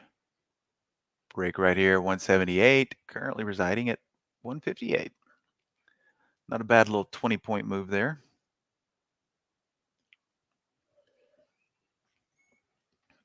Okay, thank you very much, Chris. As you all can see, Plaza, Chris Farley just dropped that cloud link in there for you, which is that top list that you saw in the Twitter feed.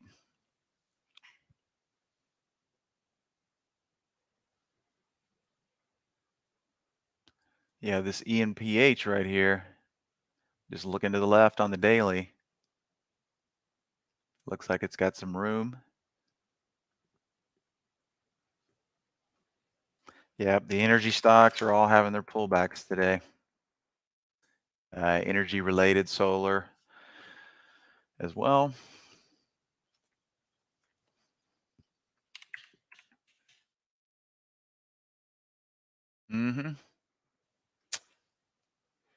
Just about anything.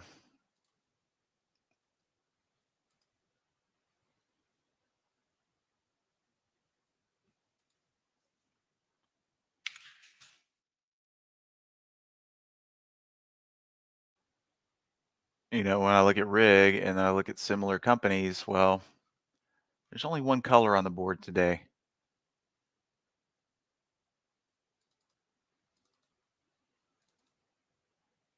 Well, can't say one color, but the majority of these guys are very red. These ones that are not appear to be the more thinly traded stocks that nobody's really messing with.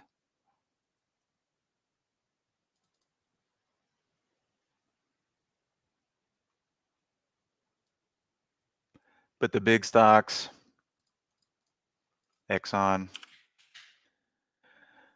Chevron, you know, taking their pullbacks, but still pretty close to all-time highs still. There's our Exxon weekly. We're Chevron, all right.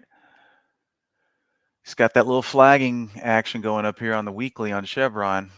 What were we? 1, 2, 3, 4, 5, 6 weeks ago? Topped out. I mean, it's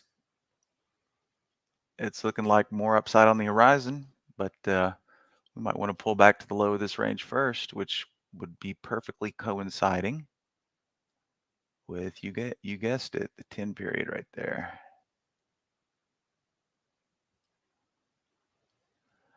Definitely an area of interest. Could be great for a pullback entry. You get filled right there at the orange line, you know that your stop loss is just outside of those 2 wicks right there.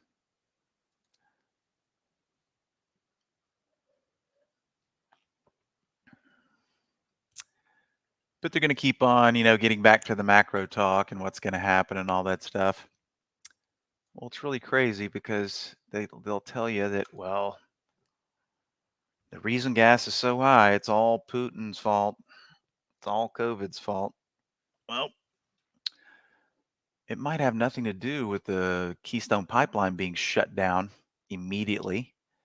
You know, not too long ago, that pipeline that was going to connect the U.S. to Canada and let us have all the oil we needed and make sure we could exchange oil easily. Yeah, that's the reason that gas is so high right now. In my opinion, I could be wrong, but I don't think I am.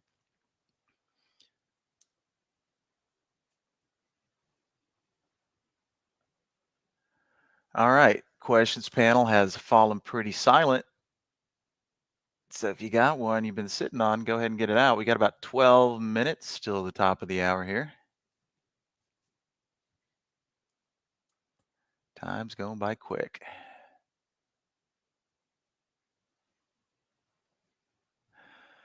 Why does the sim is losing your stop after a restart, Aya? When you're talking about when you restart trade ideas, correct?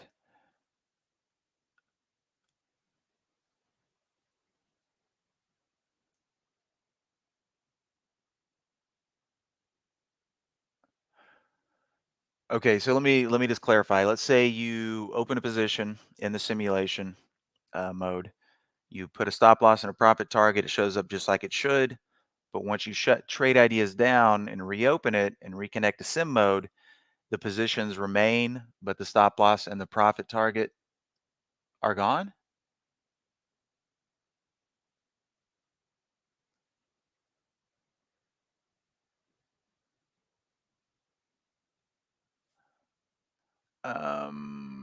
The quickest way to change that shared scan from Chris to regular hours, or is your top list basically the same? Well, let me get that link that Chris dropped real quick here. It should have been set, or was that a pre-market list? Let's see. Okay, pre-market, yeah, it's a pre-market list. Well, notice it's still updating, okay? But it's pre-market, that's the way it was designed. So it's always going to be live. So it really just depends on when you watch it, you know. It's still going to report just like it is now. See, the last time slice was up here, 11:49 to 11:50, coinciding with my local clock here. So it's already set to run at all times, always live. If you only wanted it live during market hours, you could select this option here.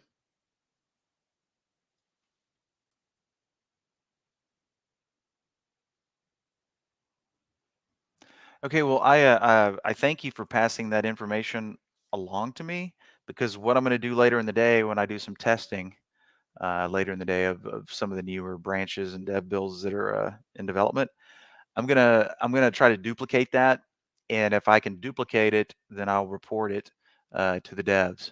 So I'm just gonna make a note here.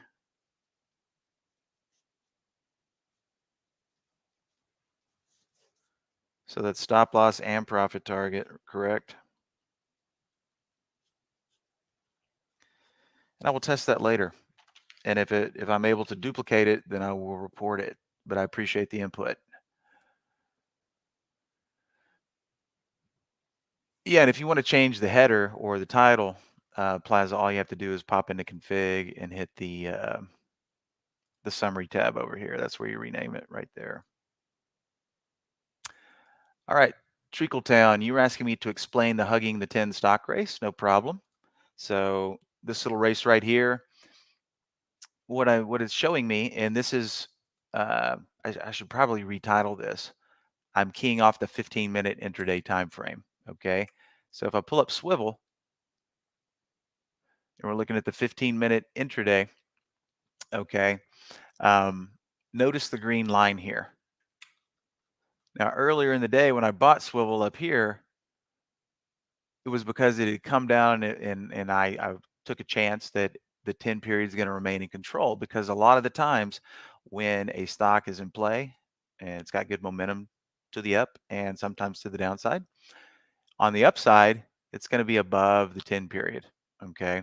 So this race right here is going to show you stocks that are really close to their 10 period, right? So for example, MERC spent some time below, but once it came up here and reclaimed it, it's taken a nice ride up. So it's, kind of fiendishly simple. It's just showing me things that are hugging one of my more favorite intraday moving averages that I like to key off of. And then I can simply make the bet and go, hey, this thing pulled back nicely to the 10. That was the intent on Swivel, but sometimes we just get stopped out no matter how beautiful this little wedge looked right here, button up against the 10 period. I was up almost, 10%, didn't take the money, got stopped out.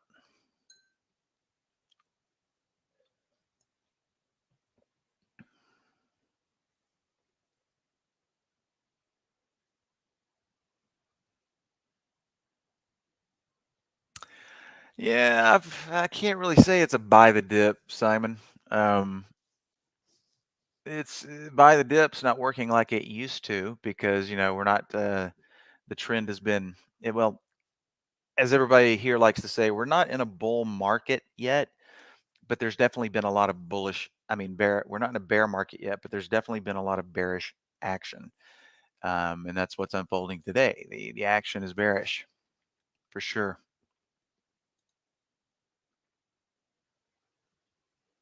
Now in crypto world, it seems to be a buy the dip scenario. But as far as the stock market goes, it depends on when you buy the dip, right? It used to just be anytime the SPY sold off a certain percentage value, buy the dip, buy the dip. We're in a bull market, but things are just getting more difficult. Trading is never easy, even when we're in a uptrend. And then when we start to get choppy and chop around in these ranges, it gets even more difficult. But your trading plan should never really change, right? You're probably just going to see less A+ or quality setups than you normally do. And, as long as you try to distance yourself from the I have to make a trade mentality, well, everything's about adjusting. And as we hit new lows on the SPY,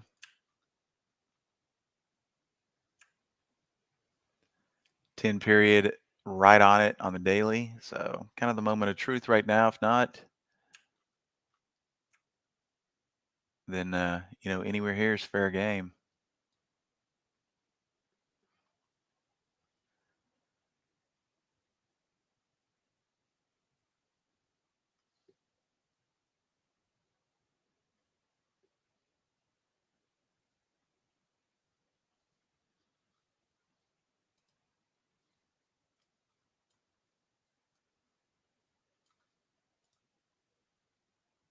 Did I mute it?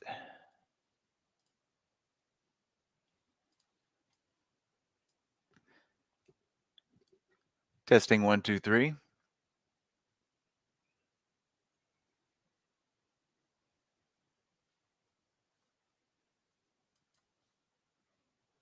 Okay, one more time. Can you hear me, Jamie? Okay. Jamie? Well, I guess that's Chris. Unmute the site. I didn't think I had muted anything.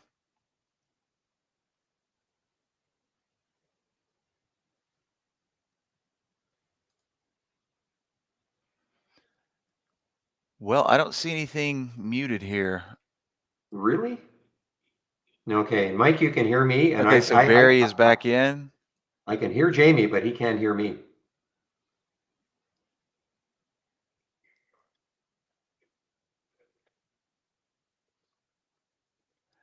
Yeah, I don't know why I can't hear you, Barry, if that's you trying to talk.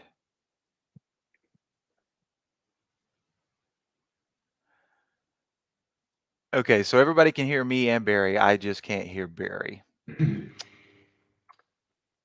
not really sure, though, why that is the case. Okay, Barry, very good. Just let me know when you got it back. Thank you very much. Thanks, everybody. We will see you next Thursday. Bye-bye.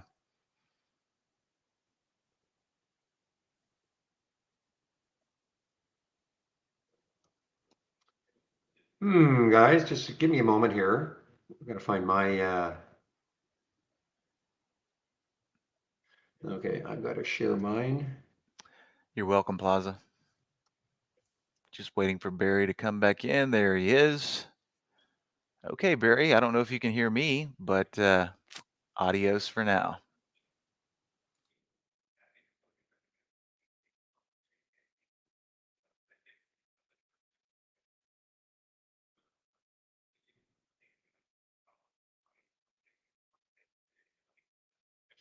All right, guys, I think everybody can hear me, or at least in YouTube. I haven't opened up the other room yet, so just give me a moment here as I get something going again. Ugh,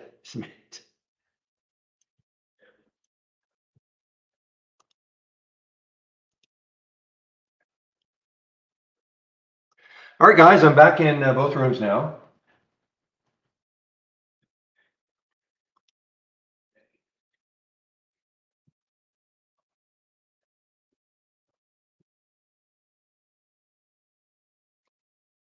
So at this point, guys, I am in nothing. I exited my rocket short, my RCKT short.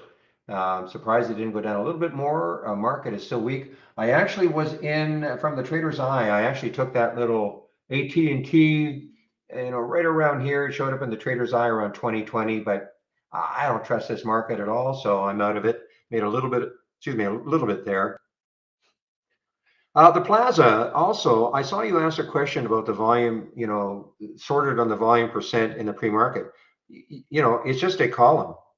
So you can take my pre-market and I've got the volume percent, just sort on it.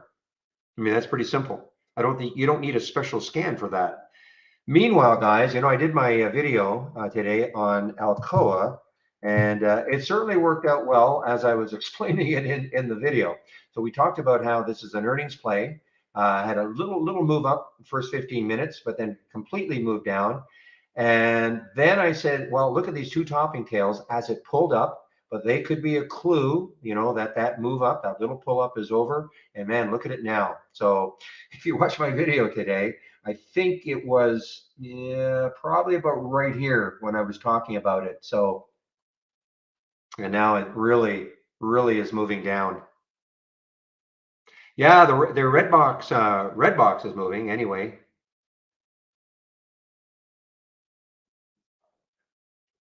I got out of this trade because I was trying to show that this is a bug. Okay, this is a bug. You can't have a max P&L. You can't have a total P&L greater than the max P&L. It's impossible. It's basically doubling it. And this is in the simulator, so.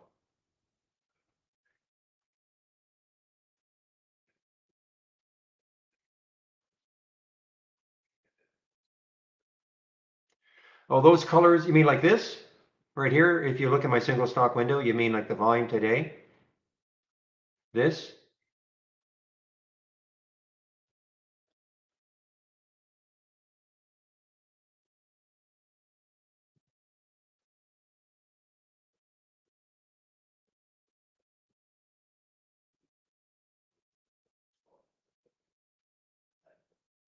Or do you mean that?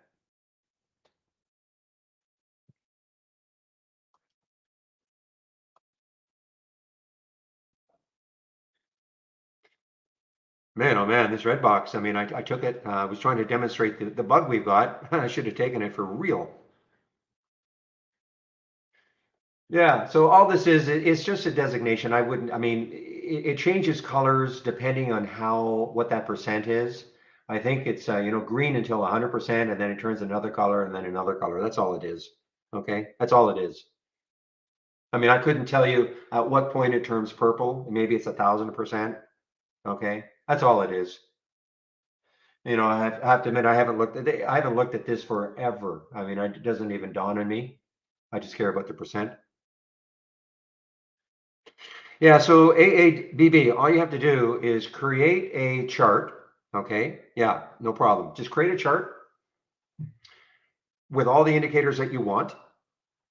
So let's just give me a moment.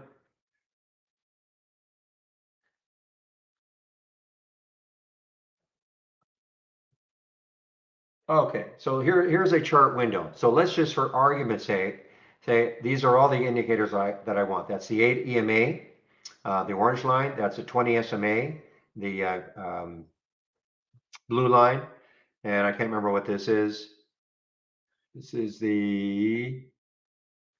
well, it's something else. Okay, doesn't really matter. But the thing is, put all the indicators that you want to see on every single time frame. Okay, and once you've done that, you can do one of two things. You can right click and save as default. So that would be your default chart. So every time you open a new chart, you'll see all the indicators. Or maybe more simple, is you just right click and duplicate. Okay, and now change the time frame. Okay, and you see all the indicators are there. So you'll have your choice. You can either create the chart with all of the indicators that you want to see on every single chart, save it as default. So every time you open a chart, you'll see them, or you can just do it and then just keep right click. I mean, that's all I did. I just duplicated it You just duplicate it and then just keep changing the time frame. That might be the easiest way. Does that make sense? Now I've got all these charts, different time frames.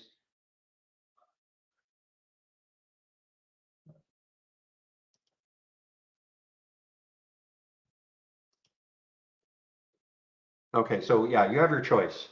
Now, the one thing I will say is that I'm going to get rid of these charts here. Now you can do the same thing with alert windows and top list windows. So for instance, you might want to have an alert window, all your alert windows, maybe you want them geared to a minimum volume, maybe a price range that you always want to see, maybe a minimum relative volume that you want to see. So it's the same sort of thing. When you create an alert window, new alert window, okay, and then you can put, if I start from scratch as an example, load the settings. Now I can start right here. So for instance, there may be a price range I always want to see. I don't care what scan I've got. I always want to see between $1 and $50. Okay. There might be a minimum volume that I have to see on every scan. Let's say it's 100,000 shares, etc. Okay. So the same principle now. Then you could say okay again. Oops. Okay, I'll set an alert, but I didn't set an alert. This is a bad thing. Ignore it. Okay. So let's say I created my alert window exactly the way I want it. Never mind all this. Then I would just go right click, save as default. So that would mean every time I loaded an alert window, it would have, the columns that I always want to see, the minimum volume as a filter, things like that.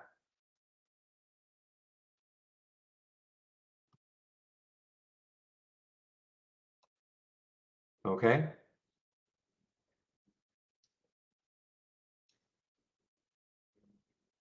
And the same with the top list. More than likely, it may not be filter values that you want to have in, though it might be, but you probably want to see the same columns, all the time. So you could set up a default just with the columns that you want to see all the time. So you don't have to do that all the time.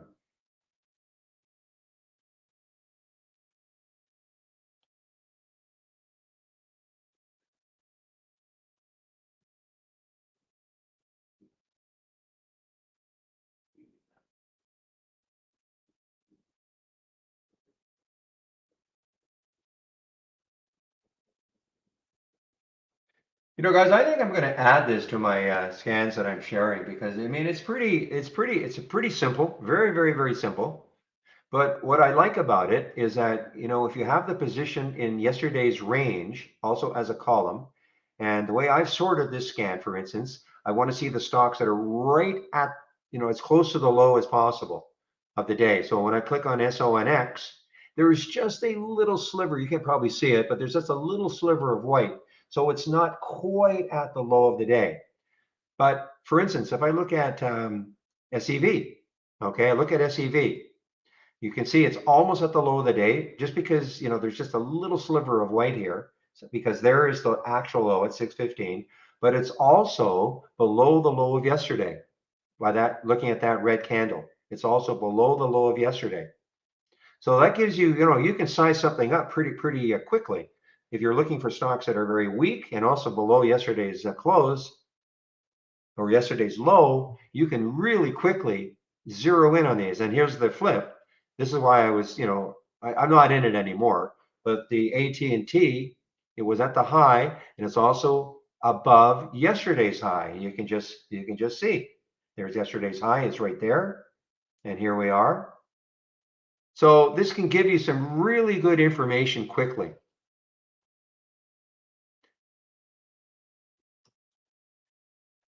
Just to focus on the strong stocks versus the weak stocks. You don't have to have, the entire window. You can, that's what I do. I just sort of shrink it down. So I'm not looking at everything.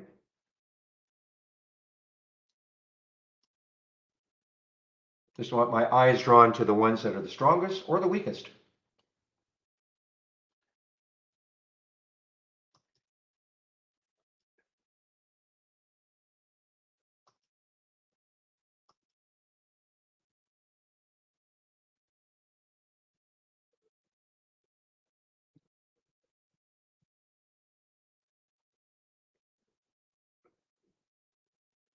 So, it wouldn't surprise me if Xerox takes out 16 later on. I mean, if this market just keeps selling and selling and selling, I mean, the next low looking left on the monthly is 1560. I mean, it's sort of close, I guess, even if it breaks 16, but this is just I mean, it's amazing what's happened here, except for that little green sliver here, a little one here, and a little one here. I mean, the market's been down, since 10 o'clock. And what are we now? We're at 1 o'clock. So we've had basically 3 hours straight down, except for brief pauses. And so I would say that, yeah, I'm not saying no bounce play would work, but I'd be very reluctant to take any bounce play. I mean, they may work for, a little bit, but certainly you don't want to see this continue on the way down if you're trying to play a bounce.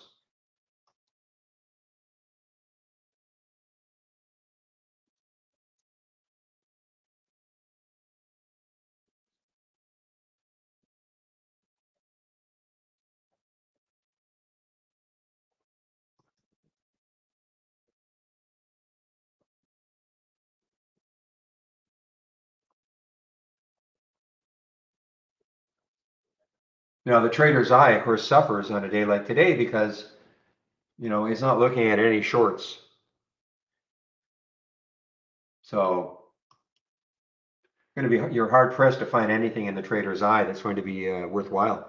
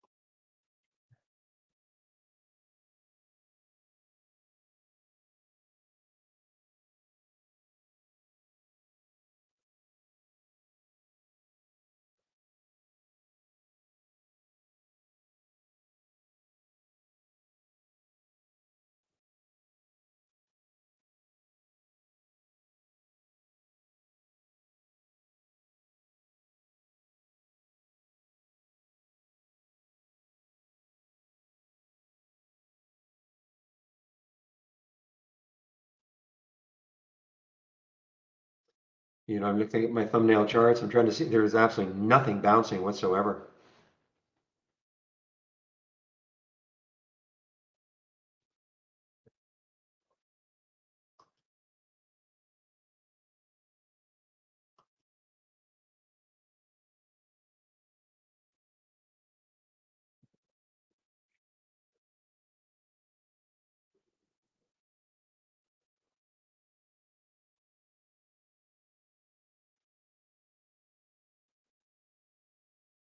So again, looking at the biggest losers, you see Sonics. It's almost at the day's low, but it's not below yesterday's low. And you just look at the chart, and there's yesterday's low is down here, 289, and it's at 309. So again, this position in the previous day's range is really highly visual. I mean, it's highly visual. Here's pump. Pump is at the low today, right at the low. Okay. And of course, it's below the low of yesterday. Highly visual. You don't see any white here. That means it's below yesterday's low. So I mean, certainly weak stocks.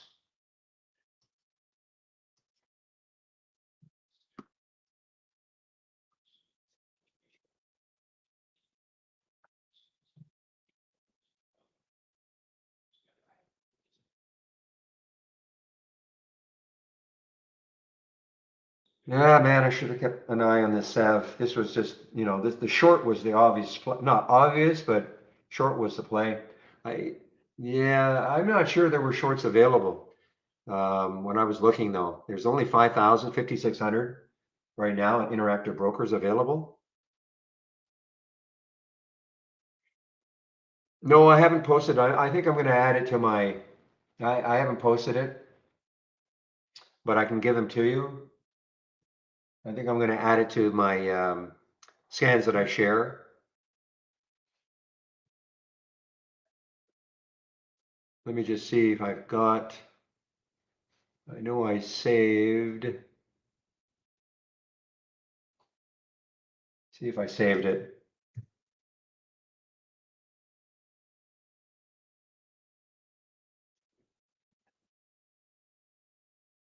Here we go, biggest losers. Okay, so I can share that.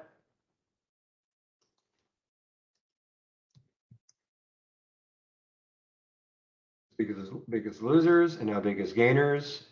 I can share that. Okay, so there's your biggest losers, biggest gainers, and I'm going to add that. I can't do it right now. I have to have somebody do it for me, unfortunately, so I can't just do it now. But I think it's worthwhile. I mean, it gives you a, you want to see that, you want to see the like the worst versus the best. Well,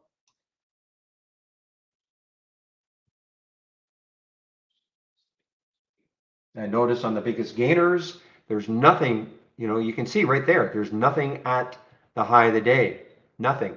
You see a little bit of white there. That means like the stock is not at the high of the day. They're possible. They're probably flipped. Let me just see. Probably that's all I did. Current volume is 2 and 35, 300,000 shares.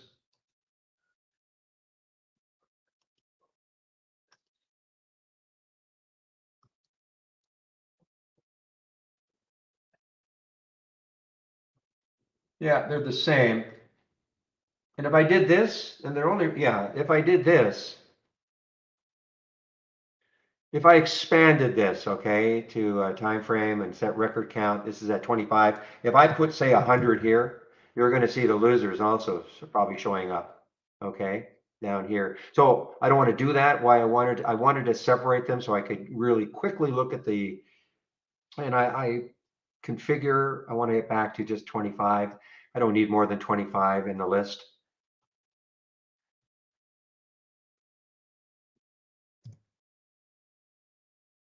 I did it this way so I could just shrink this and quickly look at the ones that are up the most versus the ones that are down the most. But they are flipped, yeah. Actually, they are not flipped. They are not flipped. The reason being, they're not flipped. There's nothing to flip. So they're not flipped. I just copied it and then gave it another name because there's nothing to flip here. You can't flip a price range. You can't flip the current volume. You can't flip the shares, okay? Now,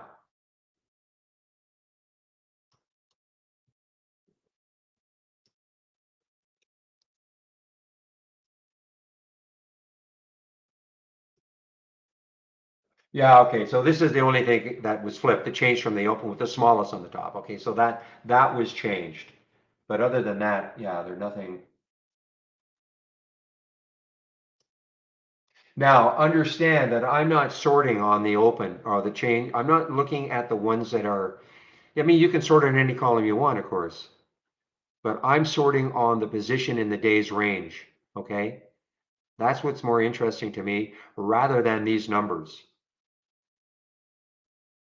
So what you could do, I mean, if you wanted to make sure, the stock was down at least, I don't know, 5% from the open, you could add that filter in here as an example. And the same thing here, you could add a filter in here that the stocks are at least up 1% from the open, or sorry, 1%, 5% from the open, or whatever you want. Okay. I didn't do that. I was just sorting on this, on the where it is in the daily range. It's probably not a bad idea. Let me think about it. Let's see what happens when I do that. The reason I didn't is because something could be starting to move down. I want to see so even if the stock is up for the day, I want to see if it's at the low of the day. So that's probably why I didn't do it. Okay. Because if I hopefully that makes sense.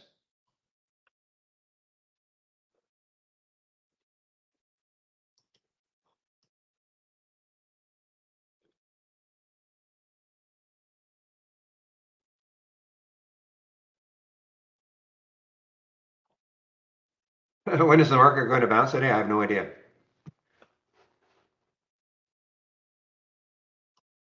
I'm assuming that was just a rhetorical question. You didn't expect a real answer. Wow. RDBX. Why didn't I take? I was just demonstrating this in the simulator. I should have taken this trade. Look at this RDBX, guys. Look, I mean, look how much room it's got left. When you look left, sorry, when you look left.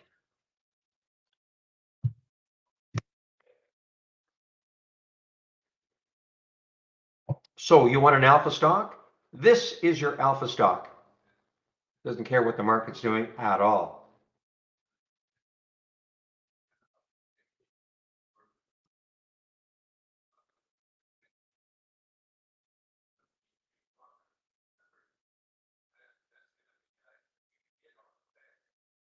No, it's okay. I mean, I enjoy questions, especially, if I'm not doing too much. I mean, I'm not getting too many things coming from my scan. No, believe me, I enjoy the questions. They keep me interested, alert, alive. Okay, so yeah, don't be afraid to ask questions. First half hour of the day, it's a little more intense, but as the day gets further and further on, I mean, things tend to settle down a little bit. You get the odd thing that is moving, but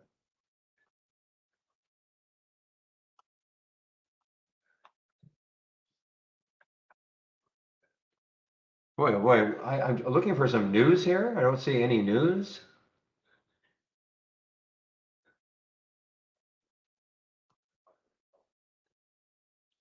I mean, I see on the 20th, which is yesterday, Canaccord maintained a buy. I don't see a price by Canaccord for Redbox.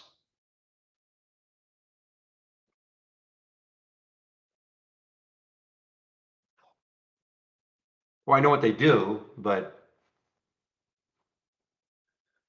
it's just a matter of why is it moving so much?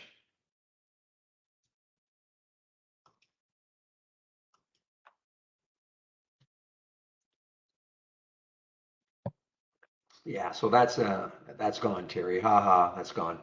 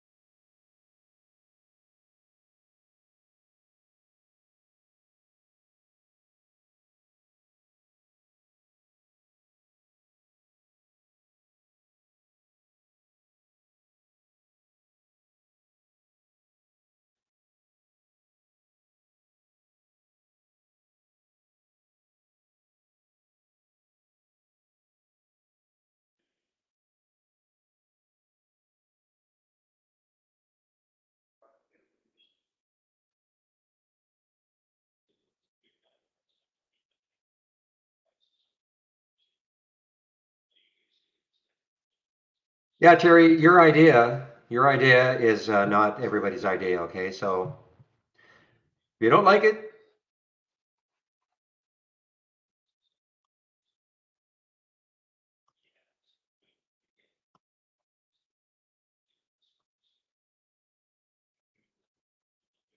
all right, guys. So let's take a look at. So here's Sohu. Here another one. Look at Sohu on the way down and below yesterday's low, of course. You know what, Terry? I just don't want to get into a conversation with you about something like that. Okay? This room is not. It's all sorts of different styles in here, all sorts of different personalities. I'm no prude, but we just try to keep it completely, out of comments like that. It's that simple. If you don't like it, you can always go somewhere else. Okay? It's that simple.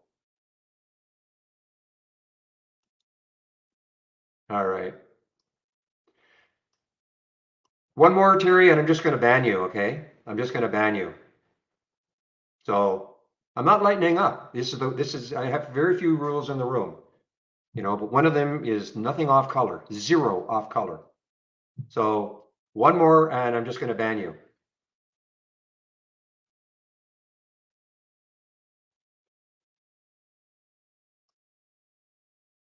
I just don't have time, okay?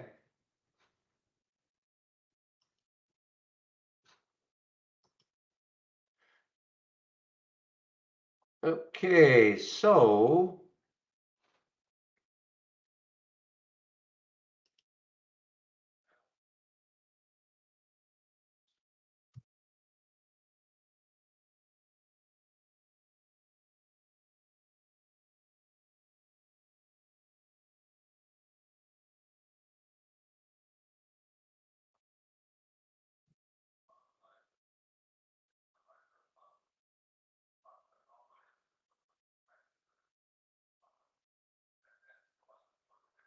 all right, well, finally, maybe this is the end of the continuation selling. Maybe there's a bottoming tail on the SPY, that last 15 minute. Okay.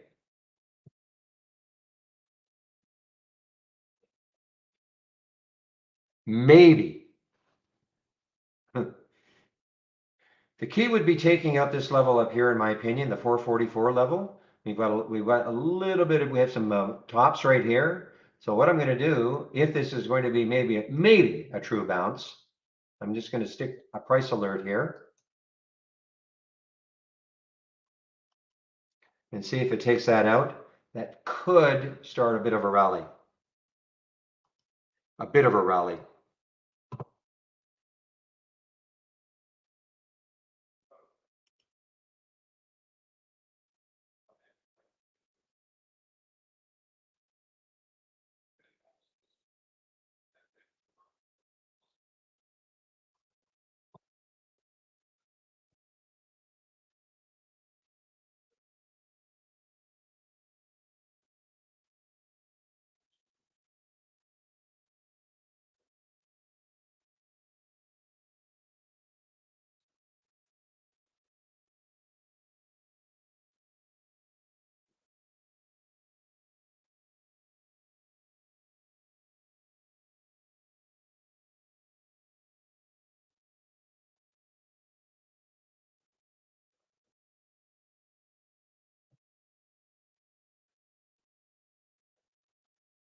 So John, the question in our YouTube room is, can a scanner be created for options? So we don't trade options, okay? We don't actually have, we don't have like an option scanner with, strike prices and all that, okay? We do have option filters, and I do have this one here. Let me explain to you what this one, what it does.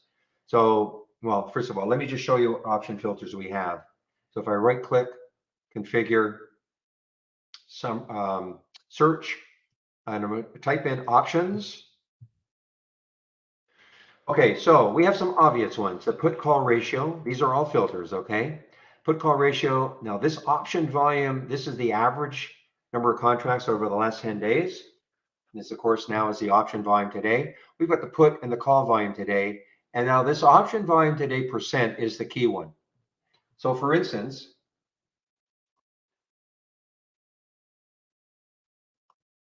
so this is something I created, 335. I don't know what it did from there, but probably yesterday we had about 3 or 4 unbelievable ones from this.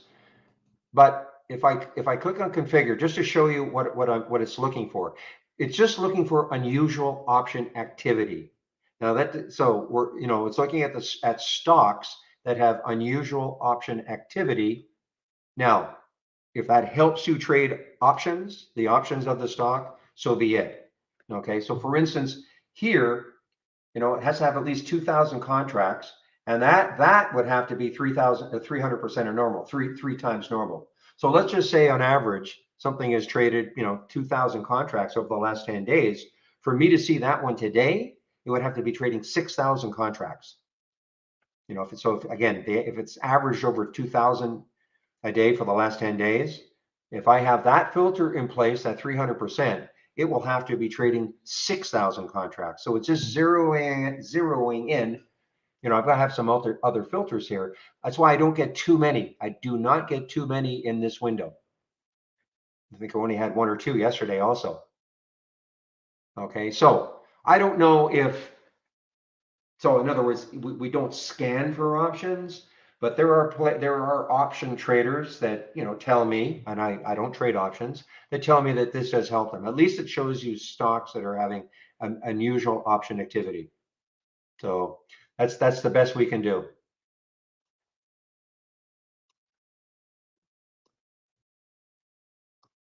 And this is what I'm sharing. But you can see I've got some pretty tough filters in here. Only one stock today. No, it cannot be shortened. It cannot be shortened. The question was, can that average option volume be shortened underneath 10? No.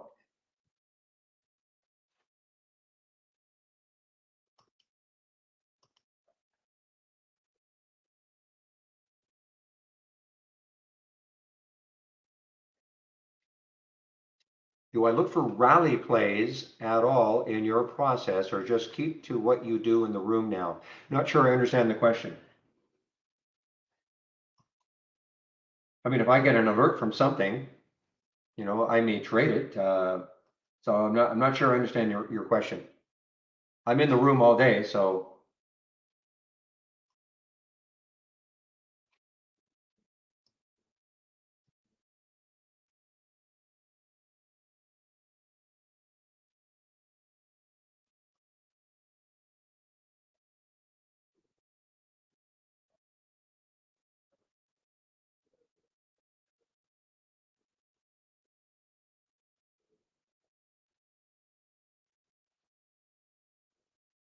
Now, this one is not shortable for me. RDBX is not shortable for me, so I cannot do anything about that. It looks like it's completely run out of steam. Look at these. I mean, great clues here, guys. Look at these topping tails on the 15-minute chart. Remember what these mean, or can mean. Obviously there's nothing is 100%. But if I type in if I get red box here, buyers had it up here on this 15-minute candle. Sellers closed it here. Buyers, now granted, the sellers did knock it down, or sellers knocked that down here, but buyers had it up here, sellers closed it here, and probably even tried even further. Again, the buyers had it up here, 385, the sellers closed it here. Eventually, the buyers are going to give up for a while. Wouldn't you, if you were trying to play this, thinking, man, every time it looks like it's going to rally, it gets thumped down. And of course, the reverse can be true. You get a bunch of bottoming tails, sellers knocking something down, but buyers closing it higher. Eventually, the sellers give up. Remember, it's always this little battle between buyers and sellers all day long.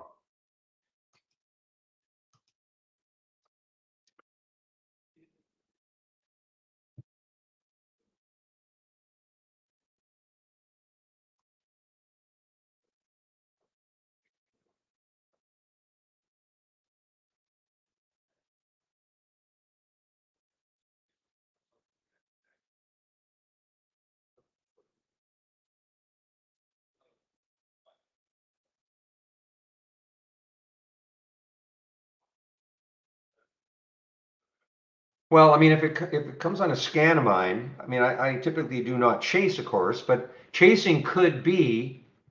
Let's take a look at the CYN. I don't know. It's probably not going to happen, but let's take a look at the CYN. I've talked about this one, all right? If this all of a sudden started to accelerate more and more and more, and within reason, and it took out the high right there, that could get me interested in taking it as an example. Because I just know I have a decent handle how most traders think, and they're thinking man, it's taking out that high. Where could it go? And then you look left and you see that 333 or whatever it is. Well, if it took out that high, maybe that this area way up here, that 333 could be challenged. Something like that. That's how I think anyway. So even though it may look like a chase, the minute it takes out these little guys, the minute they take out a high of the day, and if there's still room when you look left on the daily, it's possible that it could just keep ramping.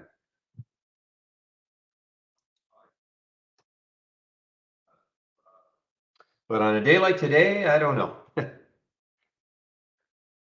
This is basing well, though. I have to admit, this is basing really well. And of course, it has to be done in volume. But I would say that if this took off and it took out the high of the day, it would be on volume. I mean, you wouldn't see, dwindling volume still. You'd see some kind of a big volume push.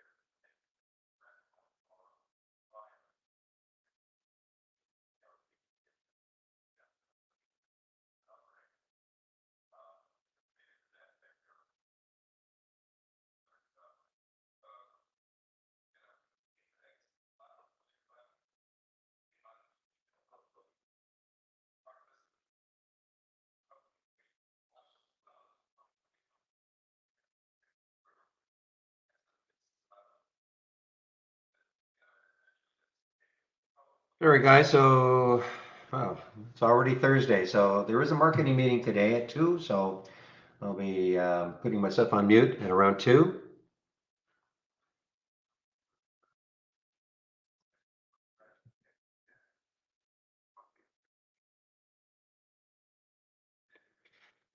Another difficult trader. I mean, not bad, I suppose, on that pop from about 1170 all the way up here. He had a couple topping tails to deal with, and now the drop.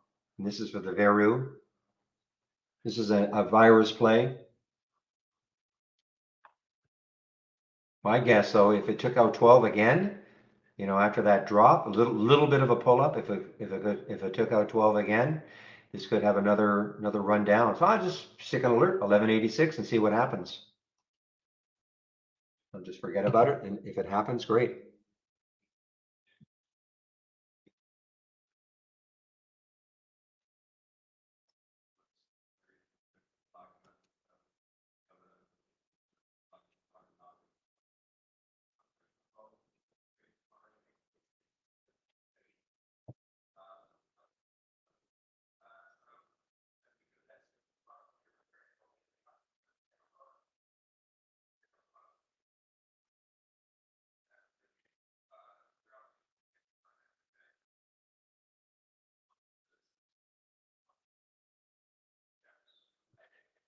All right, you guys were talking about dogs. Now, wow, I mean, look at the potential here for dogs. 879 is probably the next high looking left. DOGZ. I know you guys were talking about it. It pulled back. It's a little bit like the red box, really. I mean, the RDBX. When you look at it, and you look left, look at all the room it's got. Of course, it's not the same sector at all, but very similar in terms of DOGZ. Very similar though, when you just look left and look at the room it's got.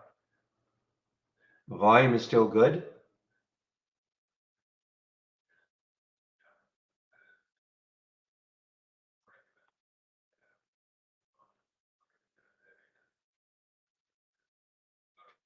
Let me make sure about that. 635.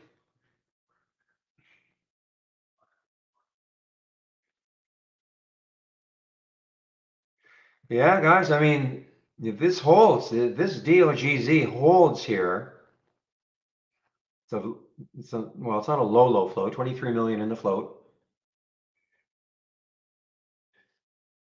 Yeah, so short-lived rally, guys. Looks like on the SPY, looking at that green candle, now the next one is red. Short-lived rally.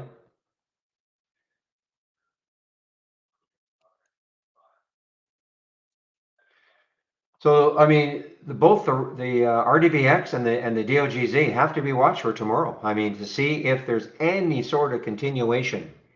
You know, both those stocks didn't care what the market's doing. And so if there's any sort of continuation, I mean, the potential, you know, for the void fill is amazing. Again, when I say that, I'm not saying it's getting to 879, but it's all traders are looking at. Where's the next high? Well, that's far enough away. It doesn't have to get to, if you took it right here, I'm not saying to do it, but if you took the trade at 650 and it got to 7 or 7, you know, a little over 7, it doesn't have to get to 879. It's still a great percentage move.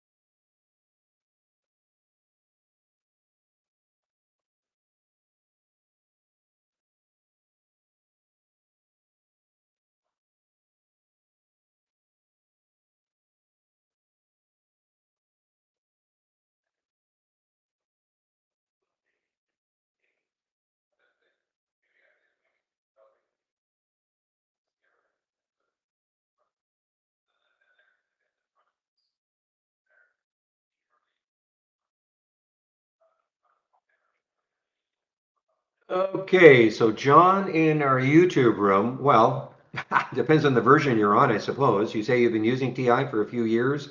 Is there anything new to be happening? I've customized my scans to just using one scan. Well, what version are you on? If you click on Help from the toolbar and then About, tell me the version you're on. I mean, the latest version is actually 5.576. Tell me the version you're on. I can tell you if there's a few new things since then.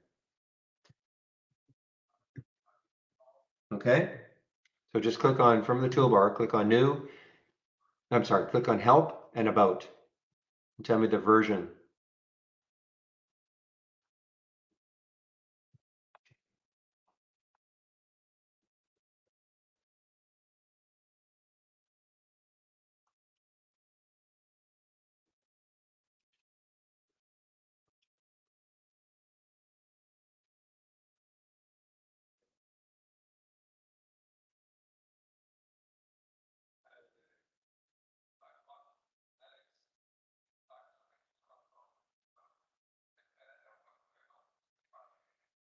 Okay, there you go. So MGI is coming out swinging. Okay, I guess that's what caused a little bit of a pop, or I don't know when that came out, but I do see it. I do see it at 313, 132 and 141. That really helped it. All right, John, you are way behind. Okay, I mean, I can't go over all of the, you know, first of all, our charts now are you were so far behind. I don't remember when 4.2.18 was out, but first of all, the charts now are completely real time. Okay, number one, instead of the 8-second refresh. Number two, the chart, like all of our scans now start at 4 in the morning, Eastern time, and they go to 4 to 8. Another big change is the docking, the dock channel bar. If you click on new, you know, if you load it, the later version, you click on new and then you'll see dock channel bar. You can go into our channels, different theme channels, and you can click on them. Okay. and your layout won't disappear. As an example, your layout won't disappear. Whereas before with the old channel bar, really prevented people from channel surfing if you wanted to do that. But those I mean, yeah, there's some major changes. So I would definitely. I mean, we've added, I think, chart indicators, a lot of chart indicators. I don't even remember what year that was. Okay, so let me give you my homepage link, and then you can go. I'll show you what you're going to see. Now you may have to, the version you're on, you may have to reboot your computer. Okay, once it may require a reboot. Most of the time when you update our versions, you don't have to do that, but there was one version which you had to do it. So you may want to do it after hours. But if you click on my homepage link, okay, this is what you're going to see.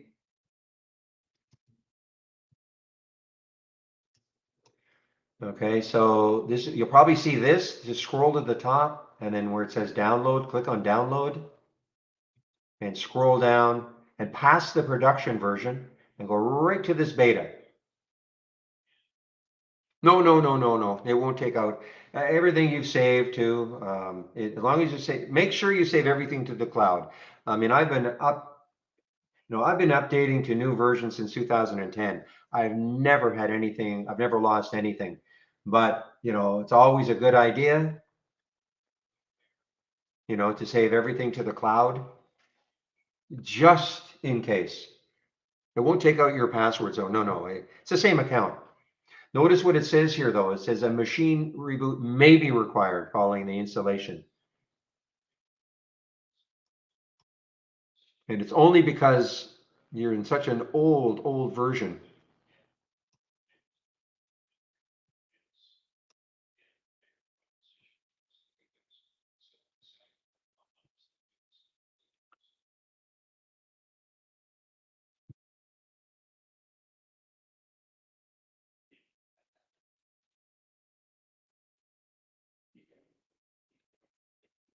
I mean, but you can, so you save things to our cloud, though, right? I mean, that's the simplest thing to do, is just save it to the cloud.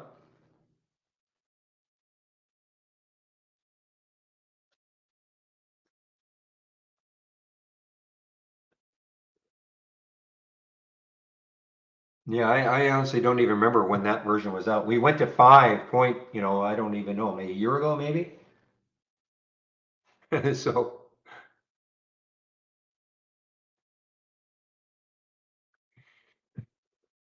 you can save it to your drive, but I would always save things to the cloud, John. The reason being is that if anything happened to your drive, to your computer, it's, to me anyway, I would save everything to the cloud, because if the worst thing did happen, well, all you have to do is load our program, and then you just file load from the cloud, and anything you saved in the cloud is going to be here, including layouts, individual scans, etc. Just as a safeguard.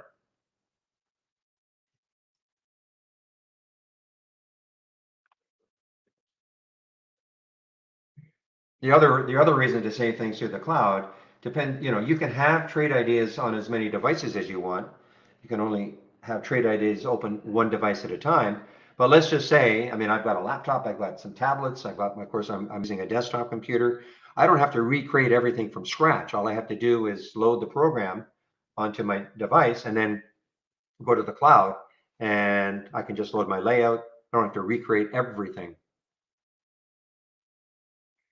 Don't worry, John. Nobody is going to. Don't worry. No, I don't want to sound mean. No, nobody. We have so many customers, so many. There's thousands upon thousands of scans. Nobody's going to go diving in and look at your scan. Okay, don't worry about that.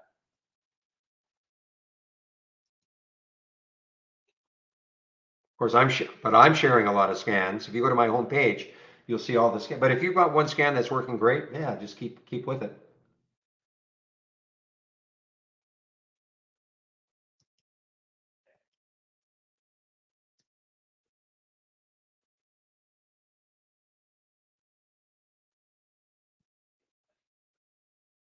Give me a moment, please.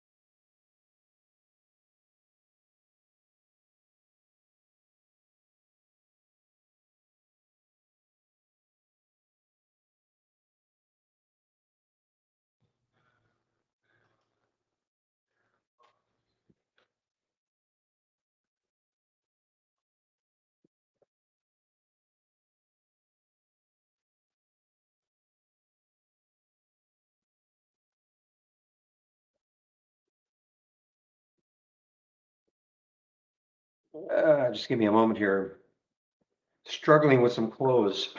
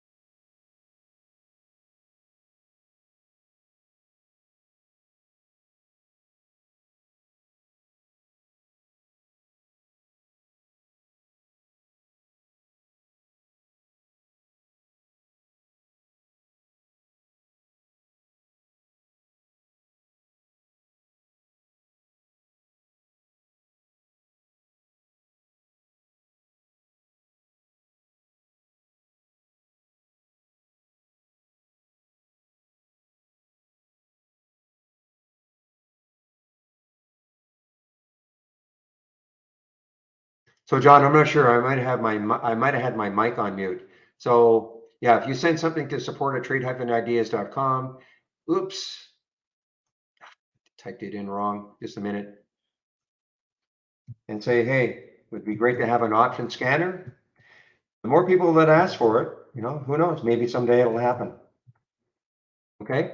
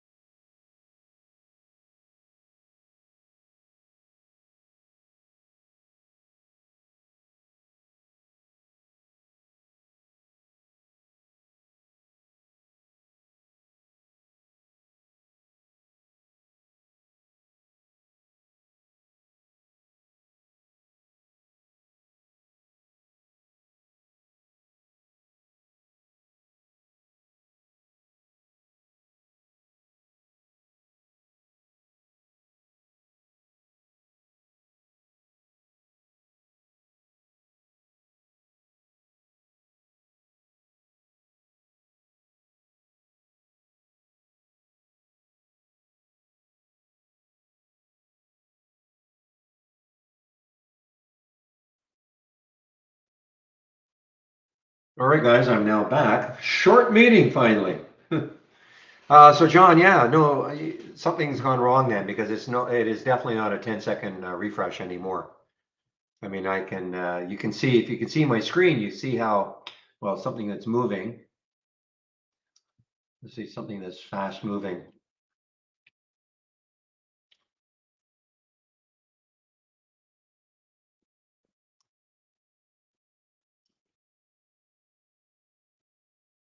Okay, how about RCKT? Is it moving fairly fast now? RCKT, no, it's just making a new low.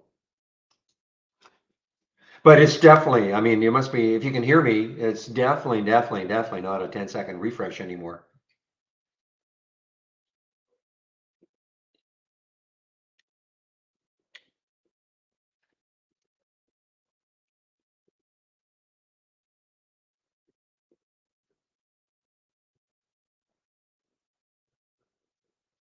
I did see that breakdown. I did see it break down.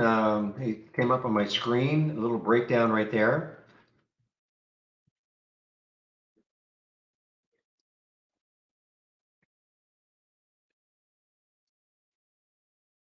So John, again, I don't know if you can see my screen, but I have Vero on as an example, and you can see the price moving up and down like a normal chart. I've got an IB chart. It's the same price moving up and down. So I don't know what happened.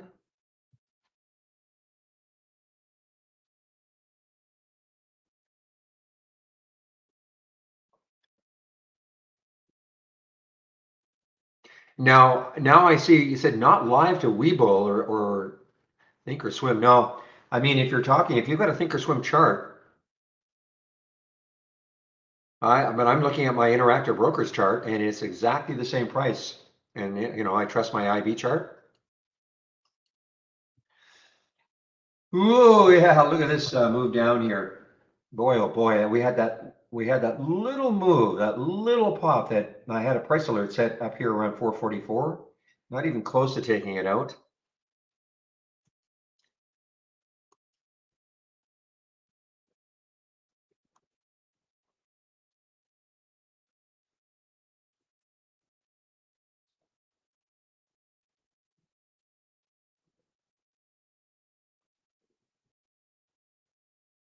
Well, I mentioned a little earlier, maybe about 15 minutes ago, if you had the stomach for it, but look at this Indo, guys. Look at this Indo. I just said, you're looking for a potential short of this. I just said, you got to be very careful because of that float.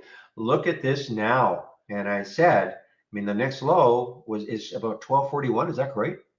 1432. And that is the Indo.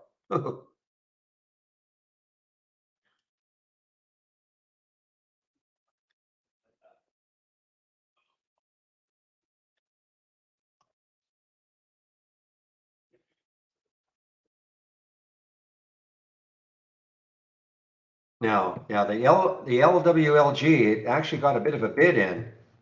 It's pulled back somewhat, a little bit, but it did get a bid in. Look at the volume that came in. Great break out of consolidation. Again, let's see. Let's see if it can continue, or is it just going to come right back down? Even though the volume is super, I'm just worried that we're gonna get a dire dearth of buyers for virtually anything now, unless it's something that is stupendous.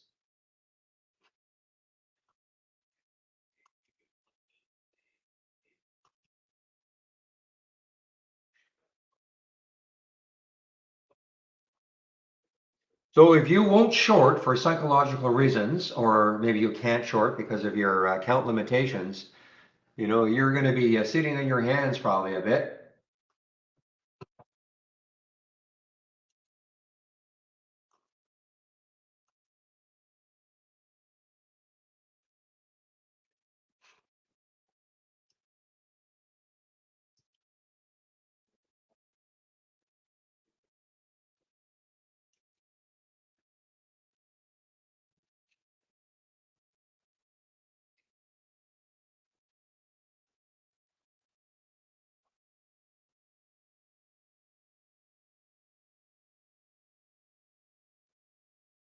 Dow Jones Internet Bull 3 times. WEBL.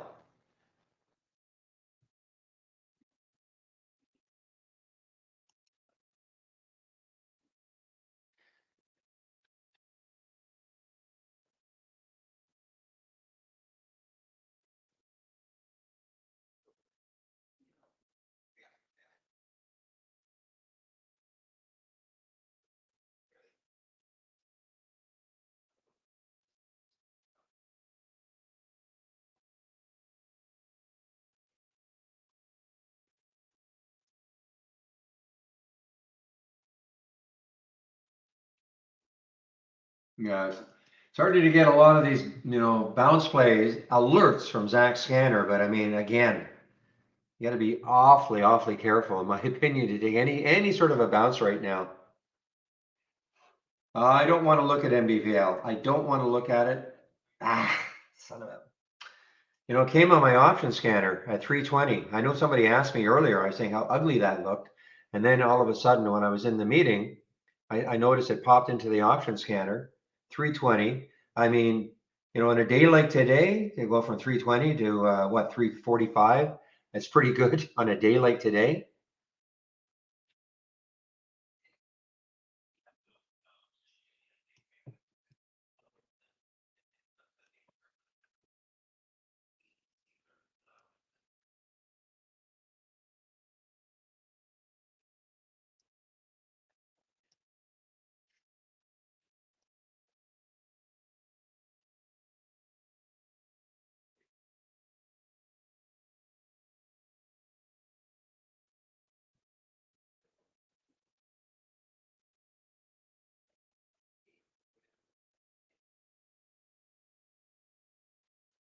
Okay, why did this move? I can't even remember what they do. Canadian company.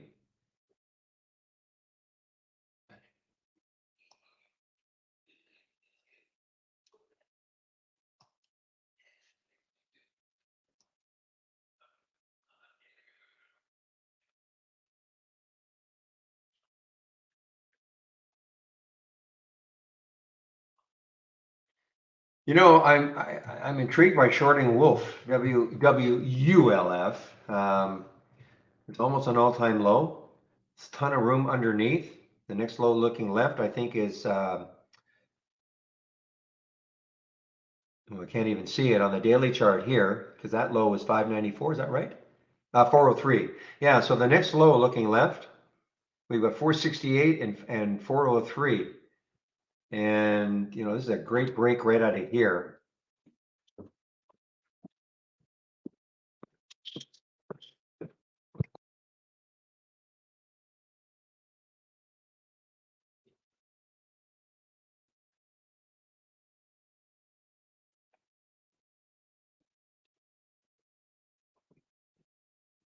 Definitely easy to get shaken out of that one, though. I mean, that I was when somebody asked me before. I mean, look how choppy it was. Choppy. Now look at the volume coming in. What's the float? 25 million. So traded the float, 29 million in the float. So it has traded the float.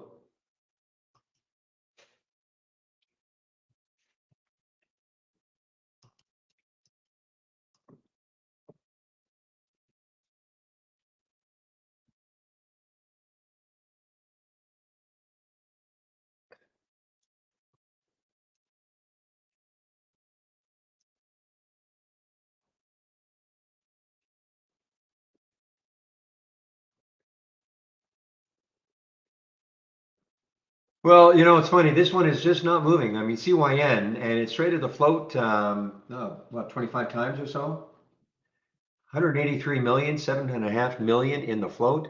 And, I mean, it's still up 63%, but we've seen cases like this where this stock could be up 200-300% based on what has happened and that float turnover, just not doing it.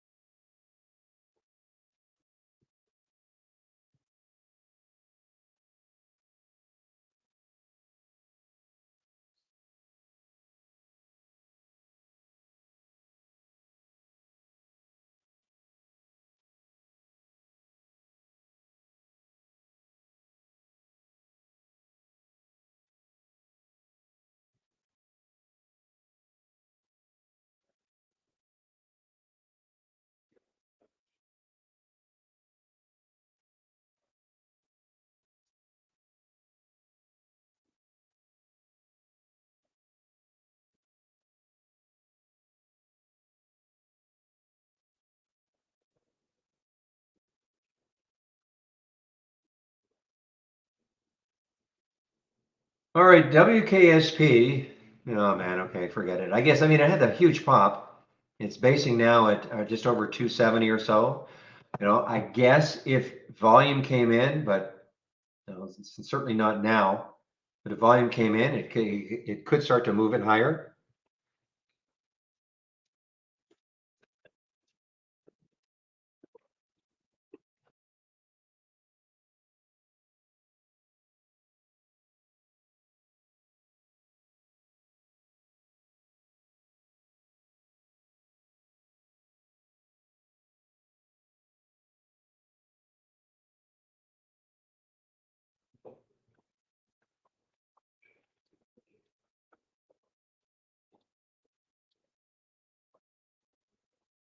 Yeah, none at Interactive Brokers either. And MDVL.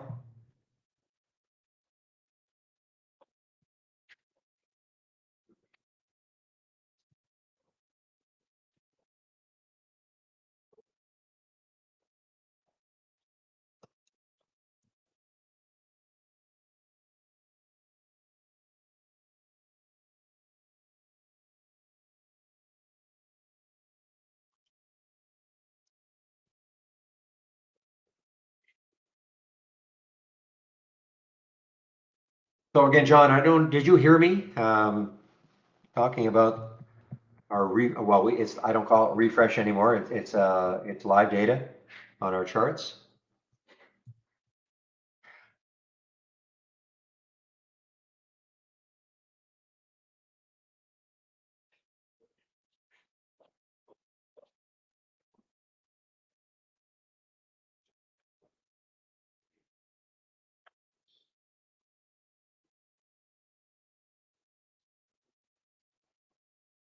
Well, Xerox is actually having a little resurgence here. I know Real was talking about maybe in this area, but again, committing to going long something right now, especially something that's had bad news.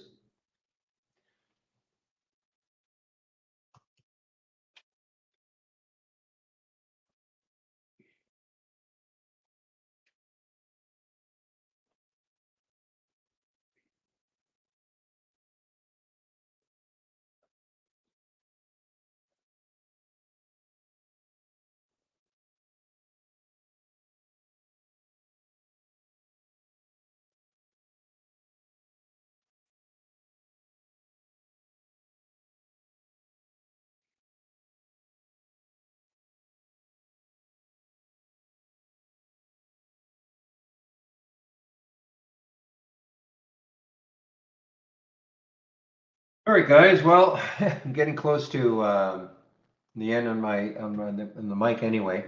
3 o'clock. I usually mute myself. The room will be open until 3:30.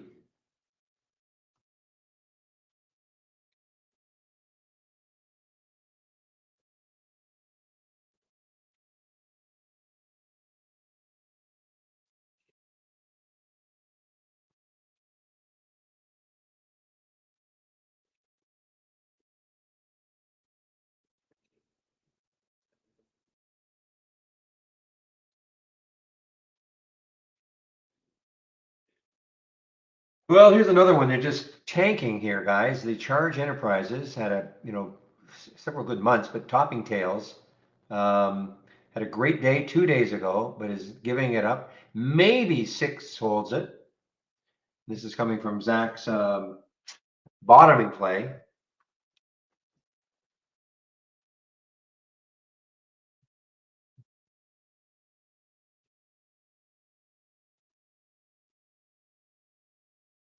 A lot of consolidation right there on that 15-minute chart, that breakdown 680. But this is just getting sold off. Maybe six holds it. I mean, there's that daily chart.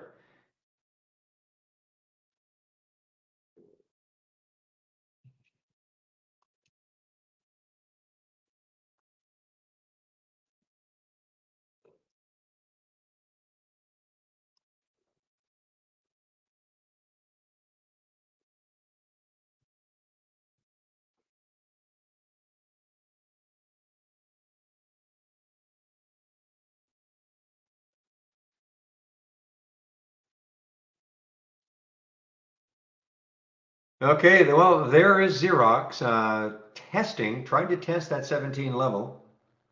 XRX, of course.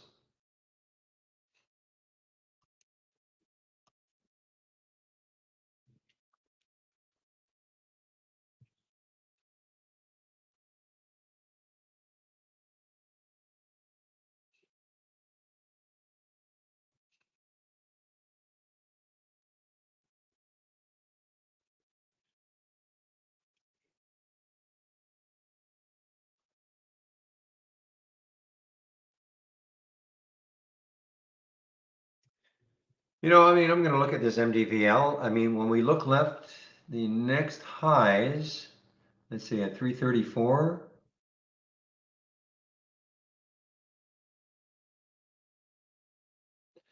So there's one at 346, and of course, then we have these at 4.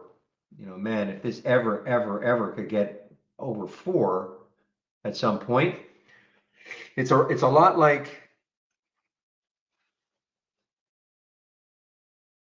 Well, then I have to say that your Thinkorswim is maybe not correct. I mean, fluke because I have my interactive brokers chart and side by side, and this is updating. It's certainly not 2 minute. There, I mean, I don't know. Is it possible the Thinkorswim is slightly delayed? I know that doesn't make sense, but somebody said, in fact, earlier in the room that careful buying something, it seems to be a 3-second delay on Thinkorswim. I don't know if that might be just today.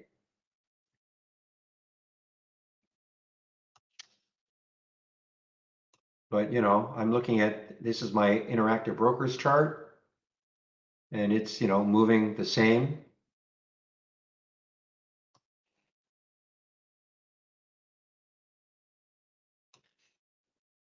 It doesn't matter what chart you've got. I mean, price is price. So I'm not sure what to say. I don't want to say that Thinkorswim is delayed.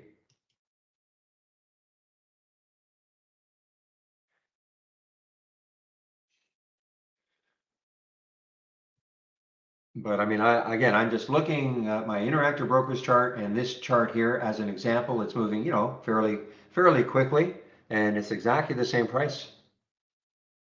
So,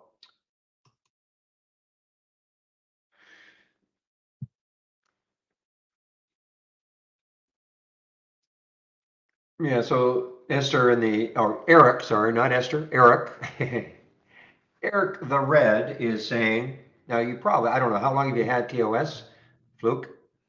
You have to change the quote speed to real time.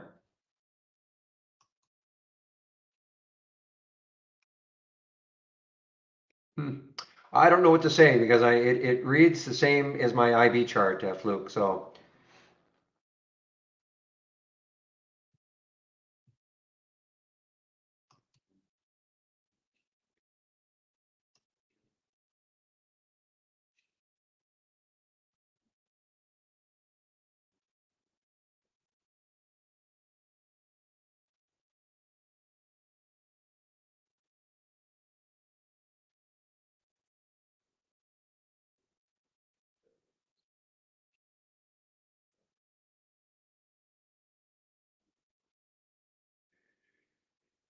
okay, guys, LWLG is now trying to get over that 12 again. It's interesting.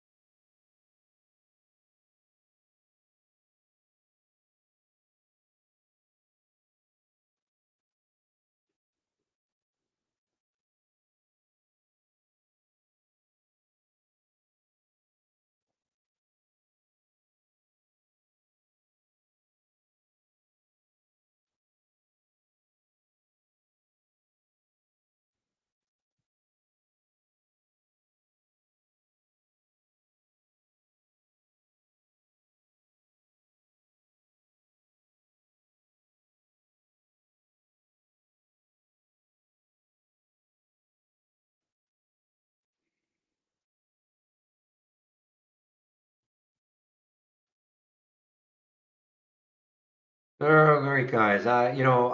This LWLG is so frustrating. I keep thinking it's going to hold 12 and maybe start to move from there. But now look what's happening. We've got these topping tails here on that 15. We get one more. This could turn into a short again. LWLG could turn into a short again.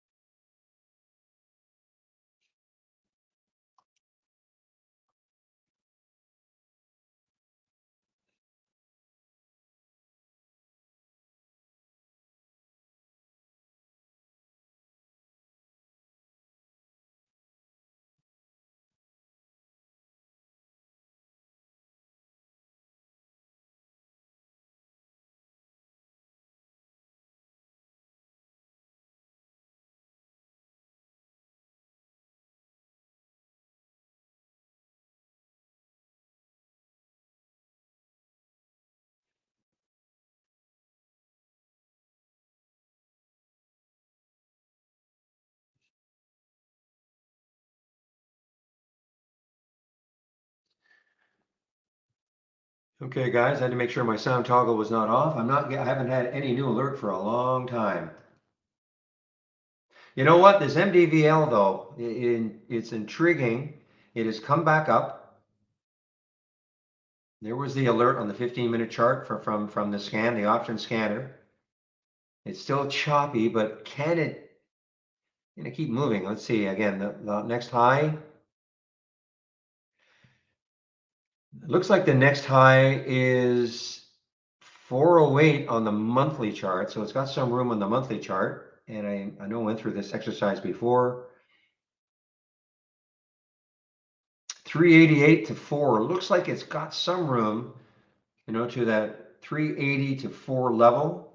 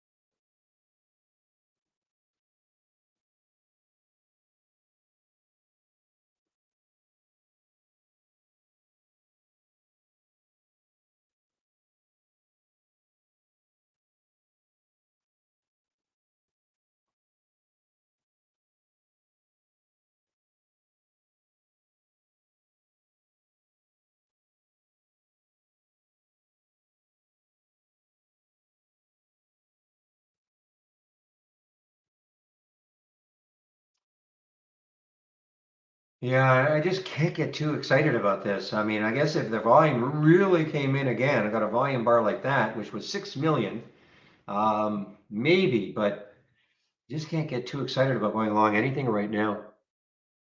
Actually, I'm going to be probably in about 17 minutes anyway. I'm going to be off the mic.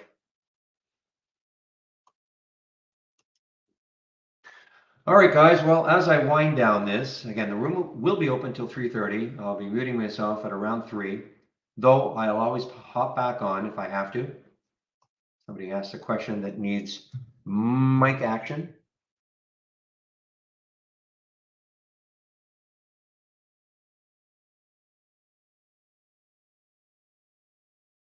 So I'm just putting my homepage link in one last time. You click on the link, and this is what you'll see. So you can take out a subscription right here. You can click on Get Trade Ideas. There's a promo code you can use, Barry for Alpha, 15% off, first month only or the entire year. I would, if you're just starting out, take a standard monthly plan, get the 15% off. And if you like it, you want to upgrade to an annual, great. If not, you can just, you'll go back to the normal rate, which is here, 118. So you get first month it'd be 118 less the 15%. But before you do any of that, well, if you do, then go to the Let's Get Started. Please do this. It's a 30-minute long video. I haven't actually looked at it, but it's probably segmented.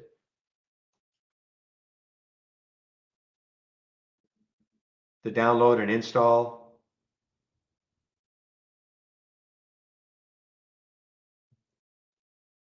Actually, it may be just, okay, so this is actually not a video. Oh, yeah, it is a video right here. Okay, so obviously it is segmented. Okay, it's a minute long here. So it's about 30 minutes long, but it is in segments.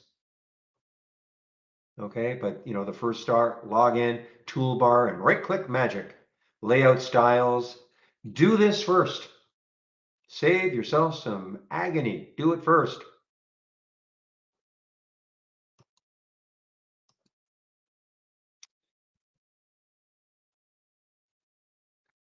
Okay, so the trade of the week, you can sign up for the trade of the week. It is free. Be sent to you before the market opens every Monday morning.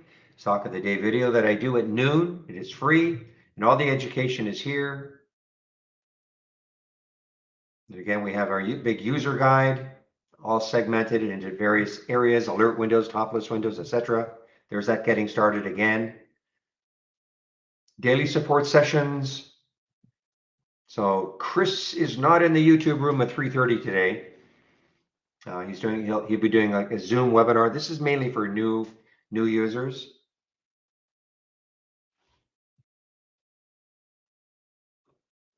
Then the daily webinars, you can sign up for them all right here. And last but not least, the back to basics if you're new to trading. Starts off with what is a stock? Great free series. Michael Noss put that on from Trade Ideas. And of course, last, my scans. You want my scans, which are right here.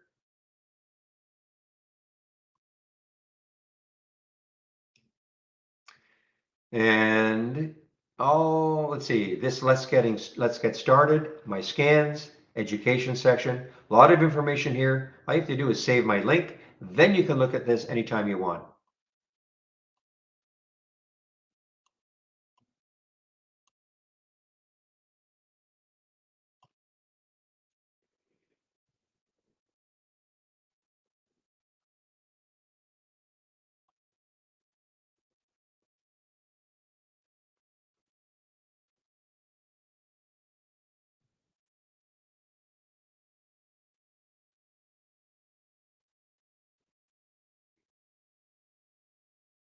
Yeah, it is attempting again, CYN. It is attempting it again.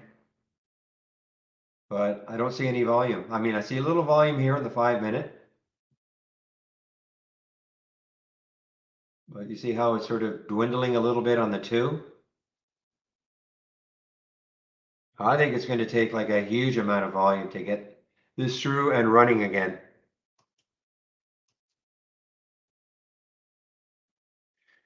Tank!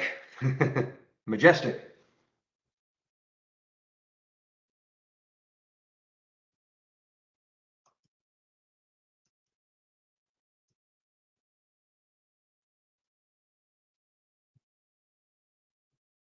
Yeah, every little bump up has been met with a lot of resistance, certainly on the SPY and probably most. Yeah, I just can't get too excited about this. I mean, it's got to get over 2, number 1.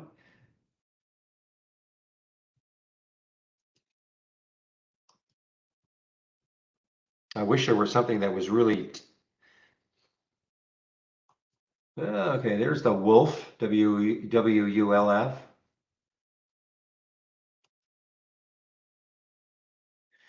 Does it still have the VWAP? I didn't even look at the VWAP. Let's take a look at the VWAP for CYN. Yeah, 206 is the VWAP, so that could stall it also. Well, it's there. It is there. All right. Okay, getting some volume here. 249. That has another minute or so to close. Less than a minute, 12 seconds to close this candle, this volume bar. But you're right. The VWAP is 206, and what did it get to? It got to 208.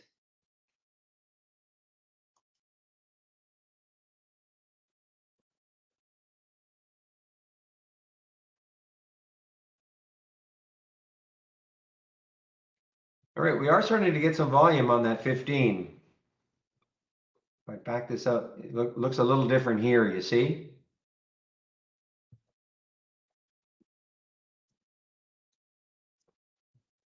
but can it take out the VWAP?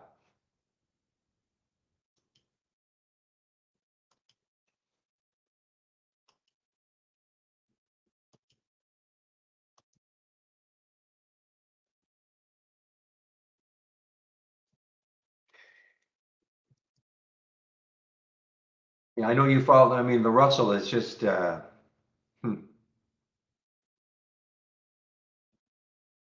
obviously a super key area right here. Better run that 196. Take all this out.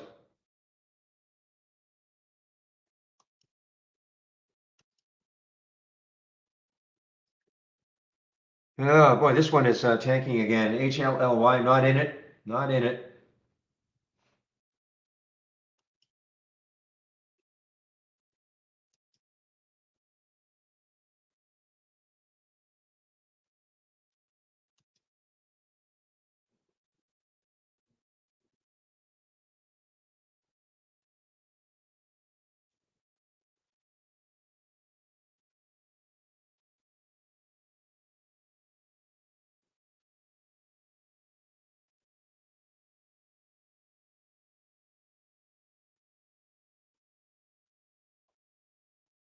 So what's happening? Obviously, something's happening with oil prices, with Doug moving higher, a short of oil. Let me just do a quick look to see what's happening.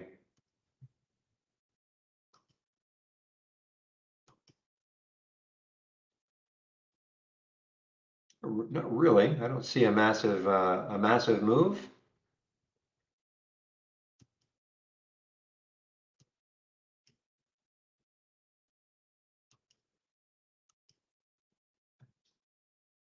But this is the ultra short. This is, you want a short?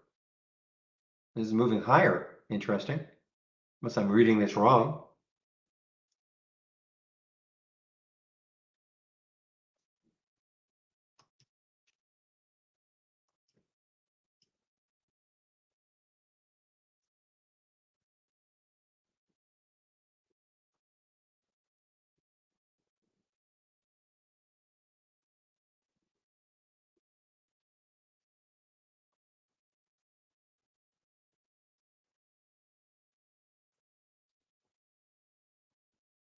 All right. Well, okay.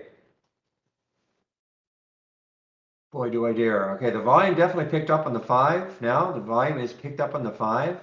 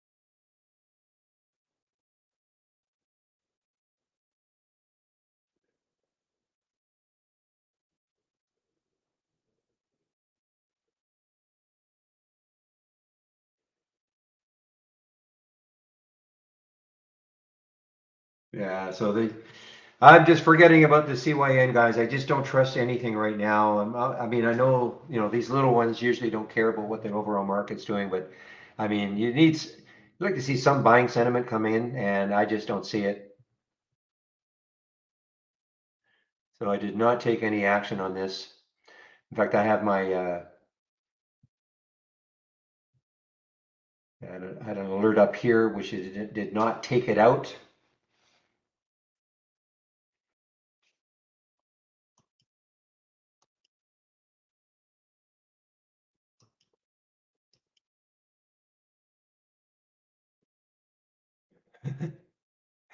Ah, Elon.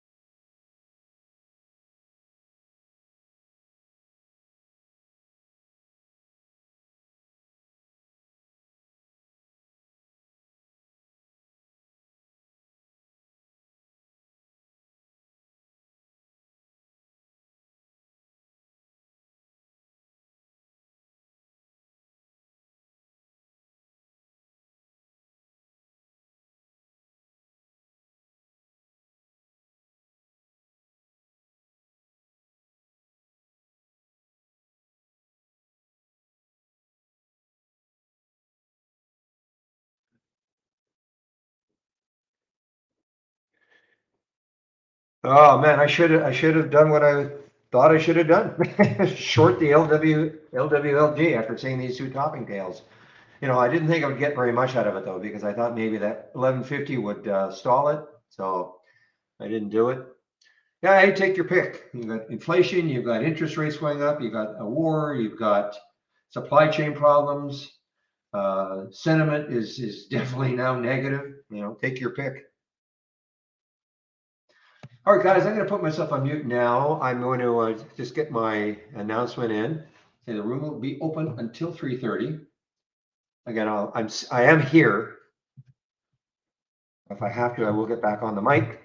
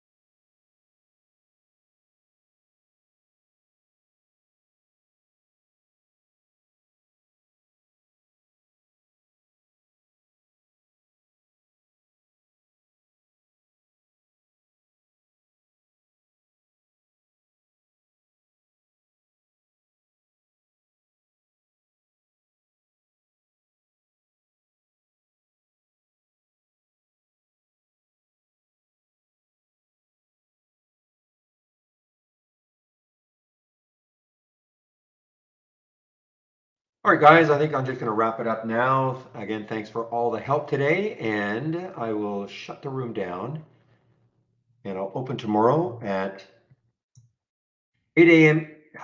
A minute. It did not go in correctly. Just give me a moment.